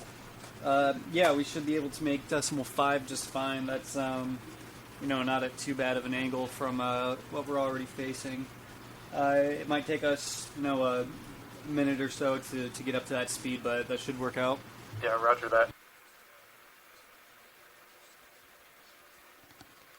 Range 380, bearing 290.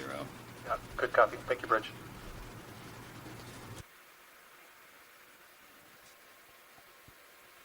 I'm definitely getting blown into you right now.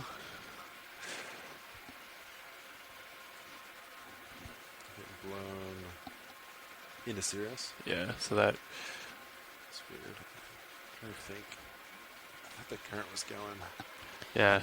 That way. So if you're just joining us, we are 40 miles off the coast of Key West, off the Portales Terrace. We started this dive at 1,210 meters underwater. We should hit about 1,100 meters at the end of the dive after we travel up the escarpment here.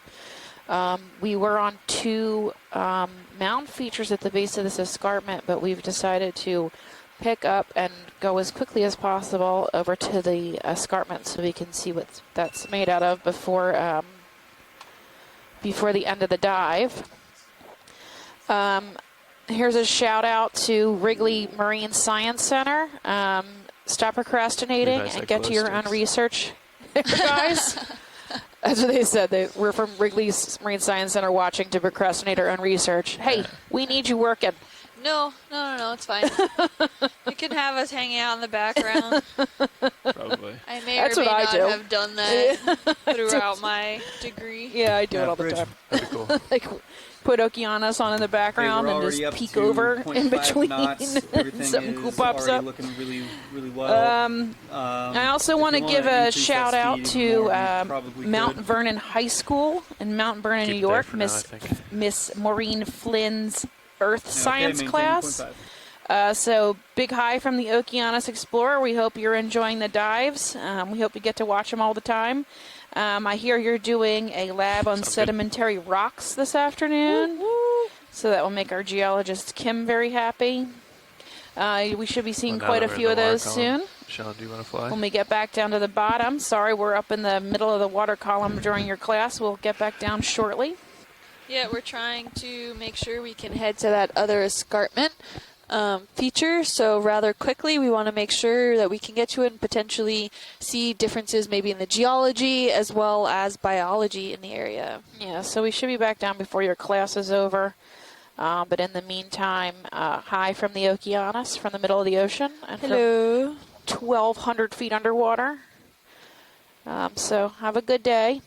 Have a fun class. Oh, and you can follow us on social media. So we have a Facebook page at Ocean Exploration Research.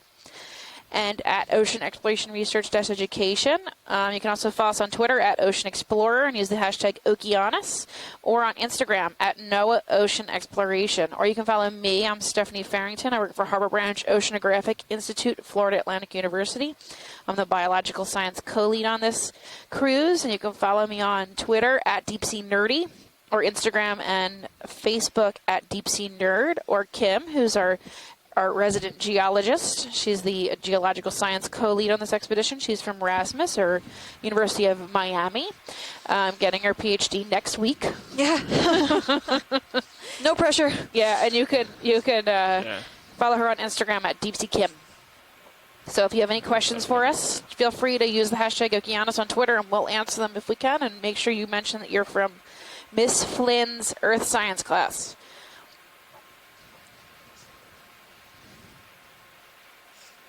Okay. So up here, I'm going to push out a little.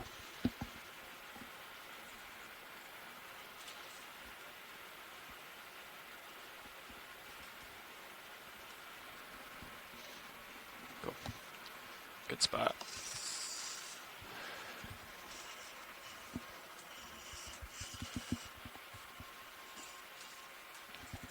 I like that little box for the craft. It's nice. Yeah.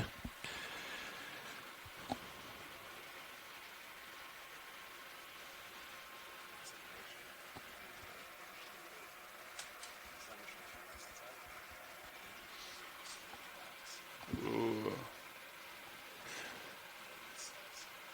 Version 2.0. Kinnison 3000.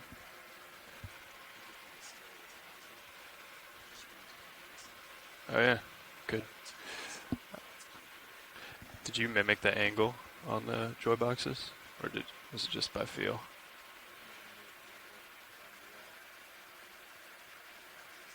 Roger. Copy. Yeah, it's probably a good call.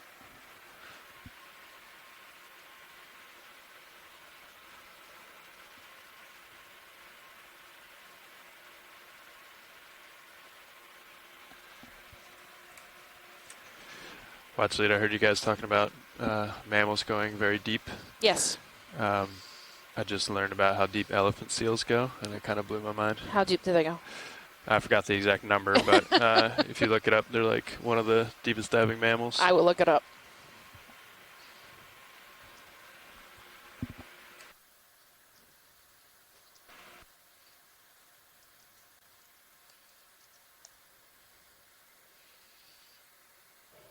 (4,921 feet). And stay underwater for 2 whole hours. That's crazy. Probably. They probably do that for food. Let me look. I'll keep researching. For fun. Hold.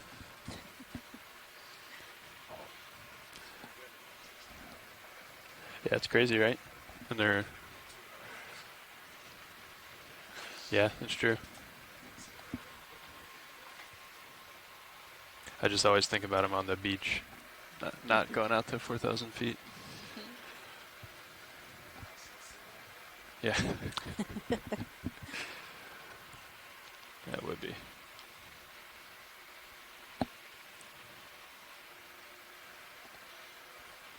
Alright, I'm going to increase. I've been in auto depth. I'm going to hold it there, but I'm going to pick up a little. I think you're, once you started moving, you came up a little in the water column. What's your stream out? Yeah, increased.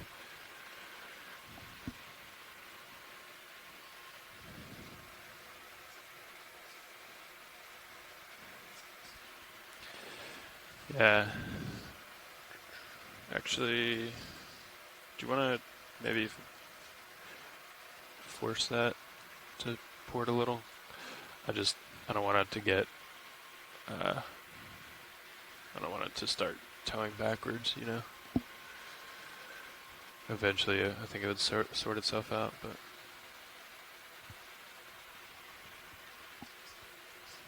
Yeah, no, that sounds good.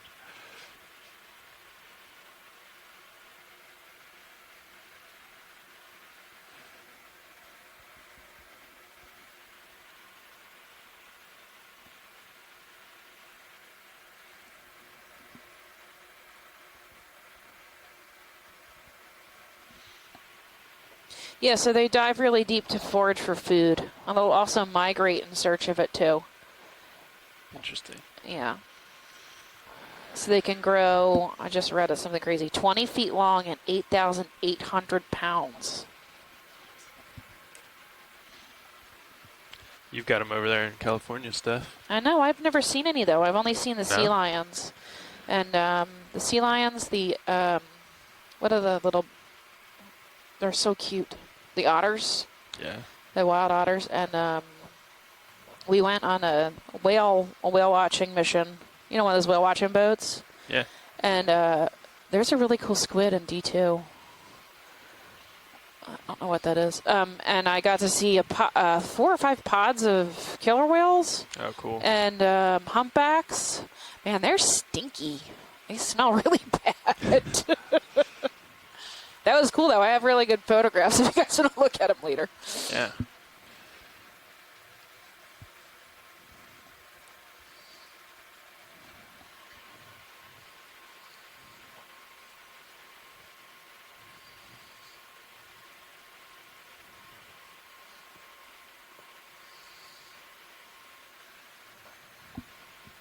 Yeah, it's looking better.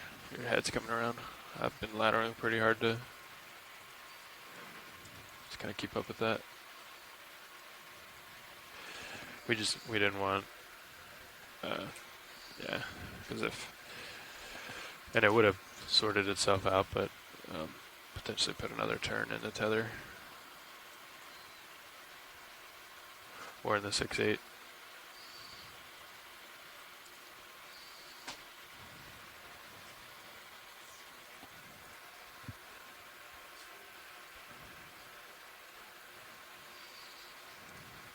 Sounds good.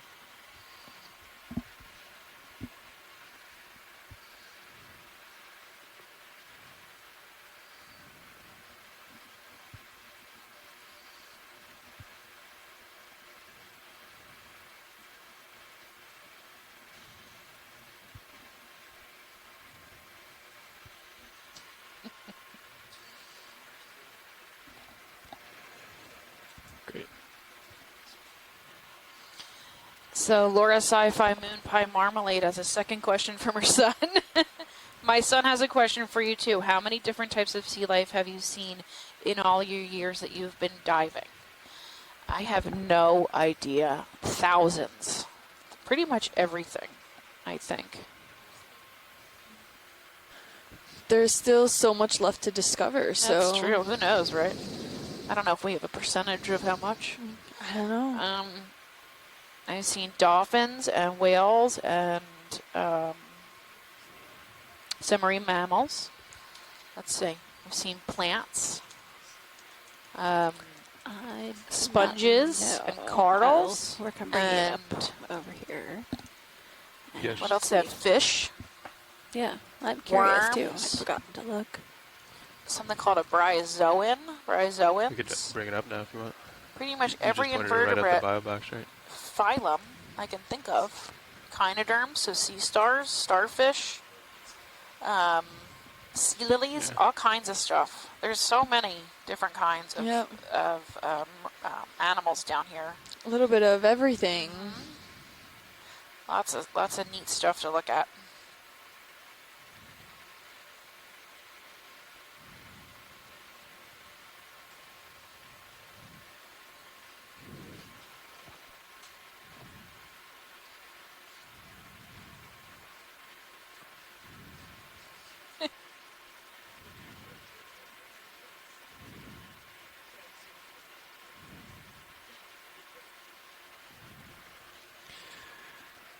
Come up just a little bit more.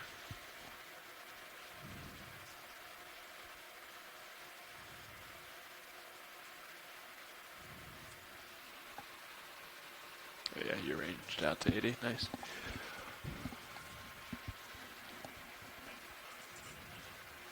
I think your layback might, or the time it takes for you to swing might be even more than the move.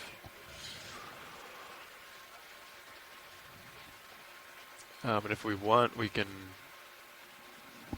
would you put us like 50 meters off the wall or something?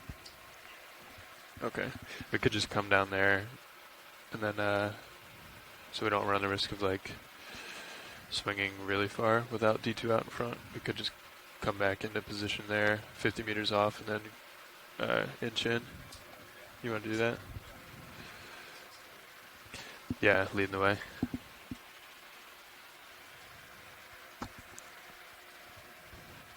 Copy.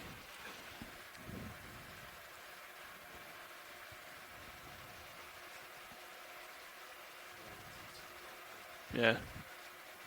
Ship's happy.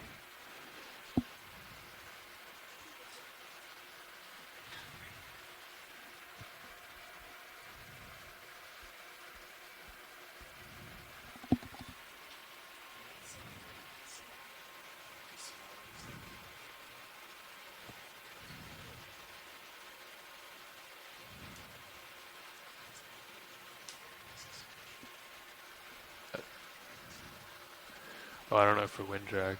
I know for weights and balances, yeah.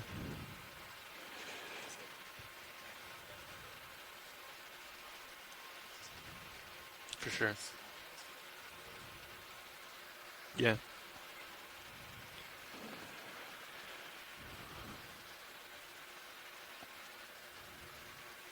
Yeah, and it's off center, so it affects ship dynamics too.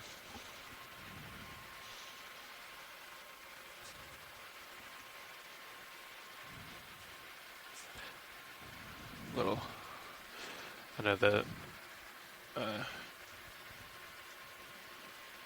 captain was mentioning she'd like to know the weights of the things that we're removing, D2 and Sirius in the container, so that she can put it into her calculations for ship stability, potential moving the ballast around. Yeah, it's a lot of weight. It's almost like it's over 30,000 pounds. No, of all three of those things. So, you know, they might want to move some ballast around.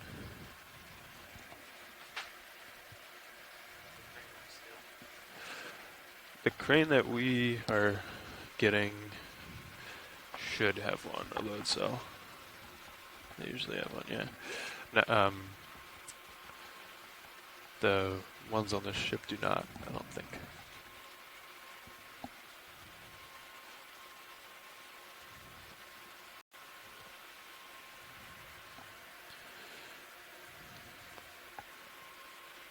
Yeah, it's a good question.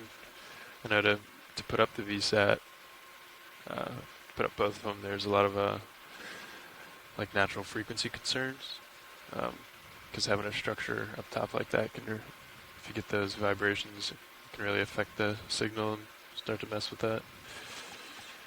So there's guidelines that CTEL gives you when you're designing that. Because the one that we have for the container, we had to think of that too. Yeah. 10 minutes left. Copy.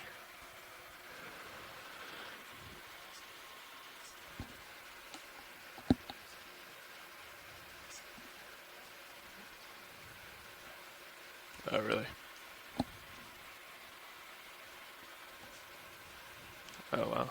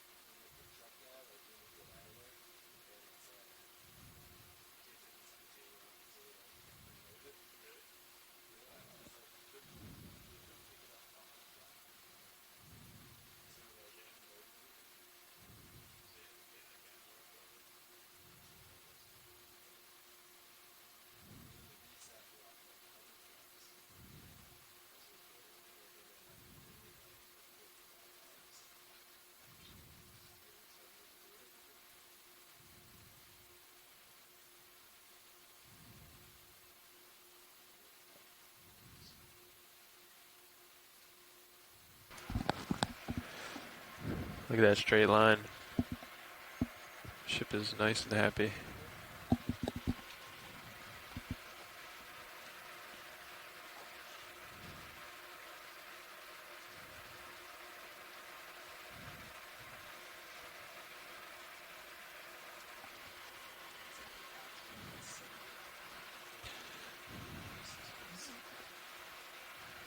Yeah. We've been getting good altitude locks even on the sediment, it seems like, from the DVL.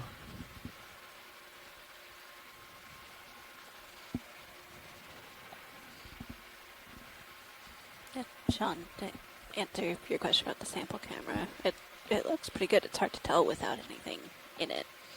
You spin it. Spin it to... We have samples, right? Oh. I don't know. Okay. Yeah, we don't have any samples, Sean. But with nothing in it, it looks good. Yeah, we'll have to see. Maybe we'll get one at this wall or something. Yeah.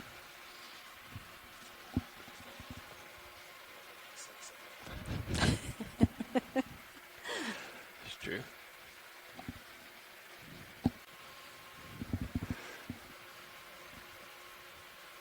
So, Chris, if you go to the fins page there, the ICSI, I think, enter Dumbo octopus in here. Yeah.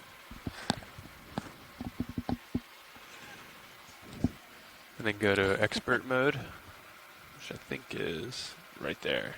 Yeah, I think you had it on the first one. Was that, what did that say? System tools? Oh no, sorry, it's on the upper right somewhere. Yeah, there you go. Expert view. On the bottom left, and I think it's on our GUI here too.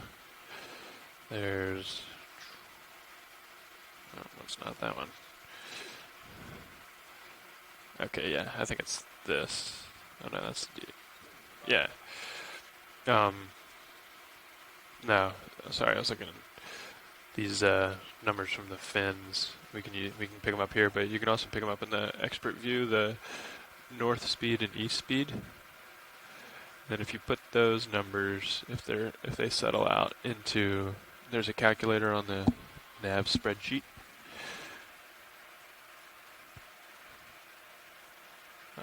Maybe like, oh yeah, there you go. That can get you a good reading for current. So if we were on bottom and the pilot just totally went off stick and then let it get steady state, we took those numbers, that would be a good way to get direction and magnitude current vector. Just, yeah, it's just another fun little nav piece. Advanced 2.0 expert view.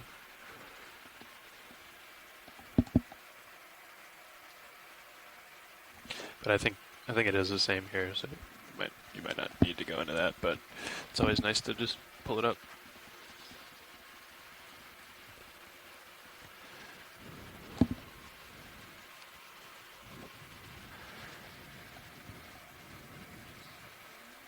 Okay.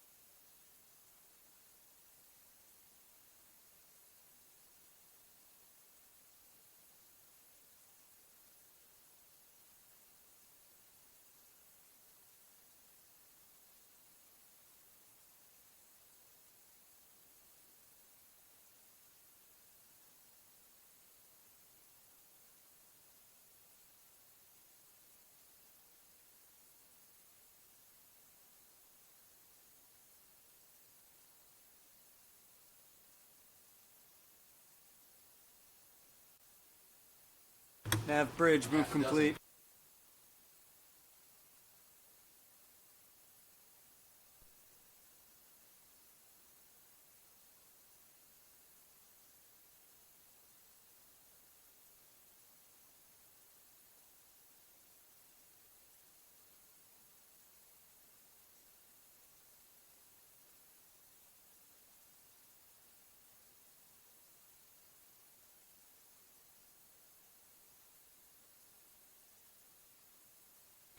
We are about halfway to this wall, so maybe another 10 minutes or so, I think.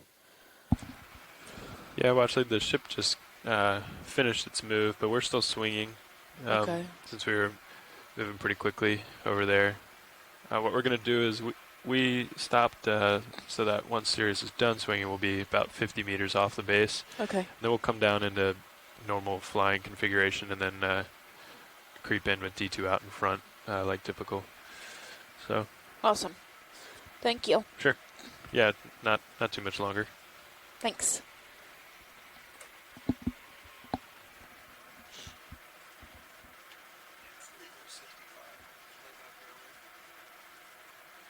Okay. So, yeah. Doubled it.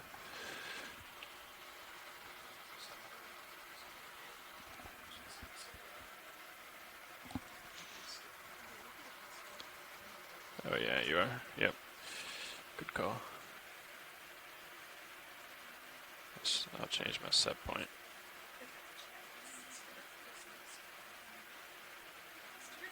Jeez.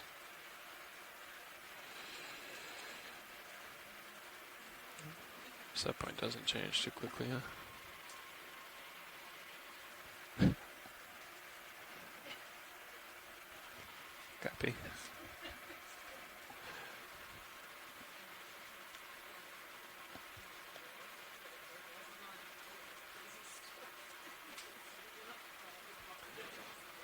I was wondered if we did like the drag calculation on the cable, since we have the current profile, if we could like try to estimate layback. Because Tony was saying that's what they do for laying cables, like in the Gulf.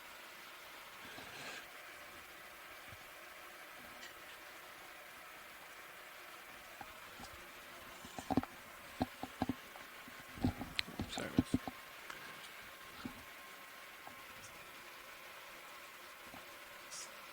Yeah, should be pretty straightforward.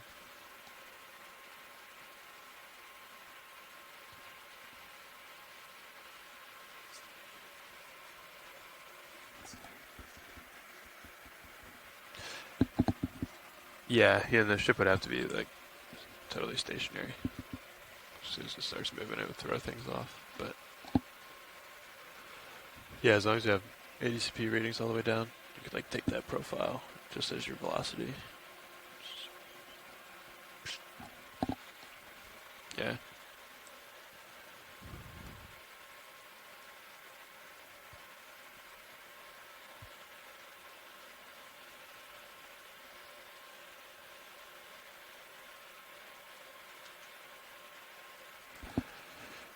Okay, altitude down to 65. Still nothing on sonar.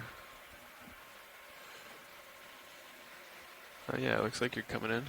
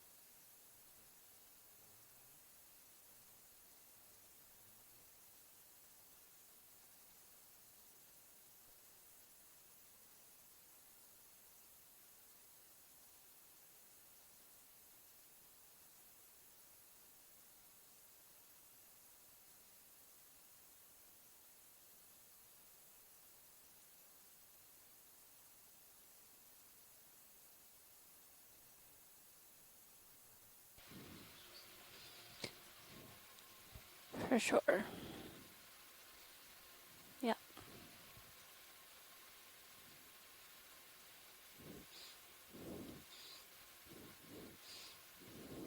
I might start making my way down then. Yep, port turn. Keep auto depth in.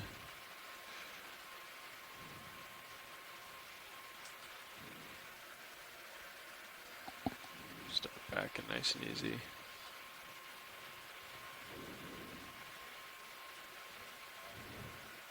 Yeah, actually. Thank you.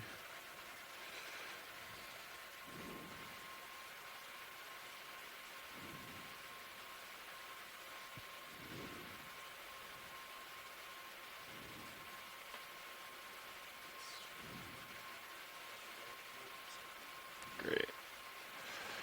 Just gonna keep coming down, backing. Got a little lateral in too.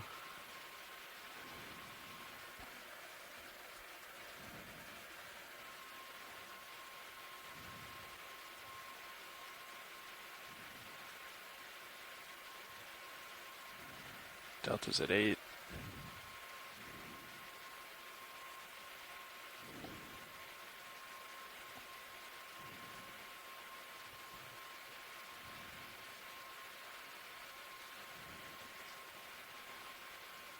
Yeah, it looks good.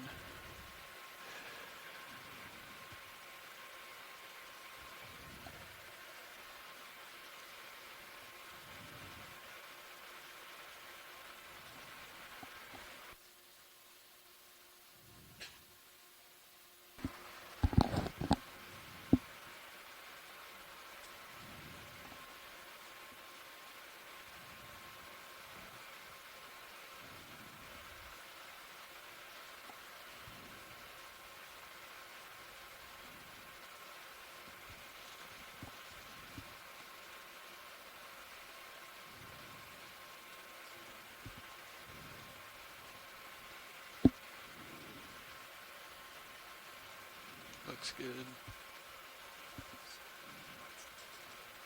Sure.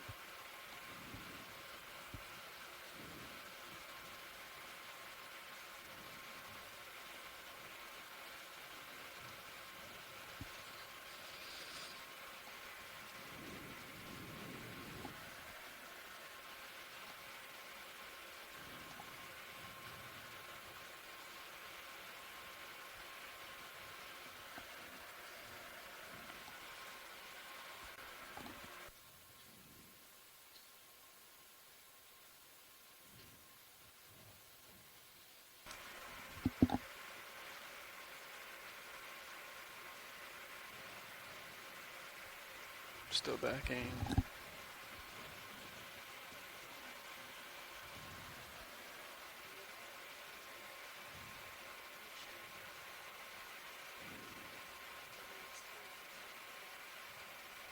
Yeah, that's a good view. Push out a little while I do that.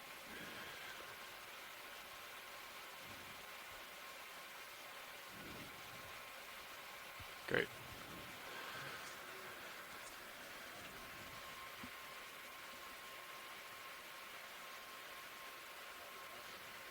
Copy that.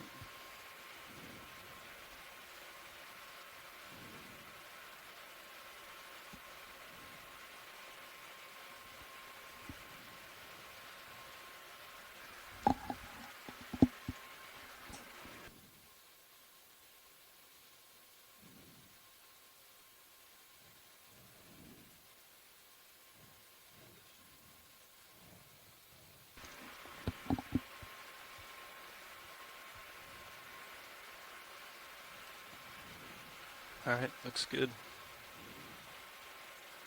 Delta's 15, 16.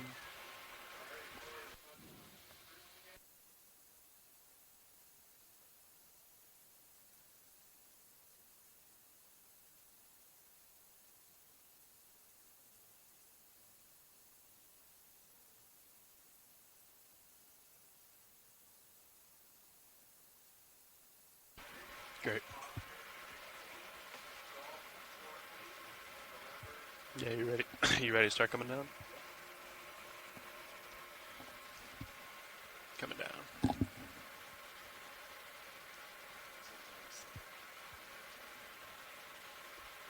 sounds good.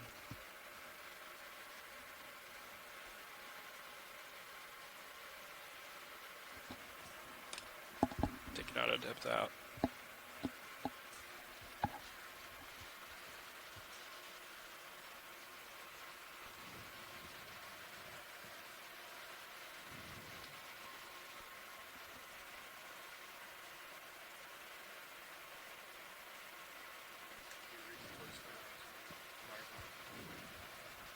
We probably could do it now, but yeah, generally just when we get back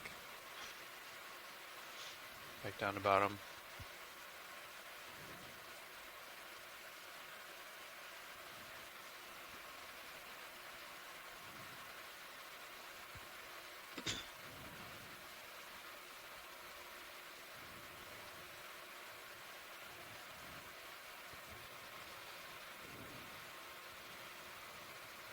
Yeah, that way Copilot only has to do one thing at a time there. But altitude 33. Nothing on sonar. Thought that looks good.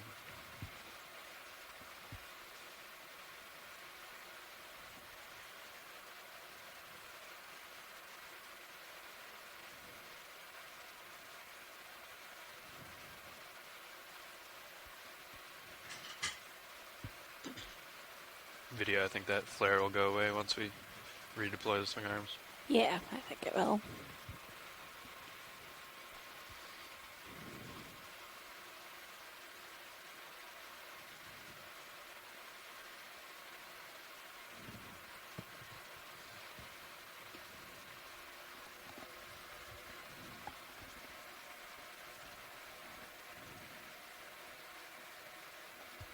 Nice, got it set up perfectly. Waypoint 3 is up there.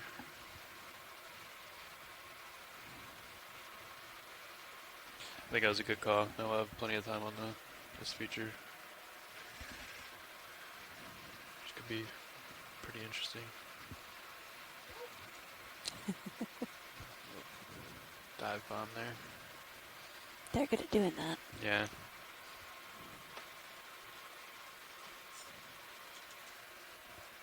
Altitude 15. Looks like we got bottom in sight.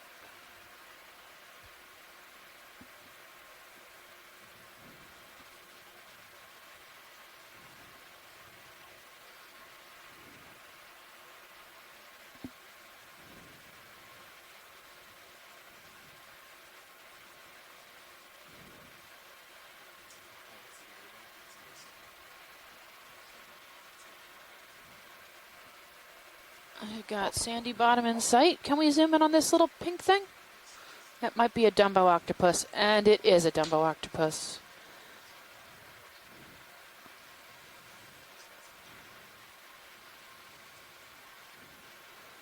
Come on in, video. Alright. Woohoo! And oh my god, is that a Dumbo? Octopus! Hold there. We've got a Dumbo octopus. I really cannot say now. It's been my favorite throughout this cruise. Let's wait for now. So he's got his tentacles totally tucked. He just looks like a little squishy ball. He's hanging out in the water column here. Try to get a dark background Sorry? video. I'm going to tilt up. Alrighty. Not really actively doing much. Okay, let's come on in.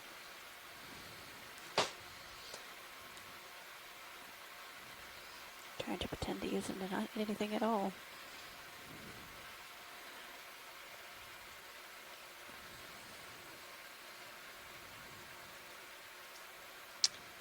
Grim the Toothus. Yeah. Oh, I'm glad. Thank you. That was another one I was going to butcher. So we can get him to, open his tentacles. Oh my god, it's adorable. Looks so squishy. No, don't go away. No. That's full wide. No. Yeah, there you go. Come back up. There you go. There. Flap your wings. That's right. Come on. I love the encouragement. I know. They're so cute. Let me know when I don't have any more time here. Maybe Bob. he'll drop down onto the sediment.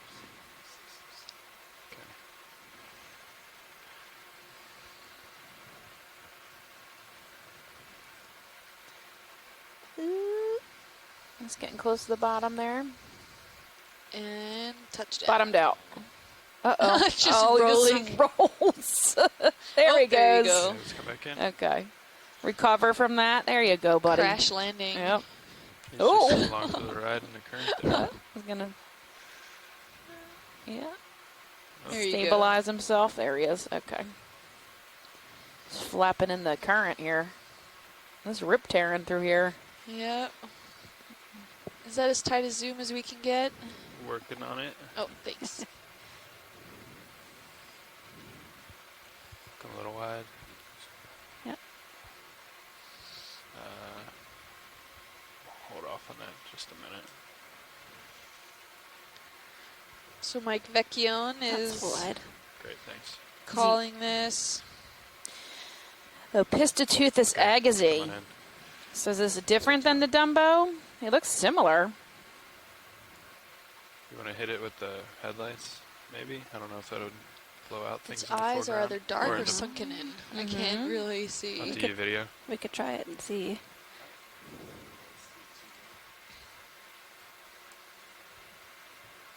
Yeah, it's just messing with the He's sediment. very soft. You can see his skin really is loose there. Yeah. Wait for this to clear here. Squishy. Yeah. Okay, keep coming. Too cool.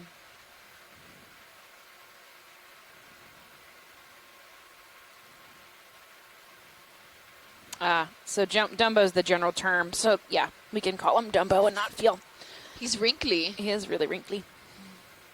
So I'm seeing 3 small dots along the side. Mike, is there a possibility those are photophores maybe? Okay, there we go. If we can zoom in, you see him below the ear, full zoom. next to the siphon and below there's the eye. more. I think maybe are those maybe some parasites. There seems to be above the eye, in the front, maybe something just encrusting on it. Not photophores. I wonder what those are then.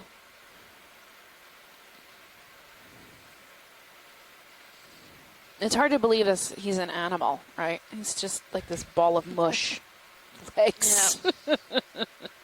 Maybe he's trying to molt. Is that like he's shedding maybe his skin or something? That back I don't think so. I think that's his siphon, his intake siphon. So he's got the operculum closed, probably because he's got lots of sediment coming at him.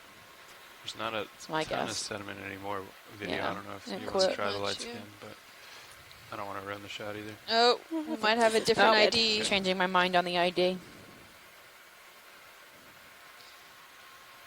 It just goes to show how difficult these things can be Yeah, to no. ID, even when we can look at them so close. But we can still call it a Dumbo octopus. Yeah, because that's a generic term. Wow.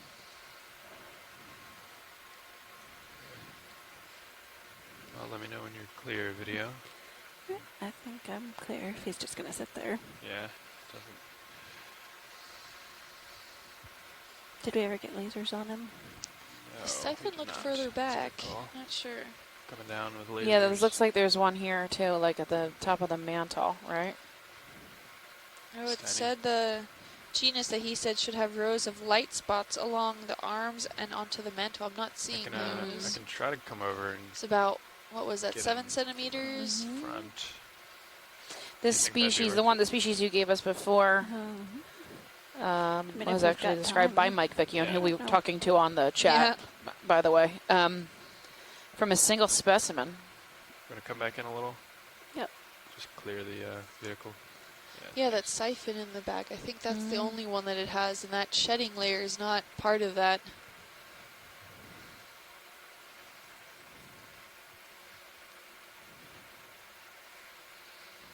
Get a different angle on him.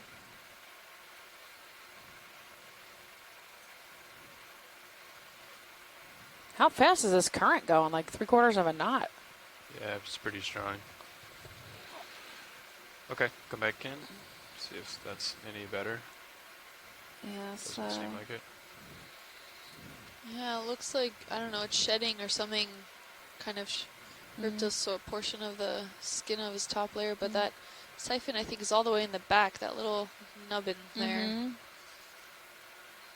Oh, I see what you're saying. Looks like it could be shedding, like a shedding a little bit of skin there. I see what you mean. Copy. I thought it was a perculum.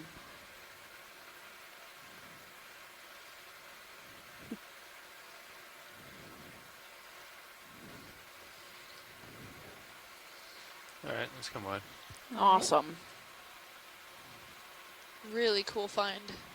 Thanks, guys. Copy that. Is there something moving behind me on the bottom? Or? Okay.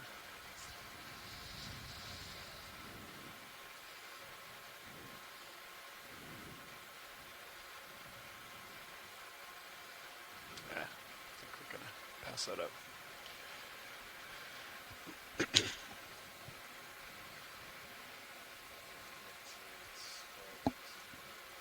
Okay.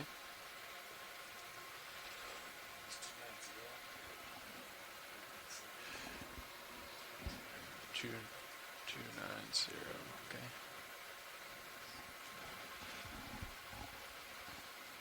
Looks like it gradually. Oh, we got something going on here. It's like white blocks. Picks up.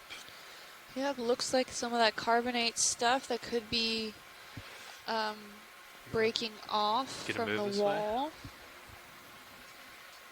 Okay, yeah.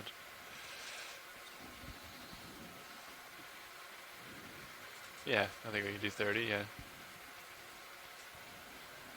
Watch the, just at the end of my tether, we're going to get a quick ship move in. Head that way. That's good. Good now.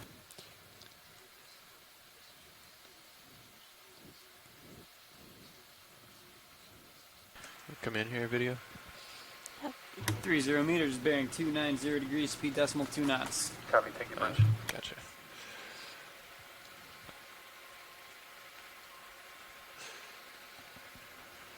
I thought it was one of the squid with the long tentacles. Okay, we can come wide. Is that a ribbon fish? I don't know what that is. Or When we get a chance, could we deploy the one straight up and down? Good call. I didn't want to mess with the shot with the Dumbo. Oh, for sure.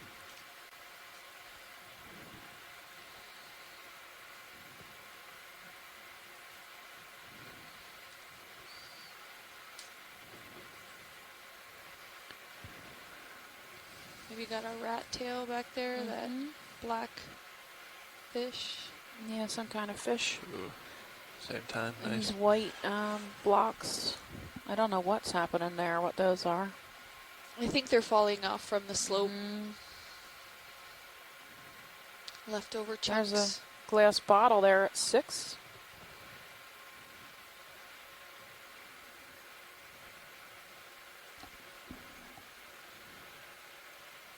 Ophistoteuthis grimaldi is what Mike Vecchione is saying, maybe. Okay.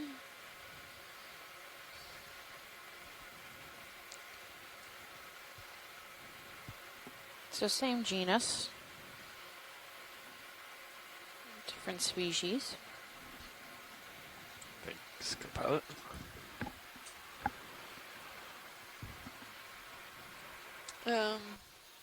That's but the Googling looks. I don't know if we can tell what it is.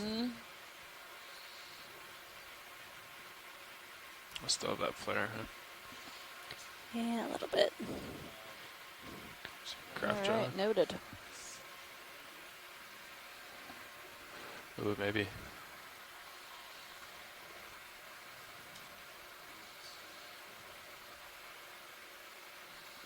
No. I mean, I can't just kind of zoom past it. Okay, yeah, that sounds good. Okay. You want to get this guy while he floats by? Yep. This is a He looks different kind than we've been seeing. His particularly head is grumpy. much more Yes, it is. robust than the Nizumia rat tails. we had seen previously. Also, his tail is not tapered. It looks like he's seen some things. Yeah, right? You would not believe what I just saw. To turn him into a meme. He's coming at us a little. Yeah. He's got that caudal fin, more formed than the other species we see a lot. The rays making up the tail like. Just have to let him go. I don't want him to get into the vehicle. Yeah. Okay. I'm going to come up and over him. Well, we got a cool ctenophore there in the water column. Yeah, quite a few here. Something's swimming away. That was our friend. Oh, the one we just saw? Yeah. No. Mike is saying there's a long vertical thing. Thing? Oh. I'm not sure what he's referring to. Maybe it passed by already. I really, we need a fish person too, I agree. I need a fish person. Where's Ken Sulek when you need him? Looks like probably there's busy today. A shot in the distance over the white block. Other people do have jobs. Luckily, ours gets to be this. I know, right? White block.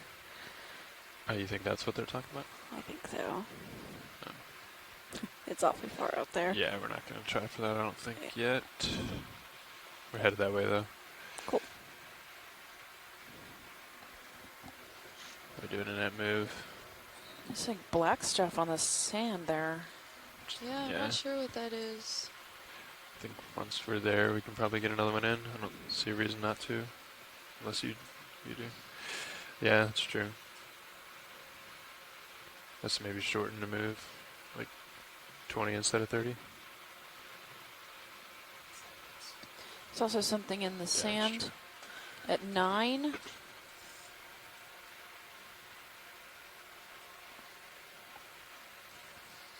Looks like another kind of fish. Oh, okay.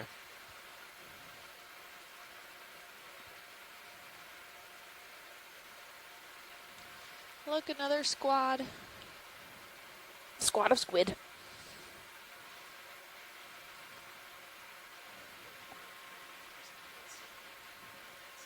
Okay. I'm fine with that. Yep.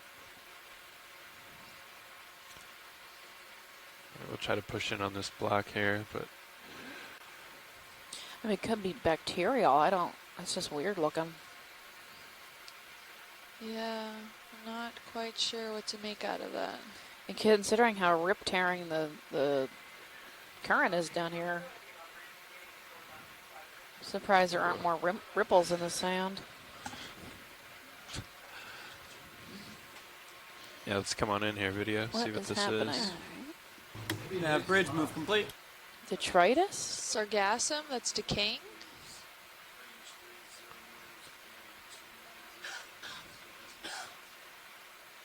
30 meters, bearing 290 Yeah, degrees, it speed could decimal be. 2 knots. It could be decaying algae.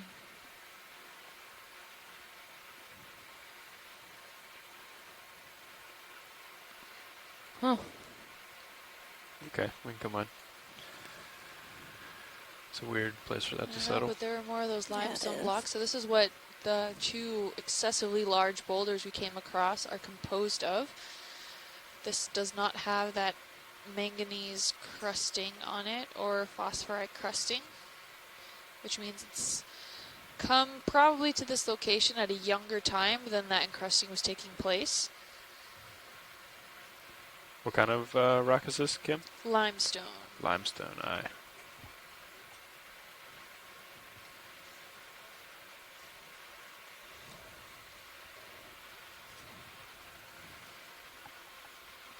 Here's another one of those patches of black stuff. Schmutz. Schmutz.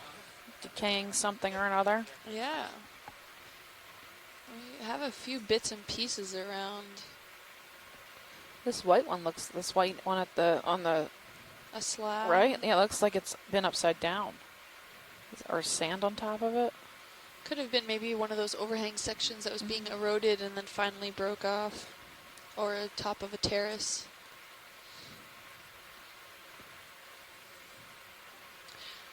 just makes me more excited to see what the cliff is.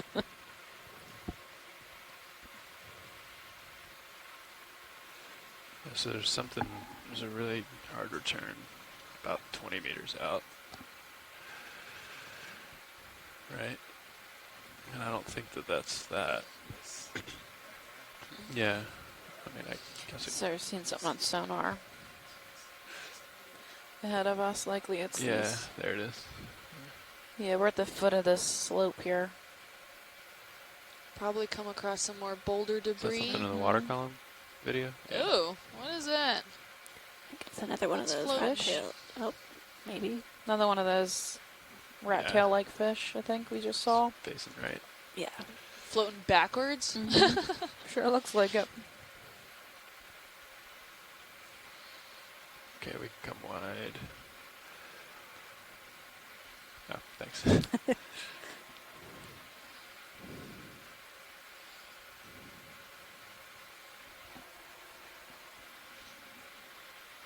Maybe in the back there, that's a cusk eel, maybe? Yeah, could be.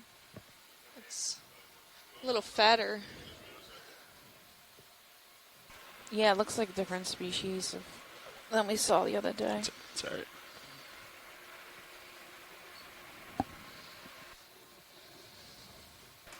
Just going to do a quick change, watch lead. Okay. No problem. We're going to give a minute for the pilots to change. Shift change. I think at that, we're at the last hour and a half of this dive. We're about to scale up this wall here.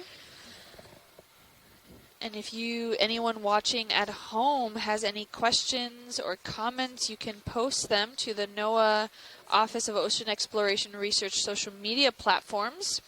There are 2 on Facebook at Ocean Exploration Research, also at Ocean Exploration Research-Education. There's also a Twitter account you can post your comments and questions to at Ocean Explorer, and you can use the hashtag Okeanos in all of your posts, and we'll be sure to see them. You can also follow us on Instagram at NOAA Ocean Exploration. There's posted some highlight videos and what have you. You can also follow Steph and I personally. I have an Instagram at DeepSeaKim. And Steph has a multitude of platforms. I'm on Twitter at DeepSeaNerdy, and on Facebook and Instagram at DeepSeaNerd. Yeah, so feel free to follow or ask any questions. It doesn't have to be totally science related, or for Steph and I, it could also be for the ROV pilots, or maybe even the bridge upstairs. If you also have questions maybe about the mission, we have people on board that can definitely help answer that. So anything that you have, any questions that we're seeing, we'll constantly be looking at them throughout the evening, even afterwards that we're done with our dive for the day. And maybe we'll get to answer your question live on air while we're watching all of these dives go by. So the small rat tail-like critter we saw floating by 2 fish ago. The one with the one that looked like it saw things? Yeah, it had a really bulbous head. Yeah. Had a bulbous head. Was a Godamus or a Bathygotus, according to Ray Simpson on Twitter, so thank you. Ahead of you. Yeah. How much left of the move? Oh, okay. Squid hanging out with us.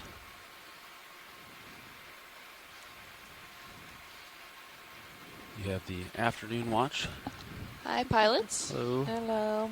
We're at the base of this cliff, and we're very excited to see what's going to be. Megan McCullough on Twitter called our Dumbo octopus a Seafloor. That's like the perfect name for it. That is quick. People are fast on social media. Seafloor. And Ray Simpson was calling an evil Dumbo, but it looks almost like a zombie Dumbo with those eyes sunken in. 20 or something. He's got doll eyes. Got some more limestone here. Right. Not so blocky, but more textured and irregular shaped. Megan's on the chat. Megan's on the chat too. Go ahead now. Seafloor. Seafloor.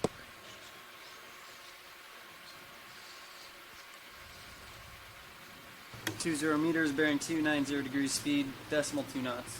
Copy, thank you, Bridge.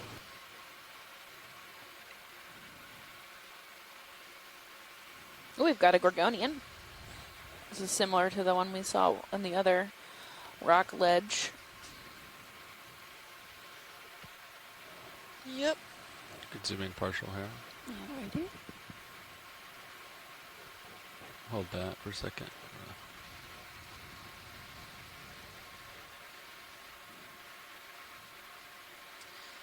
Ooh, beautiful. Cool. This is another, I think it's called Candidella. Yeah, I don't remember. I think so. I'm missing this one. Squat lobster. Okay, come in further if you'd like. I'm wondering if that stringy stuff behind is like mucus or if that's debris. Looks like some of it might be sponge. The clear. That squat lobster. Oh, I was referring to something off screen. Oh, okay. Yeah. The squat lobster has a parasite, it looks like, on his back. Some kind of growth. Let's hold in. Yeah. Copy. You can't tell That's if it's true, part it of looks him or... Yeah, it looks internal. Yeah, maybe it's got an Maybe internal it's a parasite. tumor. Mm-hmm. Can't be comfortable. Yeah. The shell's kind of mutated around it. You can come out when you're clear, video. Someone told me recently about the plot about Alien, so I'm not Oh. exactly keen to Have you find out what's never happening. seen Alien? No, Oh and my that's gosh. probably the reason why. You should So if totally can- see that movie. I think I'm good.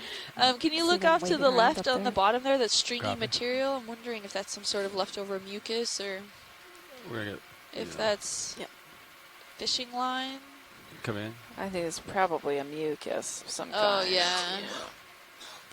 Yes, it could be a feeding sac from a worm Or or bacterial matting. a birth sac, Oh, sure, like an pod. egg sac of some Yeah. kind. Yeah, and there's birthing also... sac. Oh, God. Look, you've been out here for 22 days, okay? Nobody is judging you. A little bit. I'm judging me.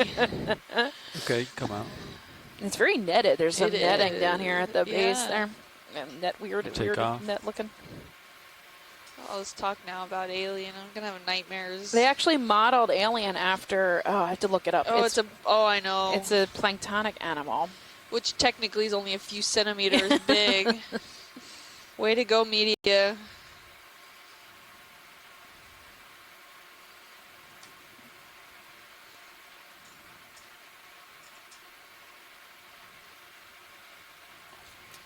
Looking down at you, Frank. Gate Zero. Copy. Phyronema.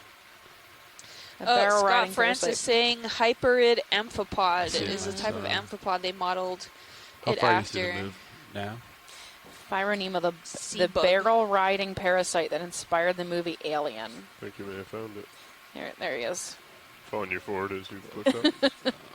See, Looks like her. that I can handle. Mm-hmm. That is the size of a human being, not so much. Come up a little bit. Looks And particularly is how Here. they okay. portray that it reproduces. Oh yeah, that's fun. I think that's taken from Wanna push wasp. out, explore it, Lars. They Copy use that, their yeah, life so cycle of some specific type of wasp. I'd be there at Parasitic 45. wasp. Yep. That's fun. Yeah. Pretty gross. Nav bridge move complete. Yeah, I'm good. Copy that. So you can see me and then the wall, I think. Yeah. We're just gonna look. I up just the posted it to starboard Twitter here. if you guys want to see them. Well, this is why I don't have Twitter. You come up with my camera a little Okay. bit. Get a better So, getting back to what we're looking at here, you can see that this cliff does have some shearing elements that exposes the fresh limestone underneath. Well, fresh, I use that term relatively. It looks highly diagenetically altered, If and feel you too can close, see you a can lot back of up a couple that meters. encrusting Lars? Yeah, I'm gonna swing a material little bit. around it, and those look like it was on top could of it get, before almost back. it got Yeah, sheared 5 off meters, 5 and meters. fell down to the seafloor. 5 meters probably. And this gives me great hope as to what my theory was earlier when we Good came enough. across those ginormous 15 to 25 foot Ship is already boulders, steady. that it was Copy, at some thank you. point possibly attached to these escarpments features.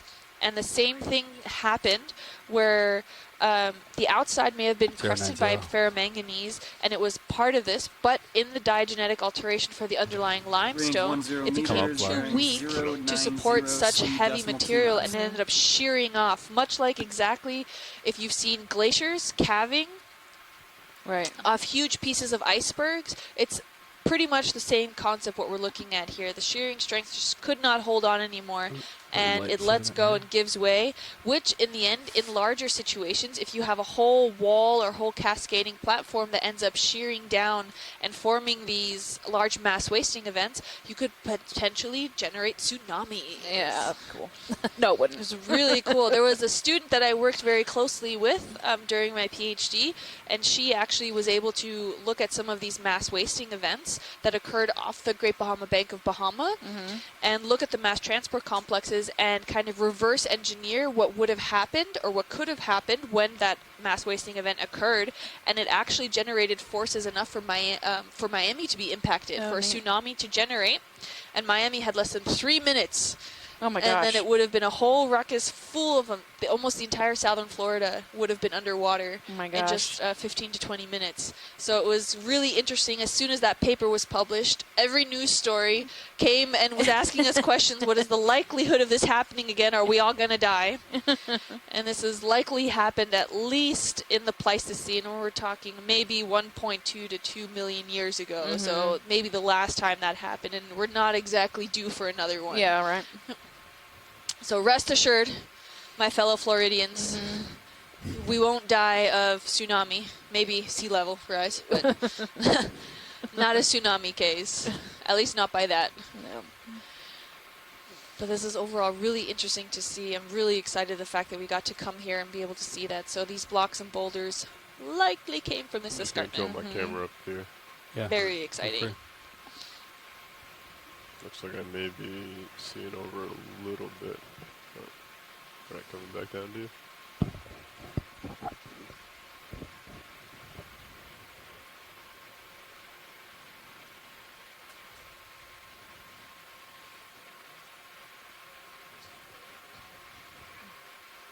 I'm seeing some more stichiopathes, potentially.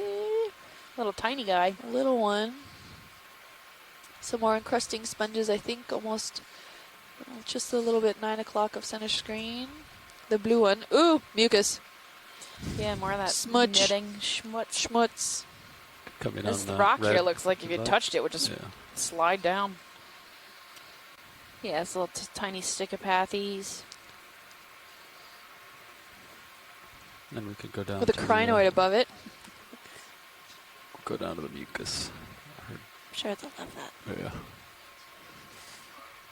Yeah, and that, like, I don't know what it is. It's like a feeding tube, abandoned feeding sac. Could be an egg sac. It could be, I mean, there's a lot of this one might even be active. This one was the the tube. top? The tube at the top. It's attached to something. Yeah, so these worms will put out this, like, sac, right? This mucus sac. And then collect it. It'll collect all, bacteria, whatever, and they'll pull it back in their mouths and eat it again. It's clear. This is delicious. There's a lot of reasons Yeah, I don't like worms. That's one of them. Copy. Pretty gross. Another one of those dandelions, 3. Oh, yeah, the little tiny. Okay. Yeah, keep going. You got to get to the top. I mean, look at the slope of this feature. 38 degrees does not do it justice. No. It's definitely like 90, 89. At certain sections, and there's little tiny terraces Copy. at some of these places, probably where the rock was still intact or some erosion is happening underneath some of these overhangs, making it weaker and weaker. I'm so glad we have a sample. Right? Another stichiopathes. And you can see here that this section here, although it does look quite encrusted, it likely has some microbial encrustings on it, so there's hydroids or zoanthids or little other, some crud encrusting on it, on top of it, also with some sediment And here's It that looks like draped over it. That same shearing on the rocks we were getting on the other one, right? Where it's like looks like plates plated, almost. yeah. It looks like it just Plated touch it and sheets. it would just disintegrate. Which I'm curious if you think maybe we can try to bang into one of those little plates and see if it'll break off. Sure. Which want to guide me to the one you like? There's one at noon. Yeah, there's one slightly to the right-hand side there. Or that piece where the lasers are on. Whatever you find best. The thin part. Like this little guy right here? Or No, you're more trying of to the break what's attached to the rock. What looks like where you can break it off. That kind of plate-like structure right ahead of us, right above the dots. If he starts an avalanche. Oh my God! I'm not saying that that'll be cool. I mean, it'll be somewhat dangerous, but what's life without a little danger? No, it probably won't spark up. I actually am not sure if it might break off a small chunk, but I don't think the whole plate will come off. I think we're full wide right video. Yes, we are. This still looks quite encrusted onto the feature. Crash a little bit into that. Bam. Oh yeah, look at that. So this is loose already. Okay, so maybe this is just sitting on the sediment patch that's there. But it didn't look like, none of it broke or chipped off. So this is pretty dense material, at least that outer crusting, probably because of that ferromanganese coating on it. You can see totally the different kinds of texture from on top of it, like that plate sheeted structure to underneath is more of the Swiss cheesy goodness. I like your descriptive. Just referred to rock as Swiss cheesy goodness. I don't see what's wrong with that. I know exactly what you're talking about. I see. There you go. Perfect. Okay, we'll keep going up. Thanks, pilot, for trying that little experiment. Yeah.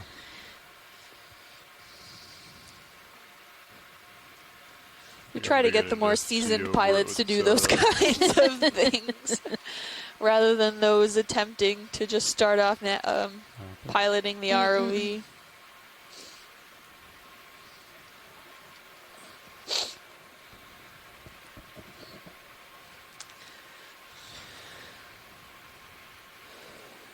You can see that the sediment's draped over as well. Probably partially a lot of that microbial encrusting too. It looks almost the same, or, well, we're not entirely sure. Probably a lot of sediment, but it could also be almost like the lassia grass. If you see in the shallow waters, it looks like the sediment is draped over these grasses, but it's actually not. There's referred to as epibionts, and these are actually little tiny organisms growing on the grass itself. So if you were to touch every one of these grassy patches and try to scrape off that sediment, you really couldn't. It would be quite hard. You would have to really go at it with your fingernail and scrape each individual one off. And I'm pretty sure not exactly epibionts, because those are more photosynthesis related, but definitely microbial crustings on here that are kind of deceptively making it look like more of the limestone rather than what is encrusted on here. Okay, yeah, bail out to the east. Ship is currently stationary.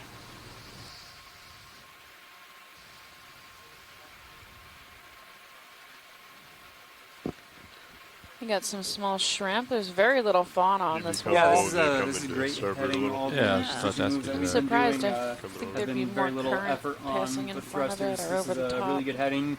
We haven't had to change heading at all. And therefore would be more fauna, but it's really barren.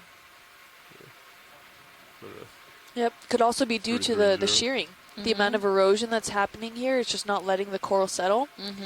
Oh, I mean, geologically, this could be actually eroding quite quickly. Copy, thank you. We're ready for those whenever. In terms of geologic time. Or it could just be getting too much sediment tossed onto it, so it's incapable of, like, corals aren't really going to grow there. Maybe, but it's smothered. Yeah, but as far as the we're looking at from the physiochemical component, temperature seems to be good at 4.3, salinity within good ranges, 34.9, just slightly lower than what we saw earlier. PSUs, dissolved oxygen, is about 6.9, so well within the dissolved oxygen range. Milligrams per liter there. I don't know what it is, so. Ooh, worm! It's a worm. Worm. It's a big worm. Swimming, yeah, he's pretty big. kind of cool when they swim. You can see his. That's about as good as a Siri. compliment you'll get from Steph about a worm. Yeah. Yeah, like this like wave action, like a sine wave or a compression wave with his little Siri, his hairs. It's a polychaete.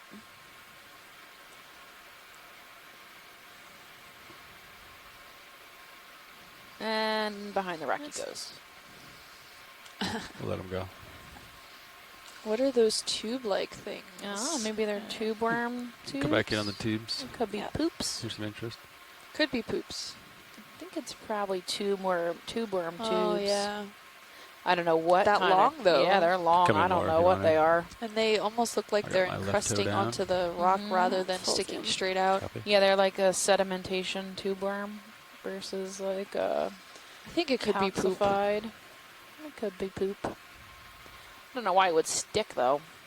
Right, because it's on the wall, so it has to be sticky. I can't believe I'm talking about poop like that. Might not be. Let's go with tube. I think it's a Could you tube. bring my lowers in like a little bit? Just bring them up a little bit. Sure. Ooh, port just took a hit there. Yeah, Come nobody's on. sticking out either end, so I can't really. We'd have to pick it up, dig through it, see if Do you want to anybody's sift living through in poop? it. Not really. Okay.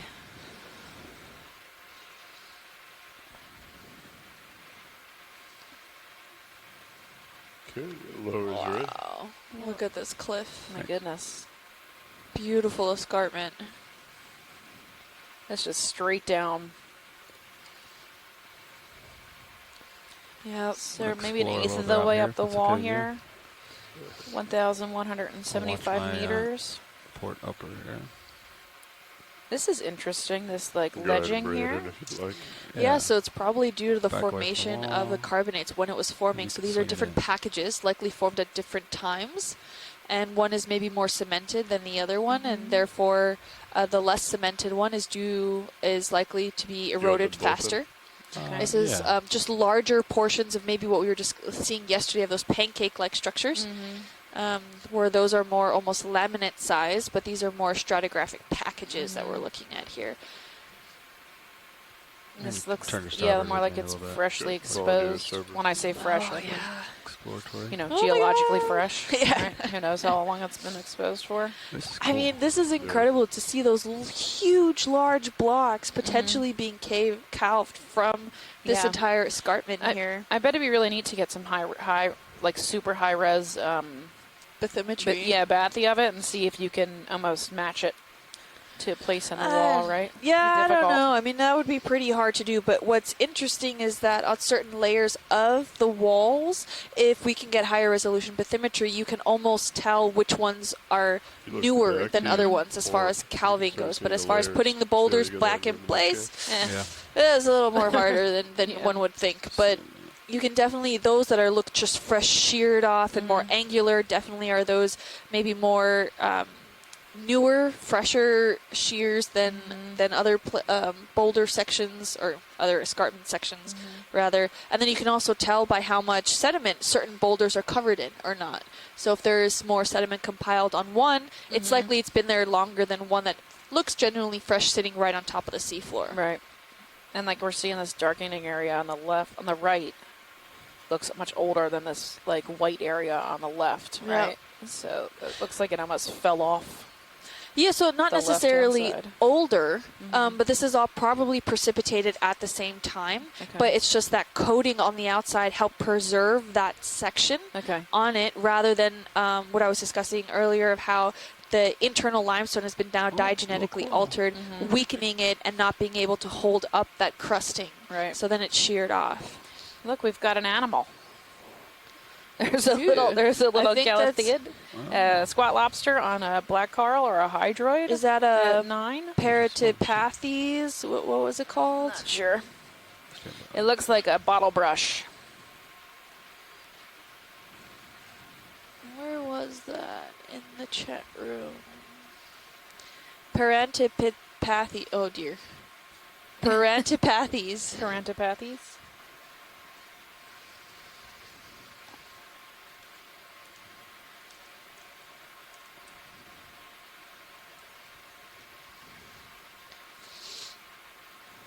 Oh, you can tell here, this probably looks like it could really cave any moment.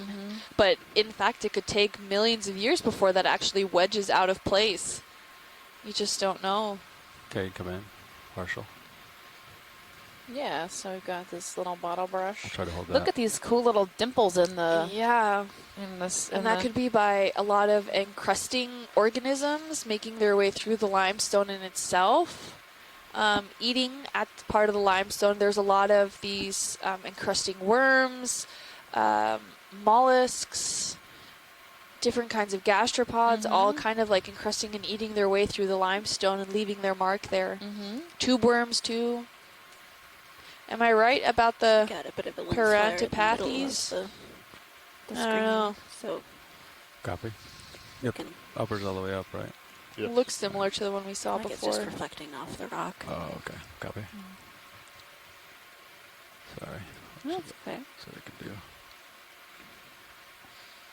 So I think video's good on this, but if science wants more, we can get more. Maybe a little bit of stylaster underneath that We'll ledge. go wide and then go to the big sponge over here. Kind of at the end of my leash here, anyway. Such a cool geological feature. It really is. I love it. Oh, maybe we've got a little bit of yellow sponge here at the Oh, tip. yeah. Can we go look at that? Yeah. I don't know if it's encrusted on that rock or if it's just looks like it's like... I'll try to hover here if you want to come in partial. Right, is it encrusting or is it growing as like a... that's probably lobate. good. Right, lobate sponge. It's yellow. That amphitheater shape where it grows really along the base and then extends out into like a fan. It's bright yellow. We've also got a sea star at 11. Oh yeah, there it is. I think we saw this sponge earlier in this dive. Yeah, it looks similar to what we've experienced. Not sure what kind.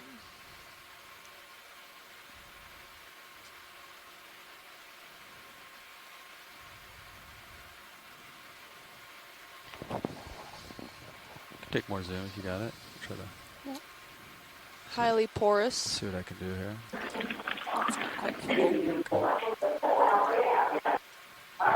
Get closer. Hi, Hi, Chris. how are you? Good. How are you? What do you think? It's a beautiful sponge, and before it seemed that it was encrusting, but we can see here that it's a fan.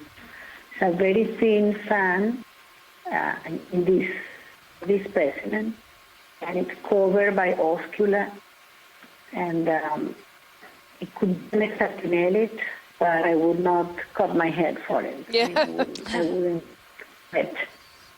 It's very thin, and I have never seen something like this before. Nice. We saw it before. We saw it at the beginning of the dive today. Yeah. Very interesting sponge. Different. Yeah, it's pretty cool. Soft looking. Pretty cool. Watch, did you need a closer look? I could put a toe down and zoom in further if you'd like me to, or I could keep moving. Do you want to get it? Oh, yeah, snap zoom of the sea star, but Yeah, is this that one the is same fine. sponge? Yeah, we saw earlier, yeah. Oh, okay.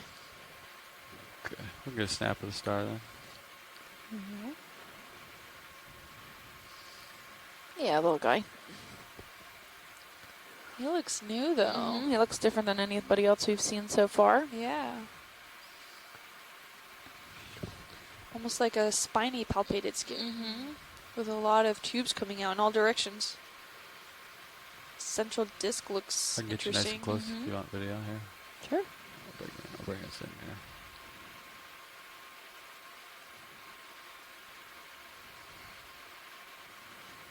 He's pretty small. Yeah, it is. Okay, come in.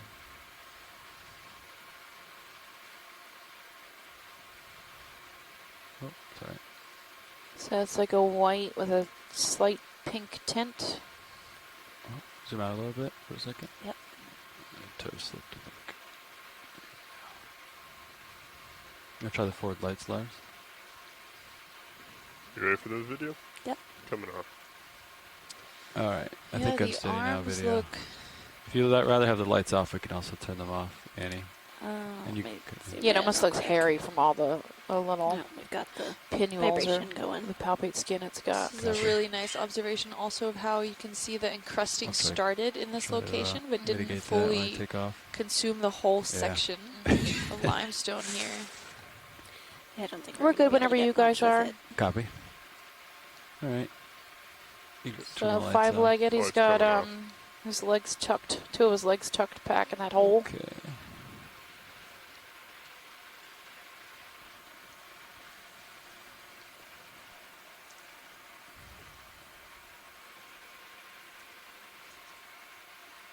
So it looks like your port vert, yeah. That's what I was Oh, what just like jumped off that ledge? Oh, I think it's a siphonophore. Oh yeah, maybe. Looks like a piece just came out. Little ball. Ooh. Hey, Chris Ma, how are you? Good. How are you today? Good. So, what do you think? the critter that you're looking at is a forcipulate, so that makes it related to, if many of you are more familiar with the intertidal Asterius type sea stars, this is something distantly related to that. I honestly did not get enough of a view to pin it exactly, but I think it's what's called a pedicelasterid. These are deep-sea relatives of those intertidal stars that I spoke of, and they're generally considered sort of intermediate in morphology with other sea stars, and in the phylogenetic trees that I've seen, they occur down at the bottom, which is to say they're sort of considered stemward. Okay. So they're basically, you know, I hate to use the word primitive, but they're kind of primitive relatives of things like the sea stars that you found on the intertidal zone. Coming back to it. There's a couple of them that occur here in the Atlantic, especially in this region, and do you want to try the lights on? this one does not. It didn't seem to have a whole lot. Okay. Yep, getting closer, but he seems to be starting to tuck in. Yeah, part of what I was wondering if maybe if there were three other arms on the other side actually tucked into the rock face. Yeah, I thought there was two, but it could be three. Yeah, it depends. But there's also there's a bunch of them, and they're hard to identify from pictures. I can try to spin around. They're all interesting from the perspective of from a big phylogenetic tree, sort of understanding the evolution of these sea stars.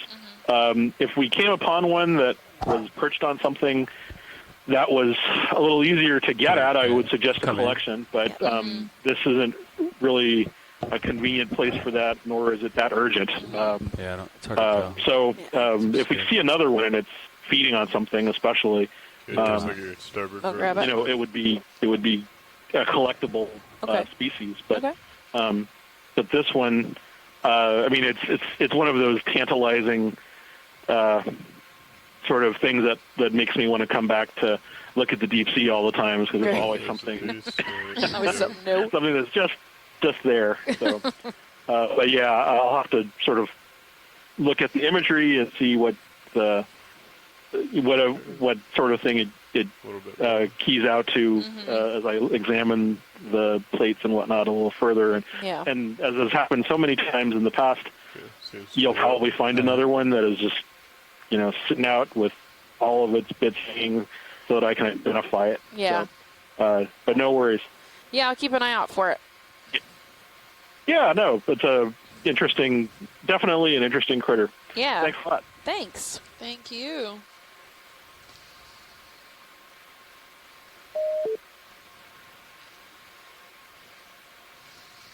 So it looks like we're coming onto more of a terrace-like feature here. This is not the top. We're far from the top of this feature. Yeah. Here. And we can see a few more of these single-stalked, I'm not sure if they're corals. They look like corals.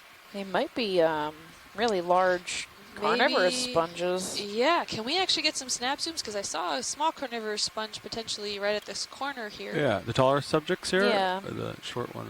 Okay, stand by. These tall guys. Oh my god, if they can grow this big. Yeah, they're big. Although I don't see a movie coming out about a giant man-eating sponge. Unless SpongeBob goes evil.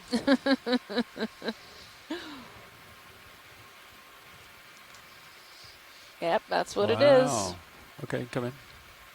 Go for the top, I guess. Wow. So I wonder if this is the first sighting of a sponge, a carnivorous sponge like this that can grow this tall. Plus, isn't it on hard bottom?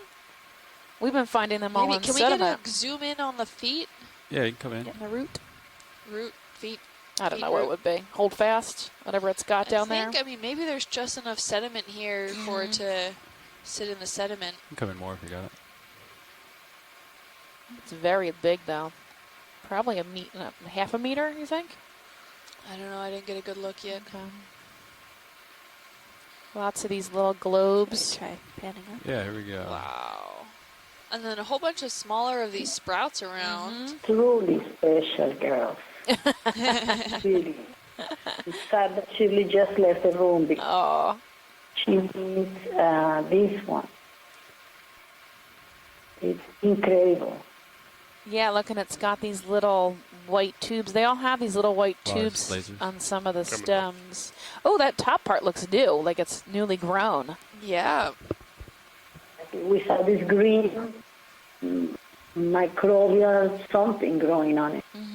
Some type of microbe, or I think this green color that you see at the bottom. Yeah. This is remarkable. That's all right.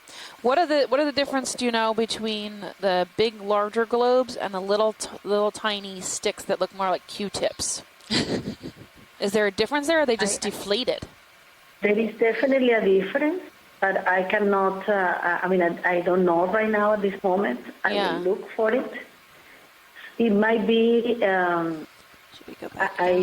believe the large ones contain the spermatophores. Okay. So they contain the male, they will be like male gonads. Right. Small ones, I will have to look. But there is differentiation. Usually the sponges are hermaphrodites. Right. So they will have female structures and male structures. Oh, I wonder if that's what the small ones are. I will look for this and let you know. When we had pulled them up yesterday, it looked like some of the globes had stuck to each other. So yeah, well, it looked like it gave off this mucus kind of thing, and then some of the globes got stuck to each other. Yeah, I thought maybe it was part of that the reproductive stage. I think maybe that was normal, but I mean, or maybe it was just jostled. Stress, yeah. Jostled too much in the bringing it out of the water. But yeah, that was pretty neat. And I didn't want to pull them apart because I wasn't sure, and also we just preserved it like that. Yeah. Friend was telling me that. But we have another sample today that potentially. Okay. Video's clear. All right. Can we get a size on this before we start running? Laser's coming on. Please. I'll put them by the base so that way it's in the same plane here. And you can zoom out and get the Wow. At least half a meter. Yeah. If not 60 centimeters. Yeah, it's at least 50 centimeters tall. Yep. And there's another one in the background. Different to what you collected this morning, isn't it? Is it different? I don't think so. I don't know if it's different than the one we collected this morning, but I think it might have been one of the same species that we've definitely collected over the last few days. I think we're matching maybe one of those. And this is quite different. So if there is any doubt, collecting this sample could be very interesting. I wouldn't mind collecting the tip of it. We can't get this whole thing. We don't have a large enough bucket. Yeah. Or jars to store it in. Don't worry.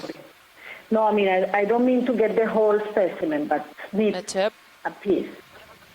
You think are we set up to grab the tip of this? Absolutely. Yep. You want to do that? Yeah. Sure. Could also be potential extension of certain species. Can start its own population genetics map. All right. No, not that many for that, but really, we could have a collection of 4 different chondrocladia species. There's no reason why it's not the case. Yeah. Remaining or used? Different from the others. So. Port in it. Okay. Sounds good.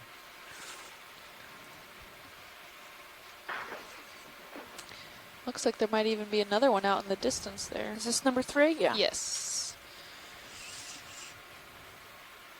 When we got the close up, you could see that the tiny, like the Q-tip projections were much longer than the ball-bearing projections. So it's something that the species that we collected till now not have. So.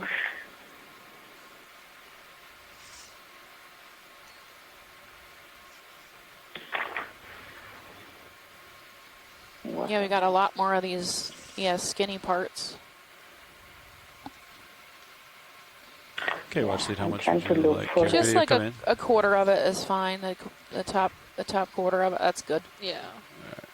I mean, yeah, because you're going to end up crushing a bit of it with your jaw, so get enough like preserved at the top that it. Just a little off the top. Yep. Like a haircut. Yeah. Chop.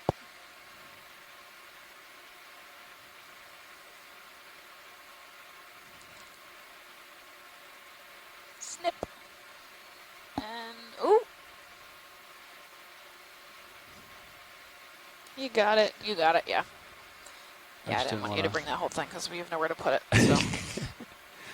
Okay. You ready for draw? Yeah. Coming out.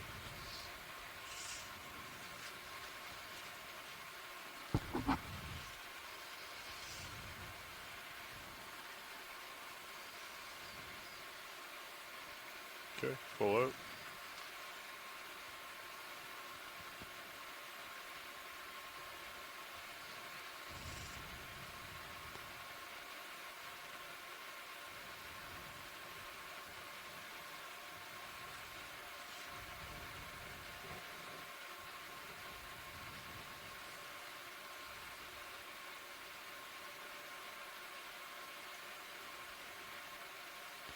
Port inner. Good job, guys.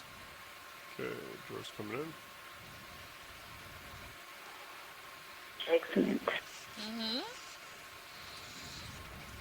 That's the biggest one we've seen. No, it's just a little shorter.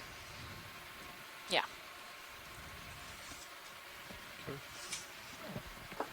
All right. Next. Circle. All right, we'll keep moving here. Now you guys want to get to the top of this? Yeah. I don't know if we'll make it, but we can definitely try. Back my monitor. Yeah, we got, what, 45 minutes? Yes. Let's go. Yeah, this little terrace jutting out here. Yeah, also in my head. Yeah. You can see it raising in front of us. There's the continuation of the wall right ahead. There's with this layering it's got, like, oh. Yep. in front of us. That's pretty cool. It's all these different packages of snap cemented of it, limestone. Back kind of your way, Lars. Copy that. You can snap it. Who knows? Could even involve a reef deposit in there. All right. A little crab hanging out in the cliff. Ooh, What's crabby. happening here? This even looks more bronze. Yeah, he really needs to molt with all those barnacles on his back. Go ahead, Nev. Looks like a relative of Chaseon, but he looks funny to me. So it could be the same family. Found something underneath that rock to snack on. 20 meters, bearing 330 degrees, speed decimal 2 knots. That's a good copy. I wonder if he'll eat this shrimp. No? Looks like you gave him an idea. Hello. Lunchtime. He's licking his lips Snacking. right now. Found something yummy. Alright, we can let him go, I think. Yep. And then I'll work my way to Port Lars towards the direction of movement. Copy I that. know I'm kind of off to your starboard. Yeah, I'm lined up at 330 at the moment.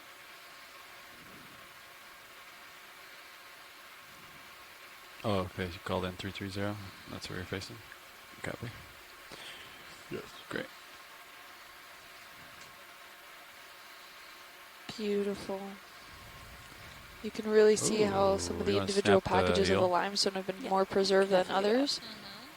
Have we seen And that, this? again, just goes straight We've back seen to it. erosional Oh. properties or dissolution properties Looks of like the just one of the limestone. big rat tails. Okay. Now it's been interacting with the water chemistry. Probably. Could grab it if you want it.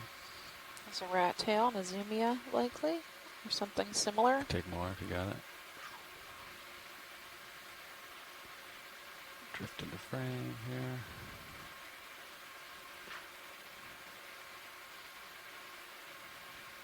Okay, go in. Yeah, there you go. Got a bit of a different pattern than an Azumia. Yeah, he's darker too. Huh. I'll try to hold that for a second. Keep it, even though he's not really cooperating.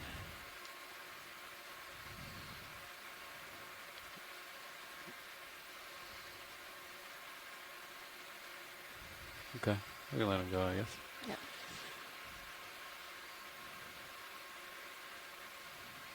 Could definitely see a geological layer there of some sort. Beautiful.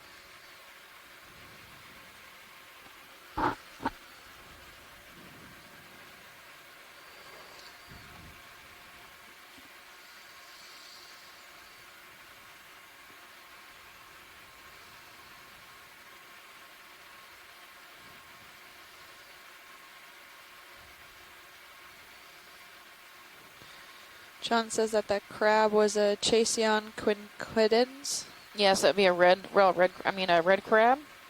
It's the same genus as the golden crab, but different species, and more common on the Gulf side.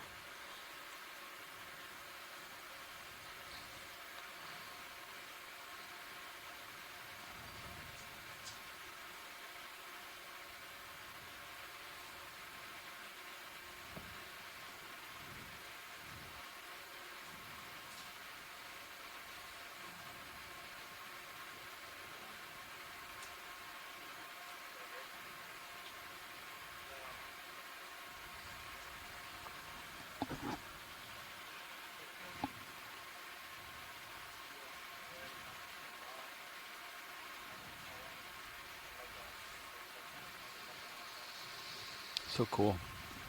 Again, all these sedimentary packages, you can see that there is some encrusting going on here, but not enough to destroy the porosity in some sections of the limestone. You can still see that these pores are really large, a few centimeters at wide at most, and some can be even larger. And these pores can lead to intricate network systems that can be as large as huge caverns underneath or within the systems. And that's a lot how the aquifers are stored under Florida. Mm-hmm. In this case, these guys are all filled with seawater. Yeah, can't drink that. But the complexity of the pore systems is truly remarkable in the limestone features. And when they get karstified, and really they not exactly turn to dolomite, but when they just get altered and they get so sharp, and there's so many places like in the Bahamas and whatnot that you can still visit that haven't been extremely altered as far as human impact goes. And you need the highest quality, biggest hiking boots that you can walk across with those. And if you trip and fall, there's no saving you. Yeah. Goodbye knee skin. Yeah, goodbye skin. And it can really do some damage, but this is how it forms and it precipitates right out of water is amazing, and it can have a lot of skeletal influence. You can even see sometimes a whole reef system tucked away into the limestone that was built in and then all of a sudden cemented together over geologic time. We see that often also in Belize. You have the rim, the shelf rims, like if there was an atoll there, and then going down into the slope, sometimes into, there's an abyss. It's usually, in referring to the abyss, we talk about thousands of meters deep into the ocean. Mm-hmm. But with carbonates, it doesn't always have to be like that. Carbonates usually, there are some that are that far down into the ocean, but a lot of it does get dissolved away due to that decrease in pH I was talking about earlier in the dive today. What is that? Looks like we got Chrysogorgia at dead center and then a Hylanema at 3. That's the sponge that looks like cotton candy on a stick. Ah, yes. This is a longer stuck than we've seen in other areas. My mom's watching. Hi, Mom. I love it. Maybe a 3, 4, 5 for the next move. Bring it right over. So these Hylanema, if you zoom in on them, you can see that it's like a sponge top, and then its spicules, which is its like, Come in I video. don't want to say bone structure, but what gives it structure. They actually grow these really long spicules into the sediment, and you can see this one here is encrusted with zoanthids, but normally you can see the spicules, and they're so fine they can be used for fiber optic cable, even though that's financially unfeasible. But this is Hylanema. So this sponge, a hexactinellid sponge or glass sponge on one end. It sits out of the sediment using that stick that it grows. Currents pushing it over. And there's a little squat lobster hanging out. Yep. And there's one behind it too. They're both covered in zoanthids, so you can't see So you said another move, their another 20 meters? spicule stalks. Yeah, another 20 at 3, 4, Salacious 5. spicules. 3, 4, 5. I say salacious because Sounds they're good. formed out of Coming up. silicate. Thank you very much. And I just want to point out really quick, if you Thanks, look on Betty. your feed too, this is a fantastic view of D2 and also of the overall structure of the limestone. So each one of those little packet, like bumps of the limestone and the substrates are its packages. So those were usually formed in one geologic section of time, and we're talking maybe not in the same day or even in the same decade, but over a couple, maybe hundreds of years, they start to precipitate and grow. It can grow even faster, maybe a few tens of years or whatnot, but a few hundreds of years in geologic time is less than a blink of an eye. So you can get a really good point of view of just also how large these sections are and how large these packages can be. And sometimes we're looking at the same carbonate package that developed fairly quickly, can be meters tall, or something more like this where it's more looking like 30 to 40 centimeters tall. If we can get actually the lasers on. Sure. Yeah, so about 40 centimeters tall in certain areas of the packages, and that's only what's being exposed, right? So we're not sure what some of the other packages might be that are within the sediments that are being covered. But these are all sections and packages of limestones that may be formed one on top of the other as filling that accommodation space of the saturation zones. Steps. Yeah, exactly. Terrace. Like good steps and terraces that come out from the limestone section here. And they're filling the accommodation space, which is meant by, when this was shallow water, this had to have been shallow water for this to develop, where it's a carbonate saturated zone. And it began to precipitate right out of the water, filling that accommodation space to the sea level top, which is a lot where corals start to come into, and seeing how it's precipitating right at sea level. So we can really get a good point of view of what packages were developed during what times, and that gives us a good sense of how the sea level structure occurred over time. And if we were to take samples and isotope measure the isotopes on them, we could potentially get what the seawater, what kind of current flow was what it was experiencing, where was the current coming from, what time of year this was. We could age date it, given that it's carbonate material. And there's different methods that we can always age date things. And it would just be overall really interesting to see how it works. I mean, we know that the Portales Terrace is about 15 million years old, down into the Miocene time, and this could be very well within that time, if not earlier, which means technically older. When I'm saying earlier, we say earlier in the Miocene means older in time, because that's when that specific time period started. But it's just overall beautiful to see how these different packages have developed, and some are heavily encrusted by that ferromanganese or phosphorite, where other ones are left completely exposed. Well, actually, this is Nav. Just want to let you know that we have about 20 minutes left on dive. 20 minutes? Yes. Okay. Do you think we can get to the top in 20 minutes if we go quickly? I think we'll miss everything. There's another... potential carnivorous sponge. Thank you. Cladorizid. I think I need more coffee. Down here? Cladorizid. No, in the back there, Oh, but back. we can get a quick snap zoom on this. Yeah. Also, there must be some crazy predator hunting outside of our view, because every Maybe. once in a while we just see dead fish heads pass Yeah. by. Well, Mike Vecchione was saying that the squids are sloppy eaters, so Maybe they that's could yeah. be Maybe eating those. they're using our light as a hunting source. Yep. So we got another one of those. This one is what? Beautiful. I forget the name. Acanella? Possibly. Is it And right? there's a bamboo coral. Take more if you got it, or if you want it, I guess. Yeah. Oh yeah. It's It's has got nodal that, branching. Yeah, it's got that banding. Nice.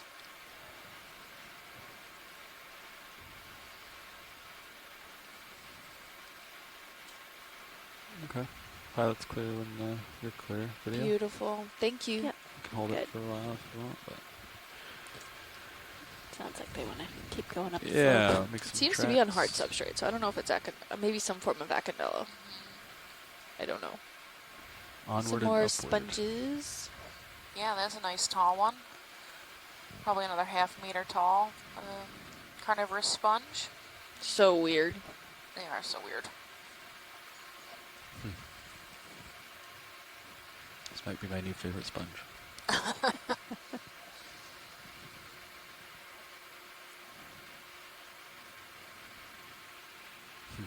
Alright, I'll let it go. How far are you into the move now? 2 meters left. Okay, you probably call another one in. There's Lars a is yellow ready for it. coral. You got a nice Yeah, undercut I'm ledge for here. 920. Yeah. Still feeling it. But Same direction? same direction. Copy. It's that coral behind it. Nav bridge move complete. Looks interesting too. The same yellow. Oh, might be. Copy bridge. After Let's do the same move again. 20 meters, bearing 345, speed 0 decimal Coming on the yellow. 20 meters, bearing 345 so degrees, Faria. speed decimal 2 knots. Yellow faria. Good, A copy. little crinoid. And a tiny crinoid. So this one grows a little different than the fairy we've been seeing, which was a white. This one's more of a yellow. It's much taller. If you got more, you can take it. I'm not sure. Yeah. I put it in the same genus, though. Some zoanthids on the top. It's a type of glass sponge.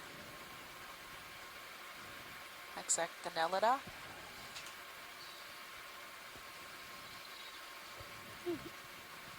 video's clear. Okay, yeah, you can come on. Keep going upwards here. See what else we can find. Oh, it was another carnivorous sponge behind there.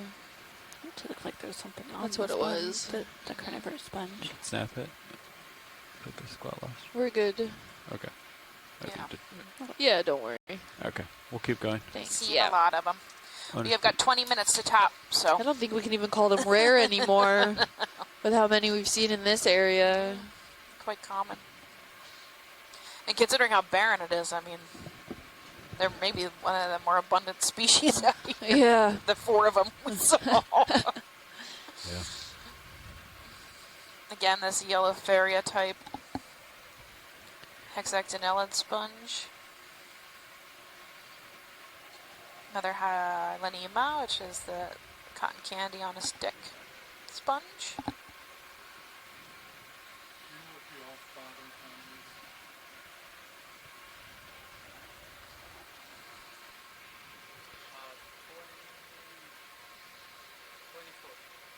We're seeing a lot more sediment here.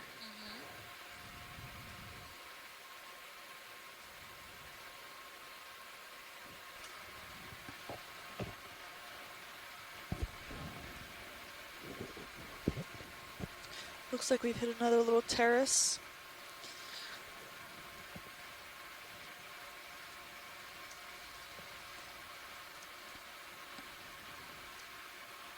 Vortex, yeah. Yeah, you just got one. Looks like your forward lat is also a little off. Copy.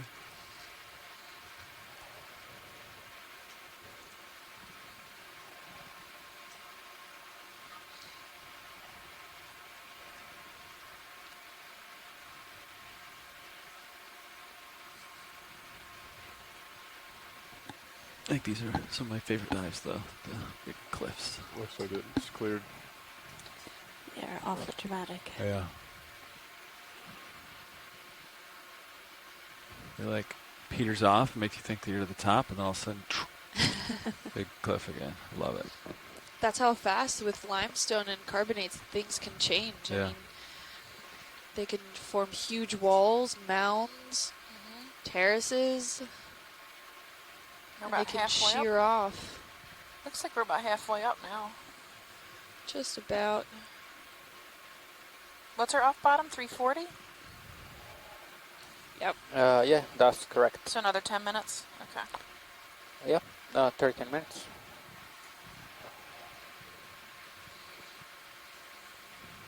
It looks beautiful. Oh, what is that blackish, pudgy thing?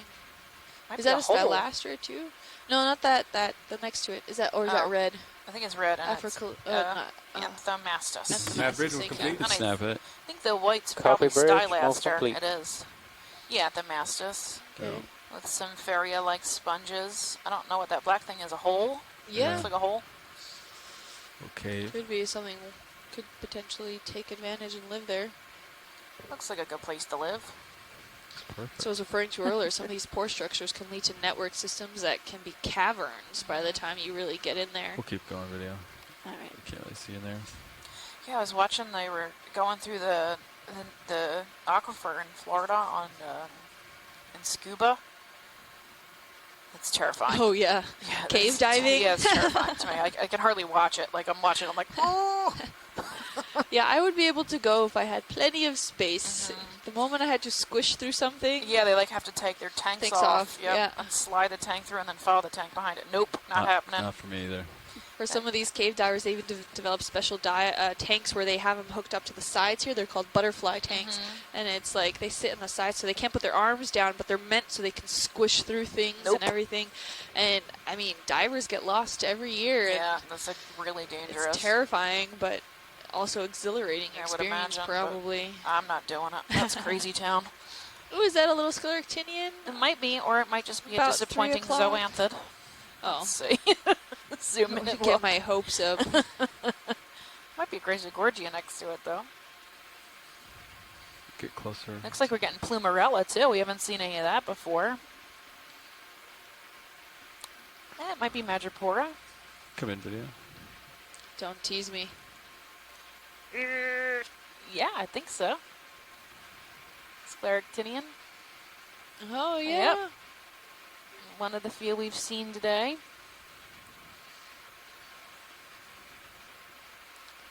I would guess Madrepora or something similar. Oh, the one John pointed out earlier. What was the name of that? I'm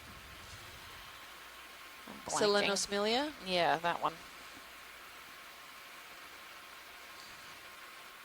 Maybe. Yeah, could be that. It's a similar one.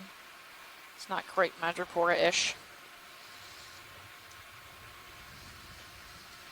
All right, we're good whenever you guys are. Yeah, thanks. Okay. All right. Go to the top and check out these other corals. Yeah, they're like primnoids.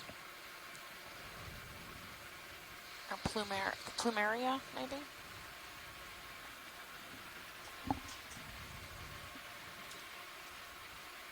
Which one would you like to zoom on before I keep going here? The one dead center. Dead center. The big one. Or? Yeah, it's fine. Yeah.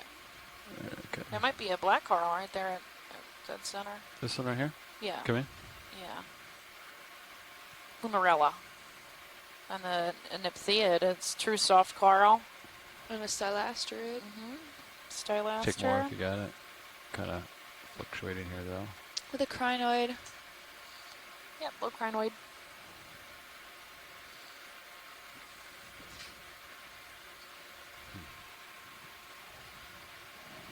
Thanks, video. No, no problem. Okay. Want to keep going up? Yeah. I got some tether.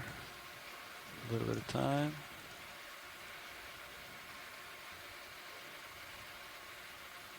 Ooh, wait, what's that on the bottom there? Yeah. Oh, weird. Oh, Geodia, maybe. Yeah. Yep, Geodia sponge of some kind. Could snap it. It's kind of below me. Ooh, Oh, he's got a sieve plate on top.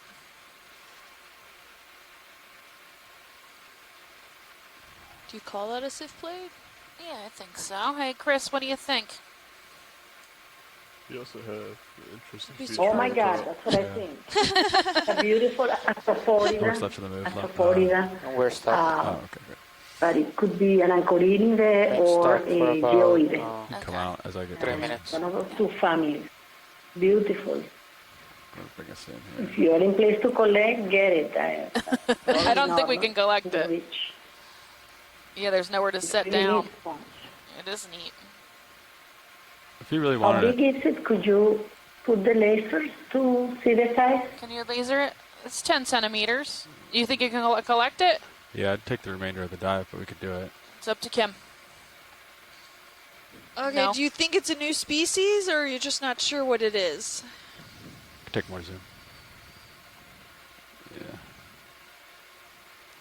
Chris, are you still there? Yes, sorry. It is it's definitely a Astrophorida. And we saw it, we have seen it once before in the expedition. You remember this very marked oscule?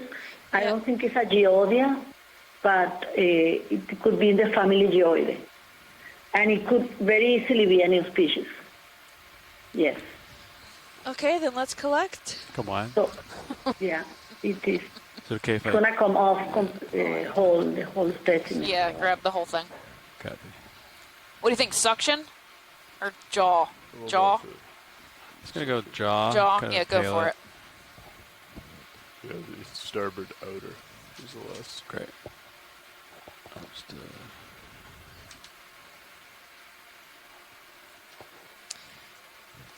And what's interesting is that this section here of limestone Go ahead, almost looks Alexa. like it has a Yeah, reefal ramp up structure to radio. it, but I would not. Like reef, you mean? Like Yeah. coral reef? Was this ever shallow enough to... Oh, it had to have been. Yeah. Yeah.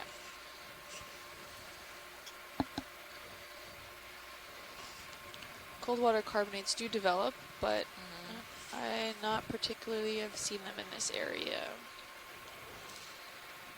Oh, we may have an issue getting the drawer out as well. yeah, I'll take a. Copy. It's if it's even remotely not gettable, just forget it. Understood. Is it okay if I crush it? Kinda Yeah, squeeze yeah. it a little bit? Yeah, if you, Kinda Just a little bit. impale it. Sure, like, yeah. Pick it up like a golf ball. I'm gonna reduce my grip force here. Okay. Yeah. Let's see what I can do. It will squeeze it quite a bit, but It's going to be pretty stiff if it's a geodid. okay. There you go, pop right off.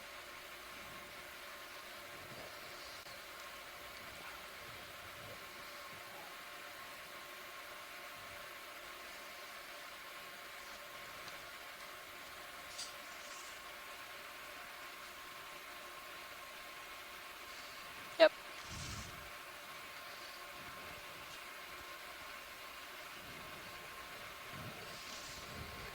Beautiful. It came even with the rock where it was growing. Oh yeah, I got a piece of Can limestone you too. haul in on the winch a Did little an bit, please? associate? Come in.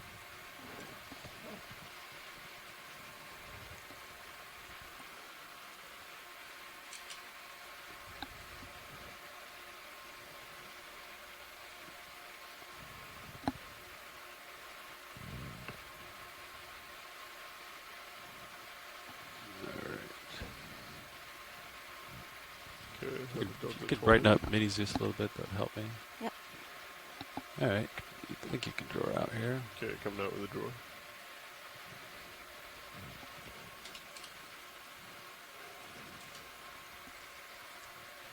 If you could keep an eye on my vehicle position while I stow. Yeah. That is on. 2033, 1140.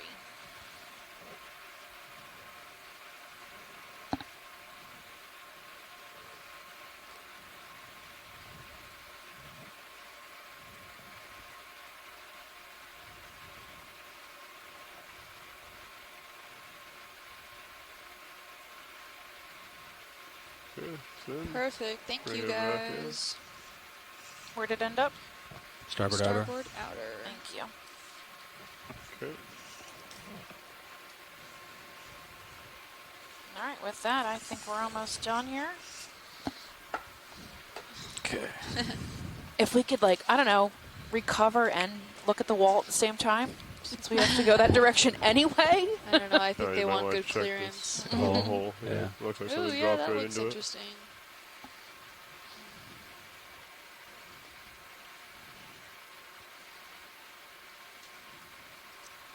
It's a perfect example of how these things can be as big as caverns.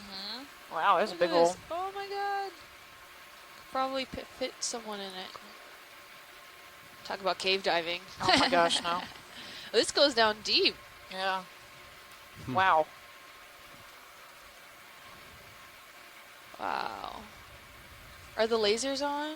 I can turn them on. Yeah, it's big. Oh, Meter yeah, wide hole. Deep. It goes pretty deep, so there's a bottom down there, right? Otherwise you wouldn't see the red dots. All right. Cool. Amazing. Yeah. All right. We'll keep going here. I think. Well, this is exactly a lot of how the Miami limestone looks, and how those caverns up by sort of the Gainesville area, mid-central Florida, you can go diving, cave diving down there. It's incredible. Yeah, so ending the dive just about now. We're coming up the last section of last few minutes. As we come out, just to recap, we're 40 miles offshore. This is dive 11 of this cruise. We're 40 miles off of Key West. Off an escarpment at 1,200 to 1,100 meters underwater. We found two round features that we, when we dove on, realized looked like they might be broken off of this main wall here, which is quite amazing. They're pretty far from that wall, so they got, fell off and got pretty far. This escarpment feature's pretty barren as far as life goes, but is really interesting geologically. So we are on our way out. We've collected 4 species. 3 organisms, one rock. Yeah. So, yeah, 2 of those organisms were, what did we get? We got 2 carnivorous sponges and a possible Geodia sponge, which looks like a little ball. Possibly new species. We'll find out over time. Stay tuned. Yeah. Keep an eye out. Another Stichiopathes. This has been, I think, the most abundant coral that we've seen here, which is the first time that that's happened. All right. Saw a few scleractinians, not too many. Mostly gorgonians and some antipatharians. Other than that, yesterday was, slam packed full of life, and today is really sparse on this 90-degree slope here. That time. The wall we're looking at. Yep. Okay. So saw a couple squid, saw a few Bathynomus, the giant isopod, and the sediment. Watch lead, this is Nav, just letting you know that is the end of dive 11. Okay, thank you. The end of dive 11. So we only have one more dive officially before this cruise comes to an end. That's tomorrow. Ooh, what? Is that a tree? Oh my god. Or could that have been a coral? I don't know. Oh my god. Two more minutes. What is happening? All right, can you guys carry that up in your claw? Just hold it to the front of the ROV. We're not serious. Well, I mean, what do you think of petrified wood? Scott says it could be the giant base of an octocoral. Oh my gosh, that would be huge. I think that is likely what it is. I don't think trees would make it here that far. I don't think you can be petrified underwater. Yeah, I don't know. I mean, if it came out of petrified out of the rock, I don't know. I don't know how that works. Or it could have been a shallow water coral that somehow got I'll preserved. come to port a little bit. I don't know. And we'll never know. I think both of you have to come to starboard, don't you? Your other starboard. Yeah, we'll just keep running up this wall here. I'm going to Copy. try and recover. I'll come up. Yeah, Scott Coming says up it as was well. a good point that there are no roots, so Yeah. it wouldn't be a tree. Oh, yeah. Right. Oh, there's another piece. Oh my god. That's craziness. We get an overall view of this rock face. Oh, it's beautiful, isn't it? Sure. Holding a delta of 18. Following you as you come down. Copy. I'm going to punch in auto depth. Wow. It's been a really great dive. Geologically speaking, this You is... always leave with a wow. All right, you can zero your turns. Well, I can always be fascinated. Oh my God, that's a big mystery. Yeah, I don't know what that was. All right, well, thanks for joining us today. If you don't know already, we'll reread our social media to you. We are, you can find us on Facebook. I'm also at Ocean Exploration Research or Ocean Exploration Research-Education, or on Twitter at Ocean Explorer and use the hashtag Okeanos, or on Instagram at NOAA Ocean Exploration. You can find me at Deep Sea Nerdy on Twitter or at Deep Sea Nerd on Facebook and Instagram, or you can find Kim at Deep Sea Kim on Instagram. So have a wonderful evening. I hope you all join us tomorrow. For those of us on the science team, we should be having our science call at 3:50. I'm sorry, 1600. So 4 o'clock, we're going to have our science call. So just hang on the line. We'll be back to discuss tomorrow. Tomorrow we're going to be in the Agassiz Valley. It's going to be south west of Key West on some really cool mounds. I'm looking forward to those newly mapped by the Okeanos and Shannon, I think last year. So we look forward to seeing you all tomorrow. Thanks so much for joining us today. We hope you had a good time. Saw some cool stuff with us. Thanks for exploring. There were no dives here before, so everything we saw was brand new. Nobody knew existed before. So have a wonderful evening, and we will see you all tomorrow. Yeah, we are signing off here. So we'll see you tomorrow on our final dive of this cruise. Thank you all for joining us this far. We really appreciate it. And we'll see you tomorrow. We'll have our post-dive call at... Sorry, give me 1 second. 1600? Until it looks pretty tight in my tail at cam. 1600, so that gives us about 15 minutes, and then we'll be back for a post-dive call. We'll see you then. Thanks. I'm starting my Z Thank you, bye-bye. Bye. Start slow on the winch. Understood. Coming up on the winch. You can get on it. Getting on it.